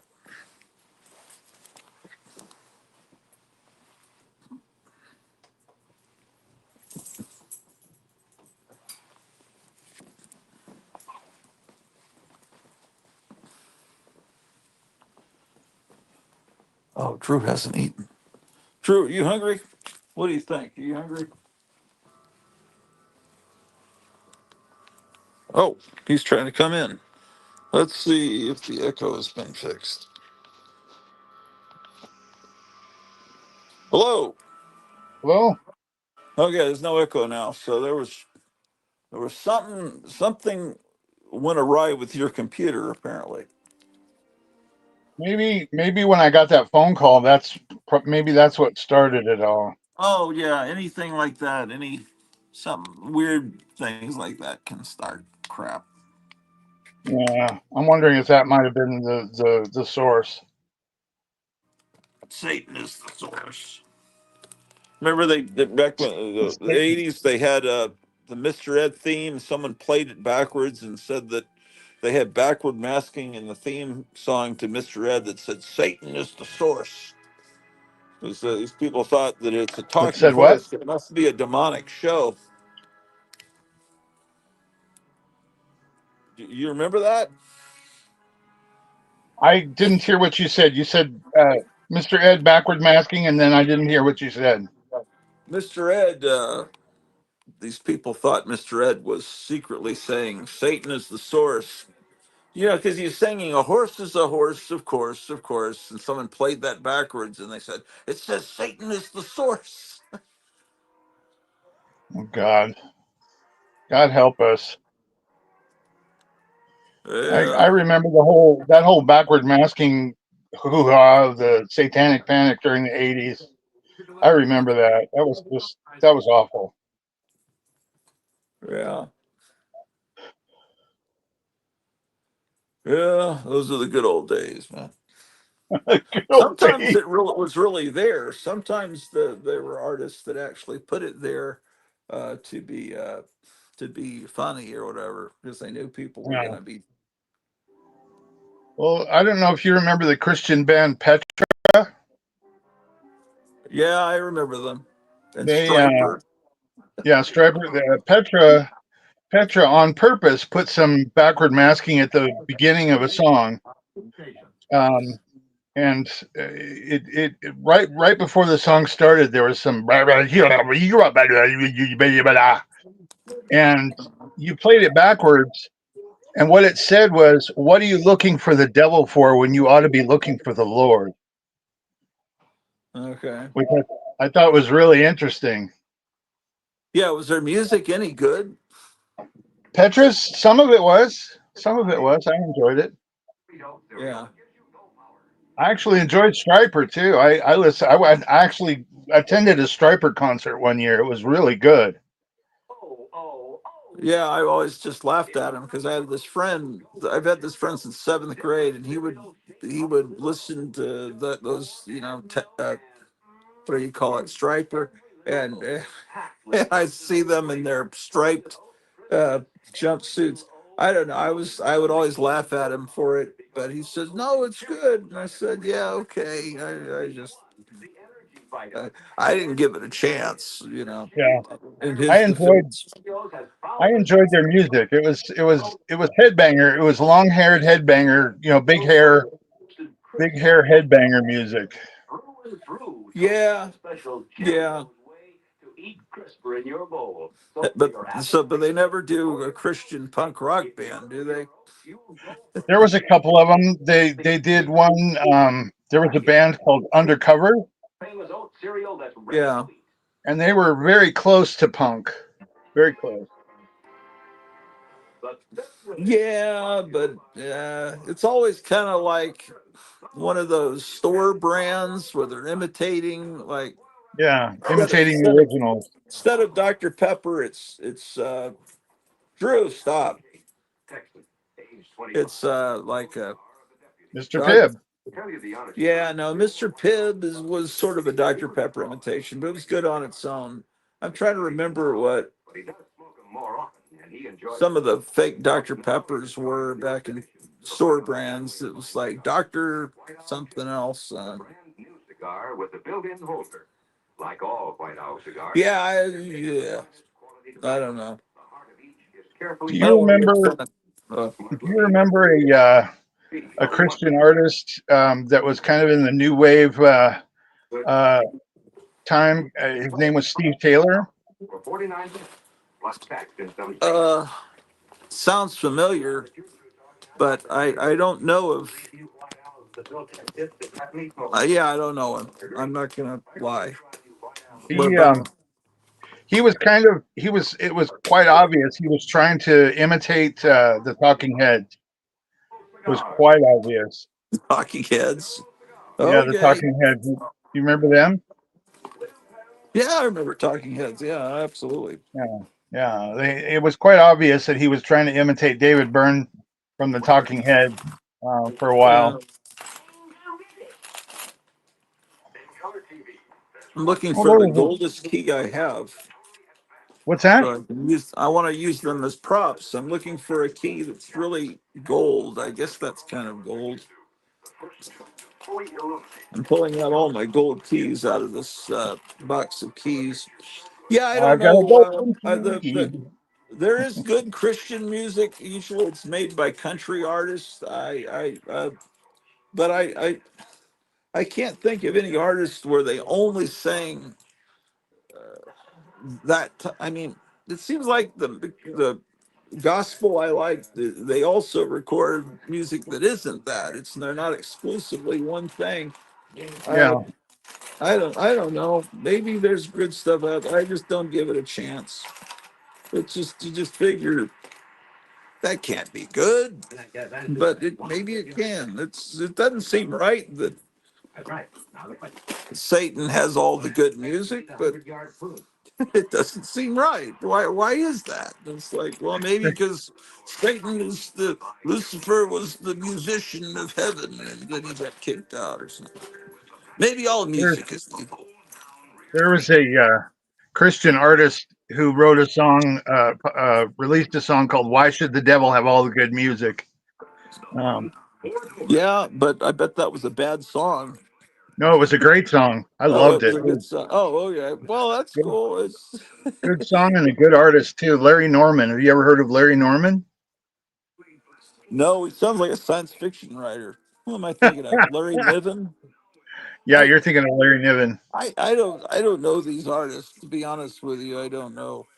But I know that there's some great music. I've got this. I got this. I've got some good music of people you've never heard of before, Well, I'm sure. yeah, I don't know. I don't know anything about that style of music. It's simply a reel-to-reel tape cassette. Same principle as the audio tape cassette you've used for There's a guy presenting the first videotape, explaining what it Really? is. Yeah, there's all Is kinds that of good on stuff Fred in Flick? this. Yeah, yeah. Fred Flicks will provide. This guy's got probably 10 years worth of shit on here. That I mean, it's going to be provide you with nonstop entertainment. But Sony has put them together a new And then he has a comic book channel called Kirby Continuum. That is, if that's still, I'm sure that's still up on YouTube. There wouldn't be any reason why not. seconds. It will appear on your television screen. Um, oh, I was cooking a meal for Cleo upstairs. I don't know if it's ready yet or not. Unless she, Cleo, are you what? Oh yeah, you're watching. Are you ready to eat? If not, I'll eat this one and then I'll make another one for you. Because And yet it brings a new dimension to the dialogue between man and his untiring pull. okay, let me check the weather real quick. Advance the tape to any point in the program. Okay. Oh, it says it's snowing right now. It says it's 16 degrees, feels like -8 degrees. It says at 11 and 12, it's 100% chance of snow. What do you think? Do you think there'll really be snow? And if I go to the window, what do you guys think? I'd say 100%. I'm pretty sure they know it's snowing already. Well, you would think that, but let's see. I don't I don't call them weather forecasters. I call them weather guessers. Yeah. I mean, trust me, the weather that goes to my iPhone is not from someone here locally. It's from someone an hour away, and they're no, they're more concerned with the big city. Okay, I see a lot of wind, like a lot of wind, but I do not see any snow at all, unless you count these leaves as snow. They guessed wrong. They guessed wrong. Well, let me look a little more carefully. I don't want to Okay. open the door and let cold air in, Hey but I son, know how's it going? I'm not seeing any snow. I remember talking to you during a blizzard last winter. I Yep, was out here. Yeah, we were I remember talking. that too. That was an unbelievable blizzard where you couldn't even tell where the yard and this brick wall ended and where the street was. Someone could have just driven into the bricks, not knowing. There was just it was really high up. I remember that too. I'm going to take a look outside myself and see what it looks like here in Colorado.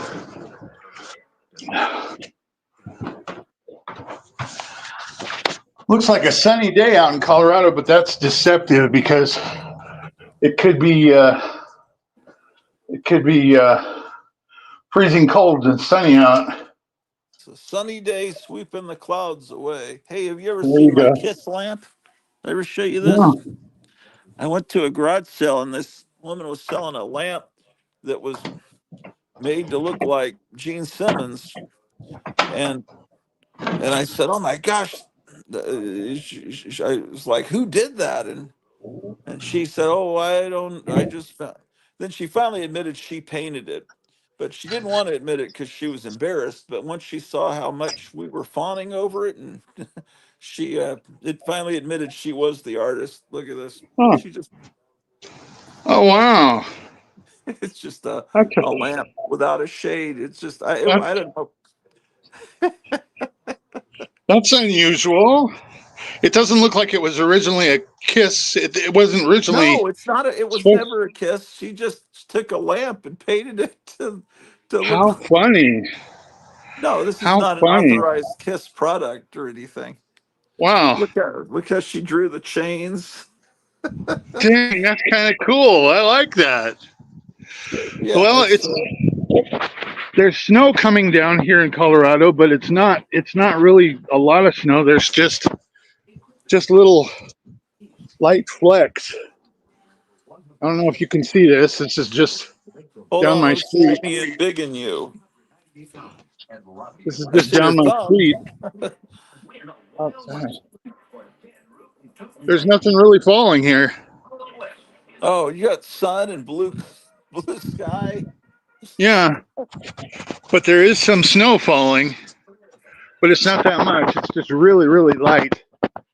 Check this Oh, out. I just got through putting these on my shed. I'm just gonna show these to you. Can you see those? yeah. Did you? Hopefully, the city doesn't need those anymore. Yeah. Are you there? Yeah. Huh.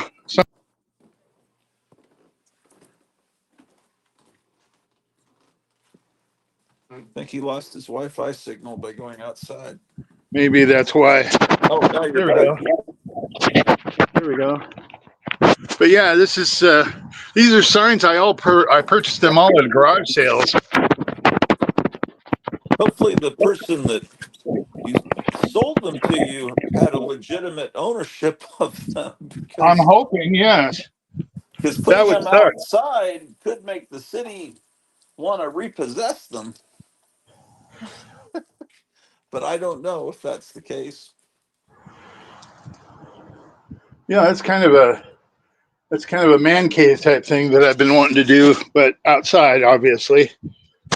Yeah. But it's very, very it's very cold. I'm shivering. I'm shivering Yeah, like I'm crazy seeing the here. shaking, man. See, look at my yard is just a winter wonderland. Oh yeah. My tree is all frosty. Oh, it is cold out here. I can't imagine. It's got to be at least zero, if not more, if not less. Oh, I'm going back inside. Back inside where it's warm. I'm freezing. But I had to see what it was like outside at least. So, Yes, indeed. brr. You got anything coming in the mail? Any new purchases? Anything being added to the collection? Nothing yet. Nothing What yet. what are you looking for right now? What are your current quests? Um, right now I'm looking for some. Uh, oh shoot! Hold on a second. I've been collecting some masks. God damn it. Um, what? I didn't even cook this. Excuse me, son. Could you move that plate? All Put it on top of your pizza box. There we go. Thank you. Say hello to Gratu. Hey, Hello. There's my son. Oh hey. My friend Gratu. hey.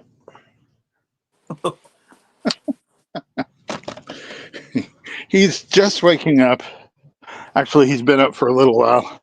I took my first bite of the food and realized that I guess I'd never set the oven, so it was just completely cold. And that was Oh fun. no. Was still frozen? Well, it's not these aren't frozen meals; they're refrigerated. That's why you have to eat them pretty Oh. quick. And I guess Oh. I just never turned the dial on this air fryer and Well, see did how things you to are? damage. I'm still cold.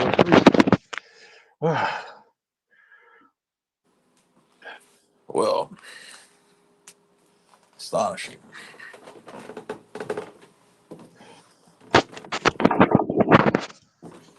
Were you saying you're looking for something? Right now, For I'm not. I'm not looking for anything because of lack of funds.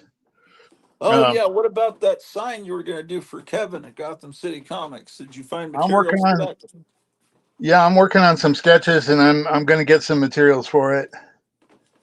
So Can we because of see the my son being, sketches? huh? Can Are we allowed to see the sketches? I don't have them here. Oh yeah, They're in another place. Sorry. okay. That's okay. Yeah, that sounds cool. Yeah, I've been looking at it and trying to figure out. I think maybe some spray painting and some hand painting is what I'm going to end up doing with it. Western Airlines, the only way. It's going to be good. Get ready for the freewheeling. Has anybody commissioned you to do any paintings recently? Yeah, Meyer's going to have me do a blank cover on an issue of Absolute Batman, and he wants it That's to look right. I remember like that. the kind of more of the 50s, early 60s looking Batman covers, but he wants Batman to be up in a tree looking down at Bohemian Grove, looking down at the cremation of care ceremony with Moloch with a big owl, and Robin's about to be sacrificed by a bunch of rich billionaires. Oh my, And that sounds like kind of a uh, convoluted project. That's a lot. no, it's good, and they have the back covers blank too, so I could have it wrap around to the back, or I could have a separate drawing on the back. I don't know. That'd be kind of cool, I actually. A wraparound cover is a good idea. I just have to get it in the mail because I got some stuff coming to me from Kevin, and he's sending me the blank. Like Meyer bought the blank, but instead of sending the blank comic to Meyer and then Meyer mailing it to me, Kevin's mailing it directly to me with the other stuff coming to me. And then I have to go look at my acrylic paint and see what colors I need, and then I got to get Cleo to order some paint from Amazon or something because there's no place around to buy paint. I can't go to Michael's or so. Well, I could if I drove an hour. Honestly, I'm sure there's one of the whatever you call those MJ Designs kind of places. Yeah. Well, But yeah, from what I understand, I guess you're one of those folks that lives out in the boonies. yeah, Gotham says it's a chilly 68 degrees in Mesa, Arizona. Oh my. And then Missy Mars says, "Hey, Kevin," and Gotham City Comics says, "Hello." But today is Gotham City's day off. He is home. And Missing Mars, got anything in my pile? You started a new pile, Missing Mars, or is he still filling out a pile? Look, I got I got Drew under the covers with me here. Um, so I don't know.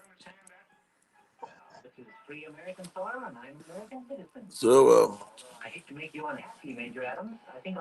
what have you been getting lately, Missing? When is Missing Mars going to appear on the show? Is what I'm wondering. He needs to.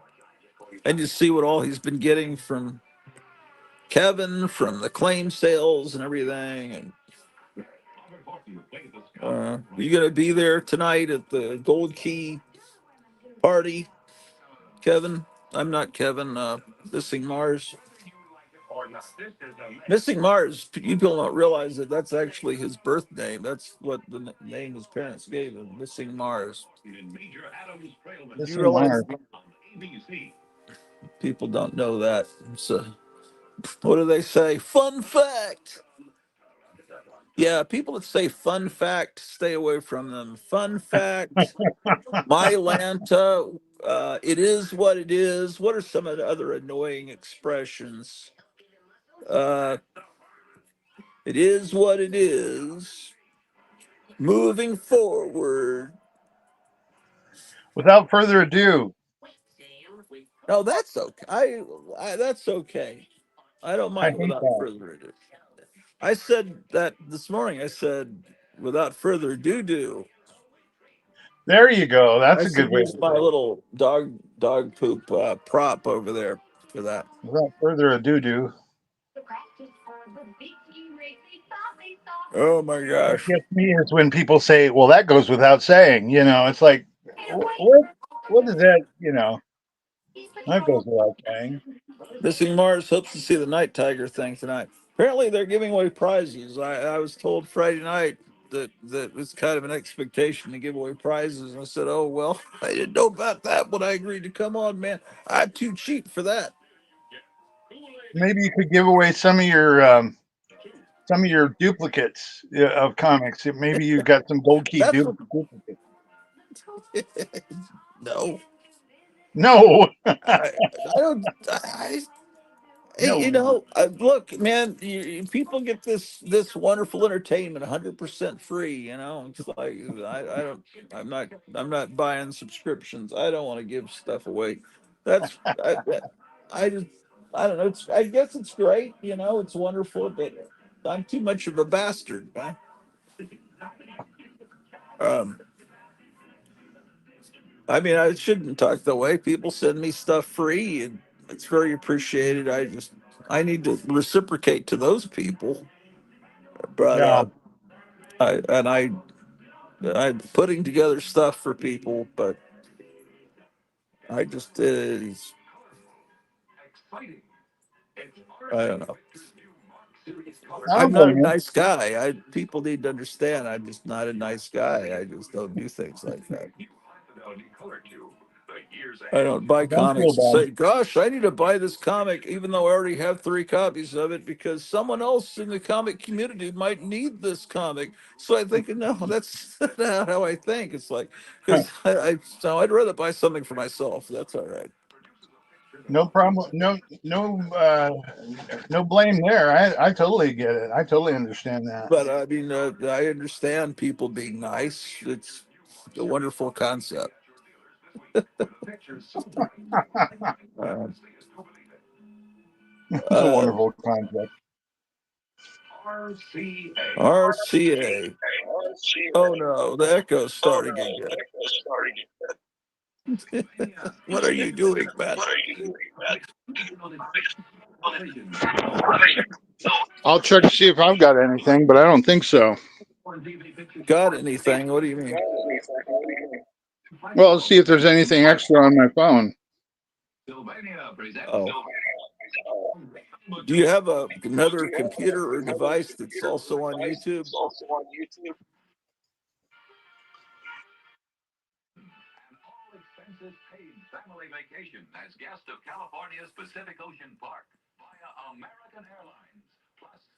Kevin, please get something started. I love when there's no echo now. I love when you pick for us live on the air. Who? You're now referring to yourself as us. Now it's back. What are you doing? I'm not doing anything.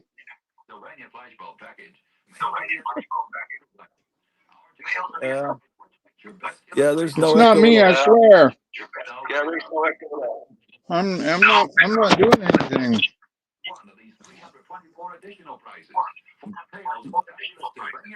Are you touching your I'm phone? just trying to stay warm and drink coffee. Oh, all right. What's that? You probably pressed something and don't realize it on your phone.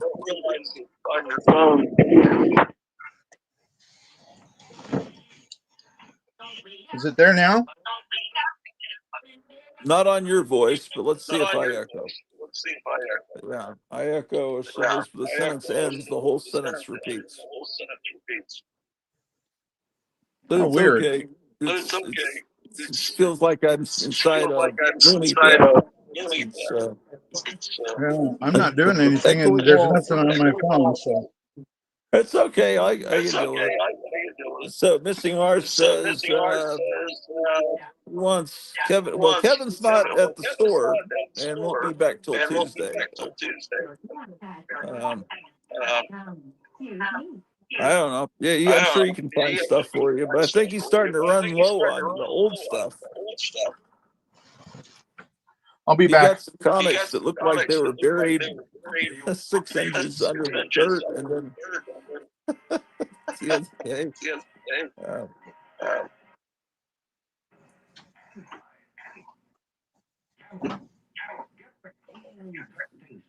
Camel. That's the cool cigarette, right? I mean, that's what's the cool cigarette to smoke? I mean, I know there's a brand called Cool, but oh, look at this Batman. Oh, this is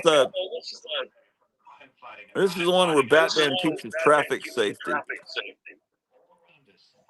He teaches little British kids how to cross the street safely. You ever see this?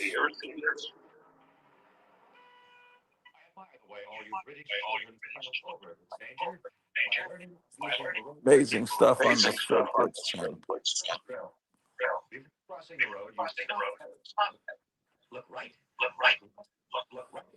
Return of the Echo, says Missing Mars. Could be the name of a cool horror movie. There's a Is there an X-Men character called Echo? Isn't there some character, a new character? About 3 years ago, everyone was like, "Oh, it's key issue, the first appearance of Echo." What was that? That's maybe it came out of Daredevil or something. I don't know. We might have to call Kevin, not Kevin, Gary, Mr. Echo. Missing March says Kevin picked for someone else live, but can't remember his name. Did?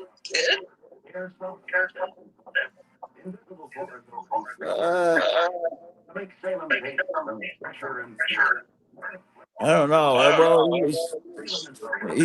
Chip Creep has been on a lot, but he's been on actually.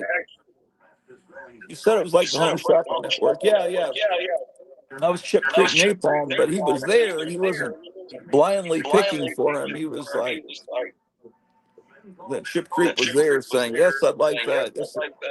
That's why you ought to come on. If it's only as a voice, uh, you come on and pick things. An entire show from Leavenworth Penitentiary in Kansas. It's not a documentary, but it touches you as much as it did me. We had some fantastic actors. Oh my gosh. And they were inmates from Leavenworth Penitentiary. The cat is eating the dog food. It starts an echo and then he just walks away. Hold on, let me see if I mute him. I muted his. Okay, I muted him, and I'll unmute him when he comes back. But it's definitely coming from. What was that? What was the slasher movie based on the old that old tale they always say where the policeman comes, "We've traced the phone call and it's coming from inside your house." What was that? Don't answer the phone or something.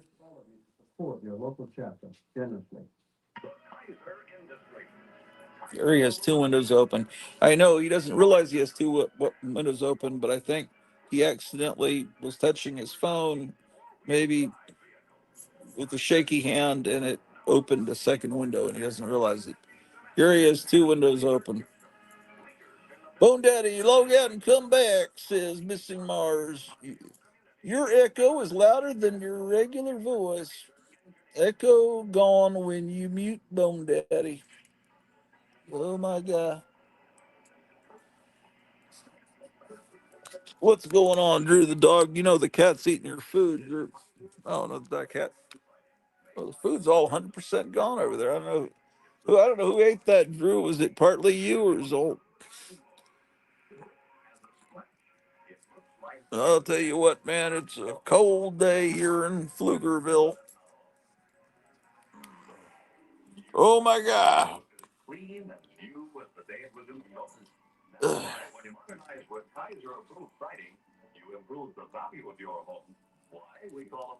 Nobody smokes pipes anymore. It was always a very good look. I love the smell of pipes. I've never smoked a pipe.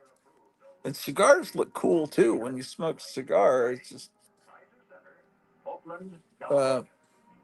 I've never smoked cigarettes. I smoked a couple of cigarillos back in the 80s because but that doesn't count as a cigar, does it?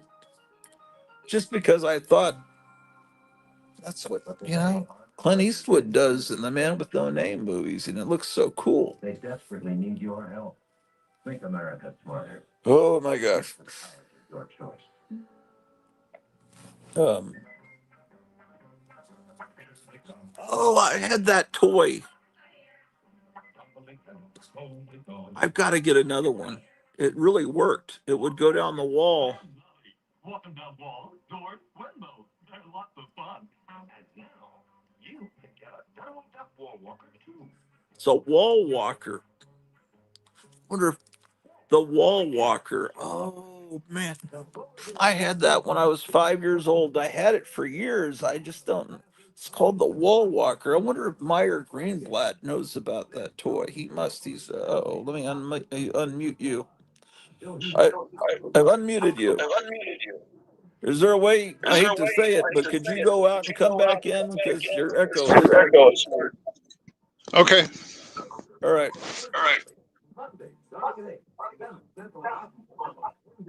I say that your affair with this woman takes precedence over the interests of this bank. Arthur Haley's The Money Changers.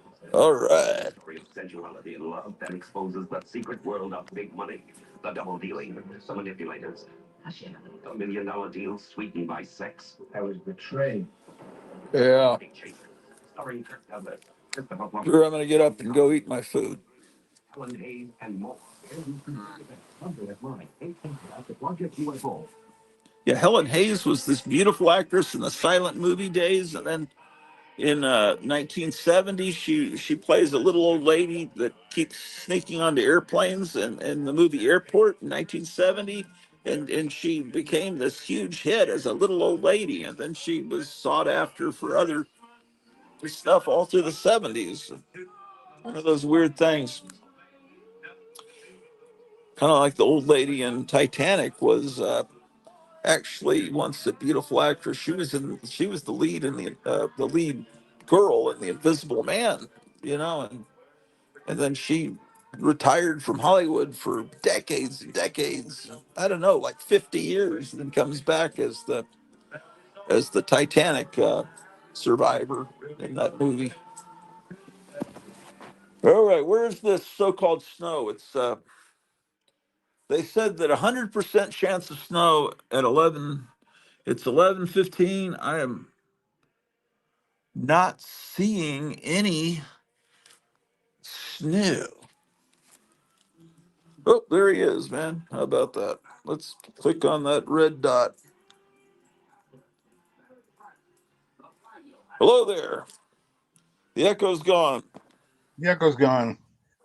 I don't know what it was. I just logged off and logged back on. So Yeah, I think what somehow there's you're touching the screen maybe and accidentally opening a window. I don't know what's going on. that's really odd. Gotham had an octopus wall walker. Um, I had one of oh those when I man, was a kid. I remember those. yeah. I don't know why my wall walker is no longer in my possession. But I remember exactly what it looked like. That's something I gotta look into. Those were cool. I liked those. You throw them on the wall and then they just kind of go down like that. I didn't throw mine on the wall because it would have broken. It was plastic. Huh. But it wasn't a piece of rubber. It was a thing. It was a plastic thing with suction cups. Is that the type wall walker you're talking about? No, I had a little thing. It probably came in a gumball machine. It was just this Oh, little octopus made out of really, really sticky rubber. And you throw it up on the wall and it just would stick there for a little while. And then gravity would eventually make it kind of come down. no, this was a formal toy made out of plastic with suction cups, and it would walk down the wall with precision, like Hmm. a slinky would go downstairs. It was a very well designed toy. and that is I didn't have one like that. yeah, that's from about, I'd say about circa 1970. It was just a commercial for for it on one of those You, Fred Flicks compilations downstairs. do you remember that reminds me of another toy called Sucker Man? Do you remember Sucker Man? Yeah, I never had that, but some of those things are coming along. Like when I'm that stuff from the early '80s. You got to, I'm like 16, 17 years old, and Yeah. I'm not. Sucker Man was, yeah, Sucker Man built in popularity probably about when I was 16 or 17. I remember that too. Yeah, I'm surprised Marvel didn't do a comic about Sucker Man. The thing I didn't like about Sucker Man was that he was hollow in the back. The front part of him was a molded rubber, and he had suction cups all on his arms, legs, and on his front. He did have suction cups on his back, but his back was not complete. He was hollow in the back. All this smoke is coming up from my food, and I realize it's not smoke; it's steam because it's so cold in the house.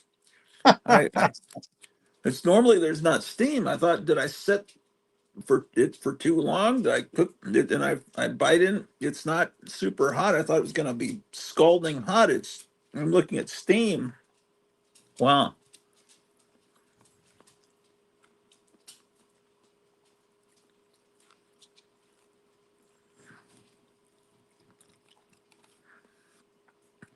Yeah, I didn't think about the fact that people may watch David Wilcock after I recommend him and just think I'm out of my complete mind. Well, I didn't. I kind of took it after I watched him for a while. I kind of took it as Gratu couldn't possibly be taking this guy totally seriously. I was Oh just no. going, no, He thinks he's the reincarnation of Edgar Casey, and that's if reincarnation exists, that's completely possible yeah, because he is basically doing the same thing, and he looks almost like a dead ringer for Edgar Casey. huh? But then he'll go on and say he's a reincarnation of King David. It's like, okay, man. Who knows? I mean, I could say I'm the reincarnation of someone, um, and it wouldn't, who's to say I'm not? Well, That's not, it's not provable. the Um, there some people that believe in reincarnation sometimes say that you can kind of people reincarnate and they kind of look a little bit like what they did in a past life, and yeah. or Do you remember that movie, The Reincarnation of Peter Proud?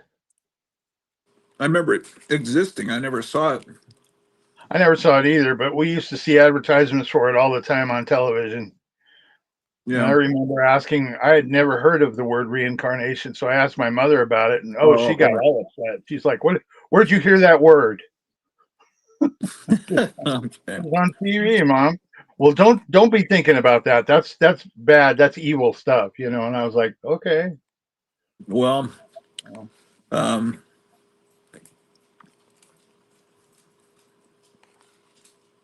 in Dark Shadows, when they time traveled with the family, and he'd be always around the family in the same house, but back 200 years earlier, yeah, and they'd have same actors playing the characters from the 1700s, and that actually is legitimate as far as to the people that believe in that people that are reincarnations would look like each other.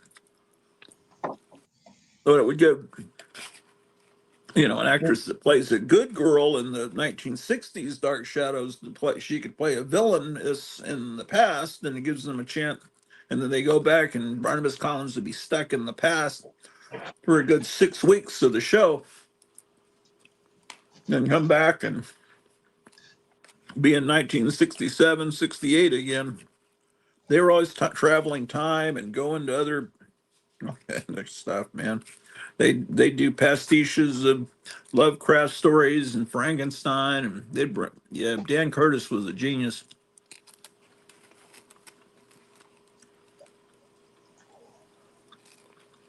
Wasn't Dan Curtis pretty much responsible for Kolchak the Night Stalker?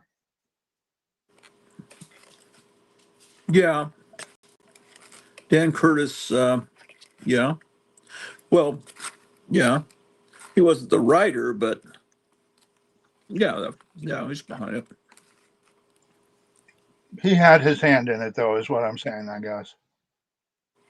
Yeah, yeah, and it's Richard Matheson, right? And yeah, he was the producer, right? And Trilogy of Terror,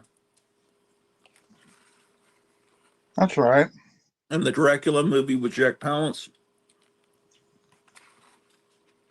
and I think there was a Frankenstein one too that he did for TV. It had a hand crawling around and stuff.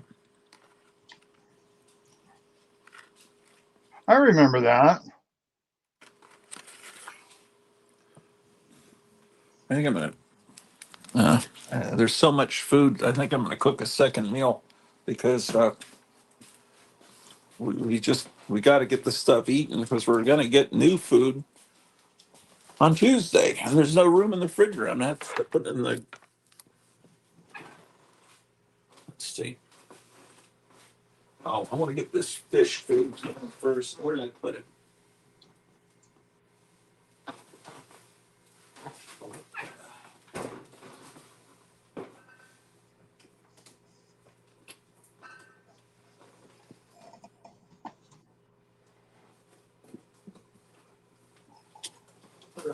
Gotcha.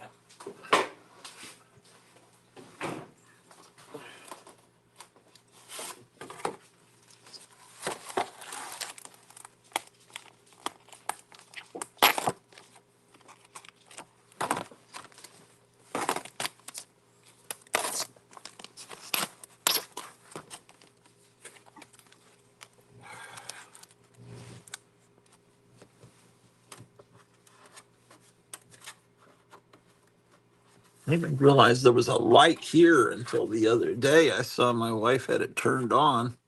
If I can figure out how to turn this damn thing on. Oh, there we go.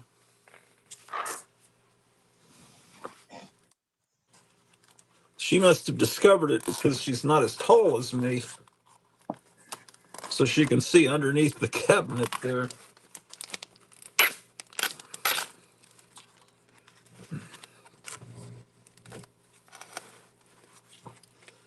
Well, anyway, so I'm going to be on tonight. It'll just be amazing. Um, um,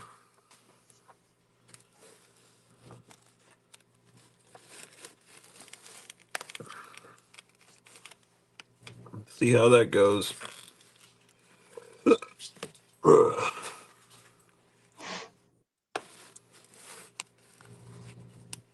People telling me I shouldn't go on. I don't know.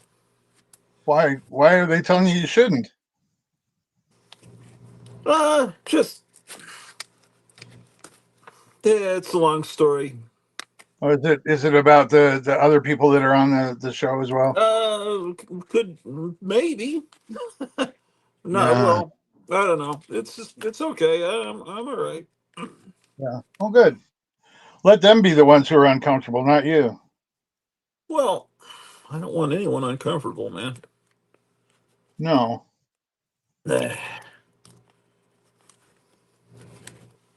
Um, shit. Oop, there's the scissors.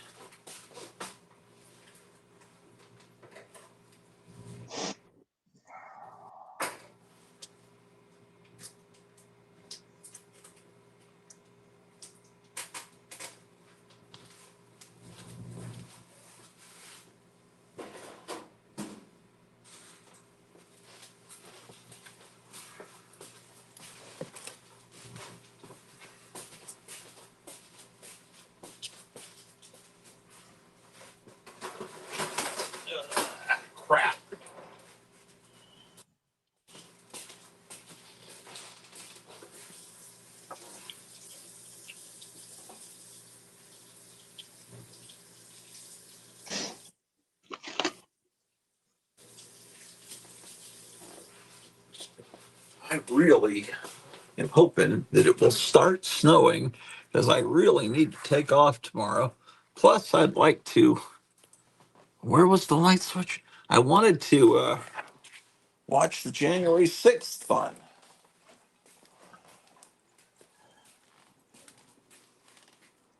Because they're going to certify the election tomorrow. Oh, yes.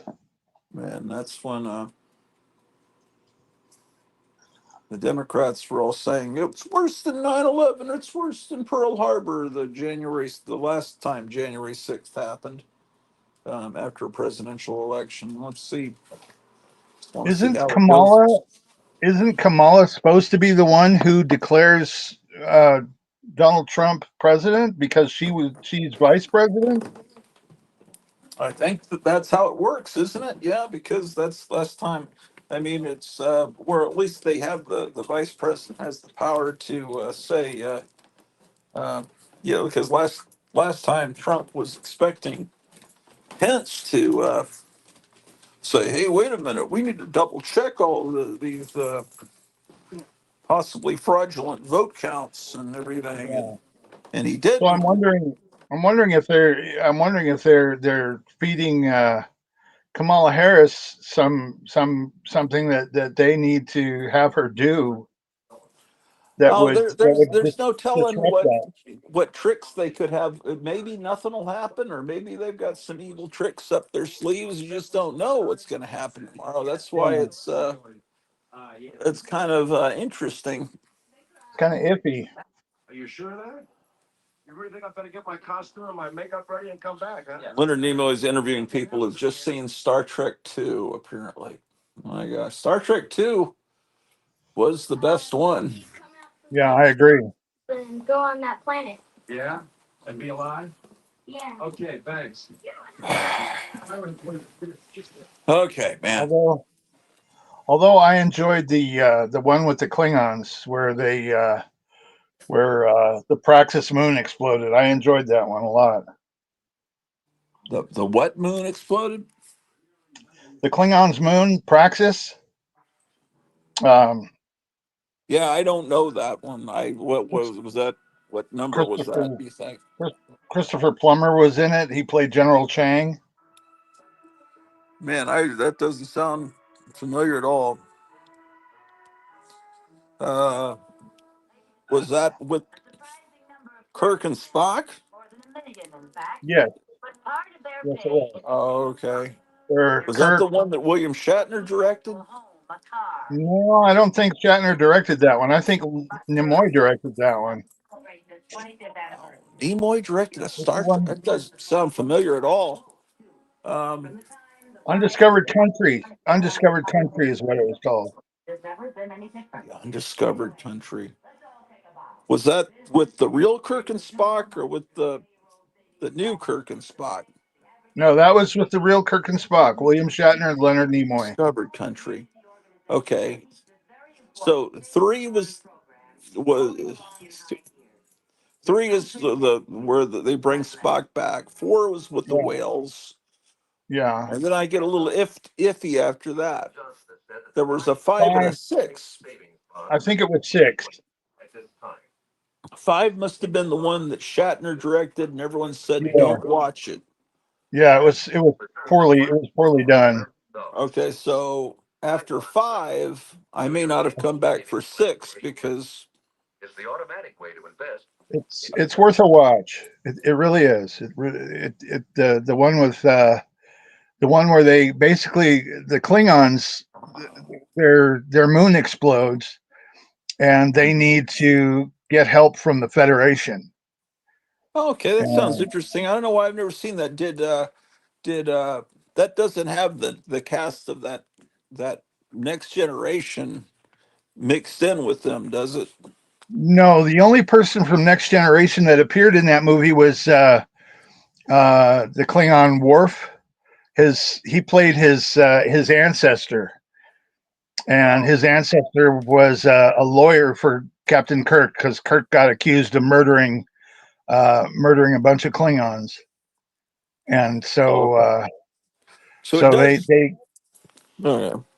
It's very good actually. Yeah, It's I probably believe one of the. that sounds like something I should watch. Yeah, I just It is. that was I don't know what happened. I was a huge Star Trek fan. I don't know why I didn't Yeah, see that one.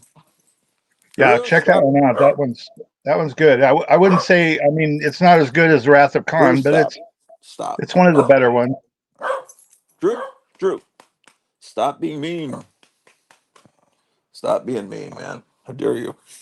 Yeah, well, that sounds good. That gives me something to.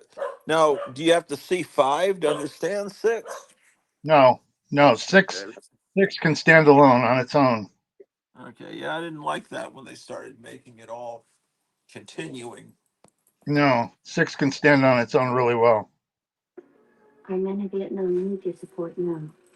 And the best way you can help is to follow President Johnson's call to buy United States savings bonds. You know who Christopher Plummer is, right?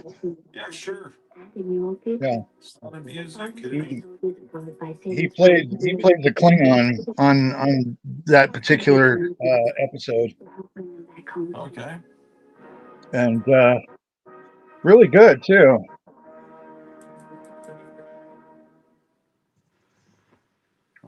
But the Enterprise is being sent I'm not selling money. as You should learn that United States savings a bonds They what? liaison to the like that for Klingons. 7 years. I didn't hear what she said because of Dick Van Dyke. What? Besides, you can aim for tomorrow by beginning today to buy United States I savings said the Enterprise is being sent to the Klingons President Johnson as said kind of invest in anyone who makes an olive leaf, to offer peace to the Klingon. Okay. And Kirk is a little bit upset about that because he hates the Klingons. Okay. Did was there a peace treaty signed that was still in existence in the next generation? Yes, there was. Okay, so in the next generation, the I didn't know if it was like that Worf character was just someone that had kind of defected to the other side, Well, or if the Klingons are in general okay with people from Earth at that point. there was still some difficulty between the Klingons and the Federation during Next Generation, but Next Generation showed the Federation and the Klingons working together in together with each other. Speaking of together with each other, let me this is a rare sight. Oh my! Oh my! Drew couldn't get the cat to move, so he's decided, okay, it's gonna be all right. I actually said a little silent prayer you didn't know we were talking, and maybe that worked. I was just saying, Jesus loves you, Drew. Just calm down, man. It's your brother, Alan. Uh, I'm he's got buddy. all the societal pressure as a dog to not like a cat, but he Yeah. needs to stop being so prejudiced, man. Because Yesterday, I found both of my cats laying together within inches of each other, which I thought was very odd. they don't But normally do that. no, The no, they cats don't like each other. maybe a foot apart from each other, maybe but not within inches of each other. I mean, probably about 2 inches between each other, and I just thought that's kind of odd. It's not that they don't like each other; they will play with each other quite a bit, but it's like mutual respect, mutual respect and giving each other distance. Yeah, but when it gets cold, then it's kind of like you know maybe you forget about respect and try to get close to another warm body. Yeah, close to a warm body there.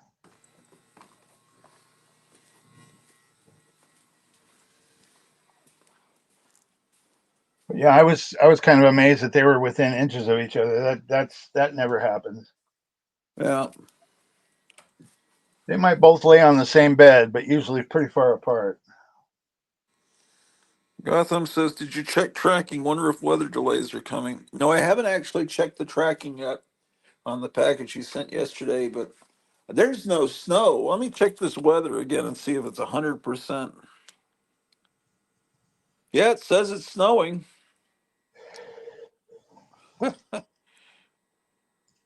Says now it's What snowing. 12 p.m. 100% chance of snow. 1 p.m. 3. Man, if the this weather snow doesn't. guessers the weather guessers need to stop looking at their computers and look out the window. Well, if the snow doesn't start pretty soon, it looks like I'm working tomorrow because they're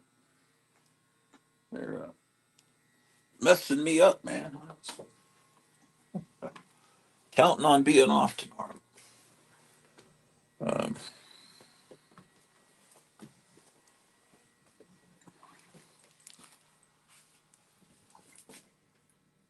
Looking down the street, see if there's any vehicles in front of the plumbing. The plumber is like, I can see the plumber from my front doorstep, and I can see if he's over, maybe over there dealing with some emergency.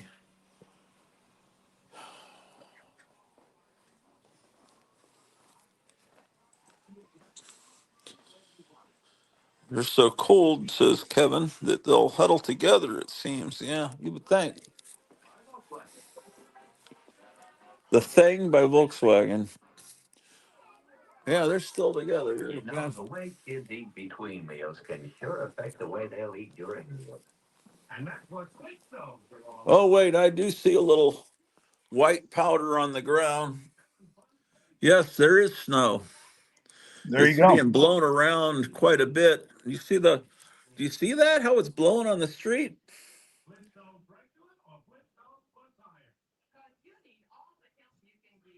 I don't know if that's picking up on camera or not.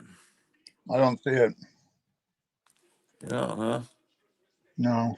All right.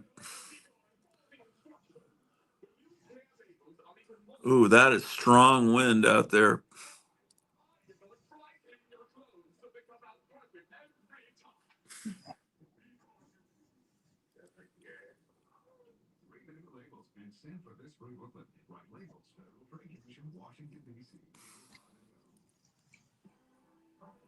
I don't see the snow coming down, but maybe it's being blown sideways. I just don't even see it.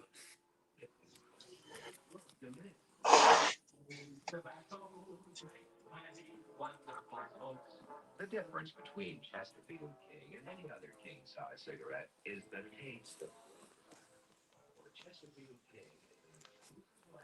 What do you want to age tobacco?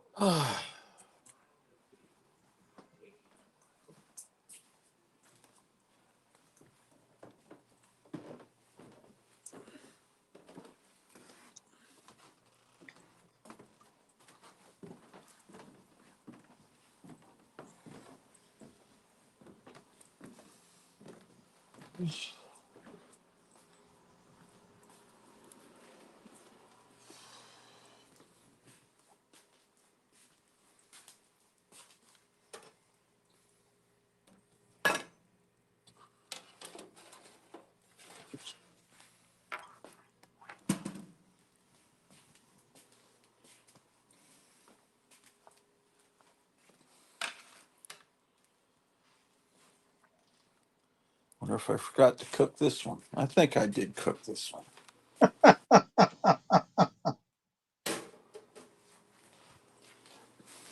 Looking for the steam.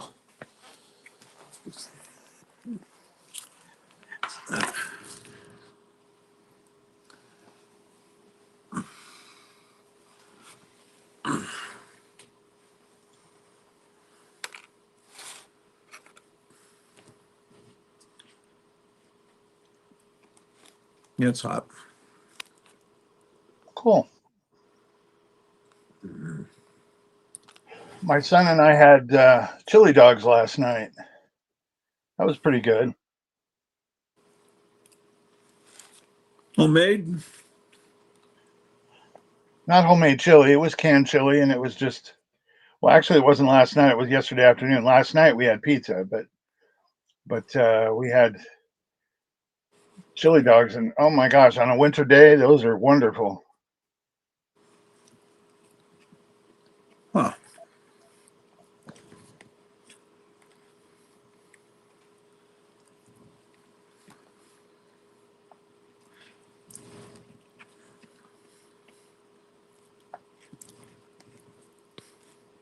Every time I ever have a chili dog, I always think of that John Cougar Mellencamp song, Yeah. one where he's talking about second on chili dog, outside the taste freeze. Yeah. Right. Yeah.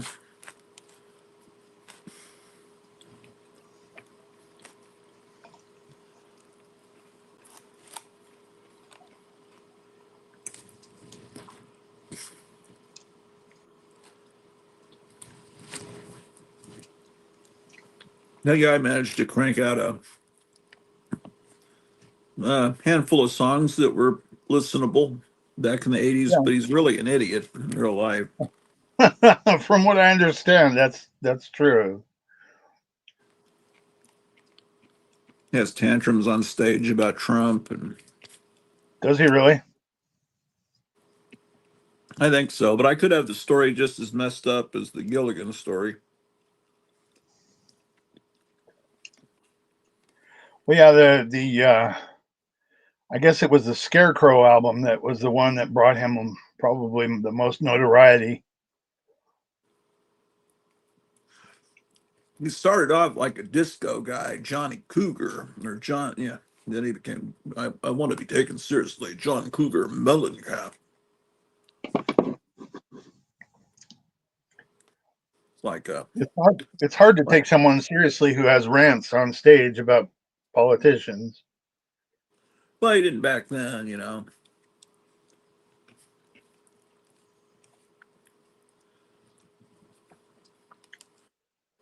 I've heard that there's certain venues that will not have him, Really? that that refuse to have him in their venues. I'm not sure why, but I've heard that there are some venues that don't like John Cougar. Hmm. I have never heard that. That's interesting. Um,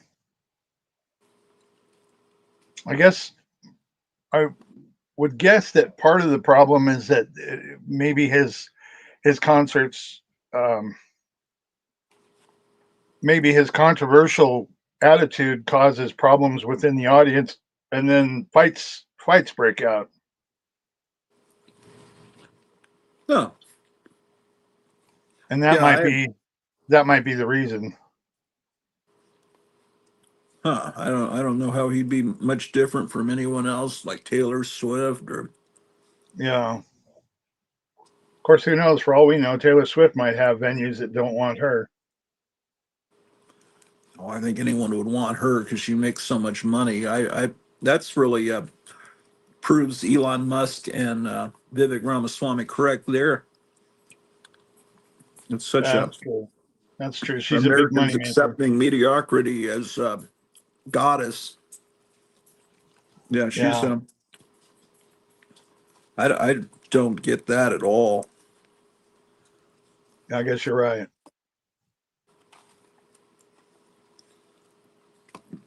But that's all right. Um, she belongs to the right coven.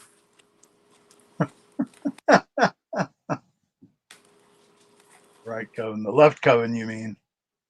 Yeah, yeah. Well, yeah.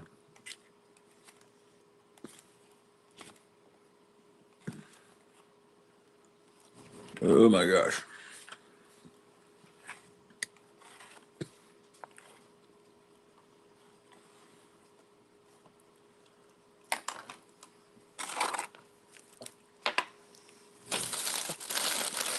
I'm gonna actually go outside. No, I'm not going outside because I don't have any room in the trash can outside to put these bags of trash. But I'm gonna have to get rid of the trash just into the garage because last 2 weeks they picked up trash on a different day and I didn't know they were gonna do that. So now I got trash bags stacked up in the garage like there's been a strike.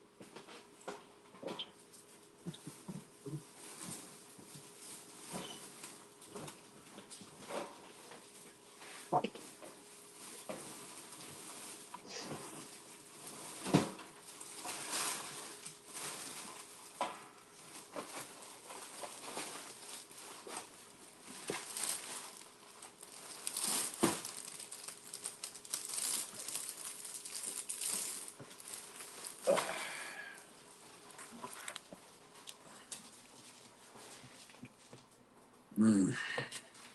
Okay.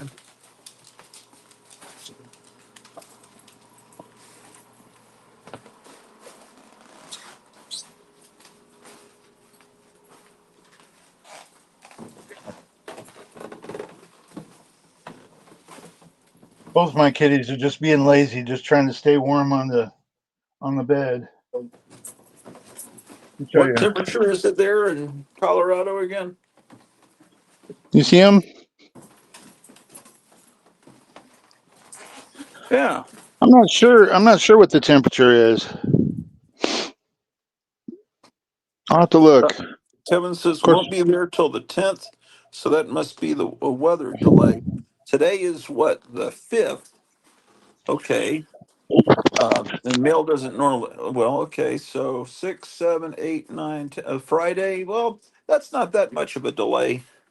Friday, okay, it'll show up Friday. Hopefully, yeah, everything will be, yeah, and I should be getting something from Last Frontier Comics about the same time. That'll make for some good entertainment. Arctic Vortex.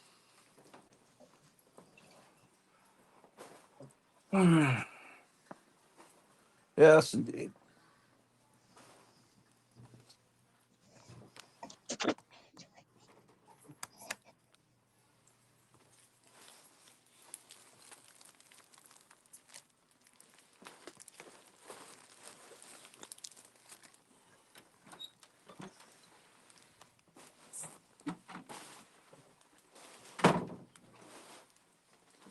Oof, it's cold going into the garage.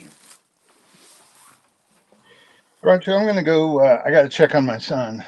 Yeah, that's cool. I'm gonna head off I'll in be. a few minutes I'll be right back. into. Oh, I Oh, thought you were going oh, like, you're. period. Well, I mean, if you're gonna take off, then I'll just Well, go ahead and. yeah, maybe so. I gotta probably go because Okay. all I'm gonna be doing is filming myself cleaning a kitty litter box. I don't know how much entertainment that's gonna be. So it's nice to see you. Thank you for stopping by this morning. Well, I'm glad I was able to. I'm glad we were able to hang out together. But so, all right. Well, I'll take off and I'll All see you right, next time. all right. Bye. Take care. Bye. Good day. All right.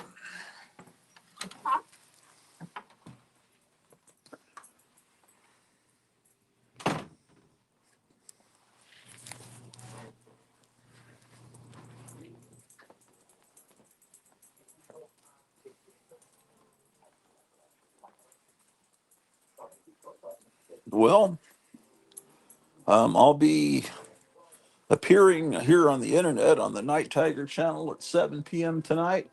I think I'm going to run and hang out with my wife and try to stay warm. So I will be seeing you guys soon. Take care.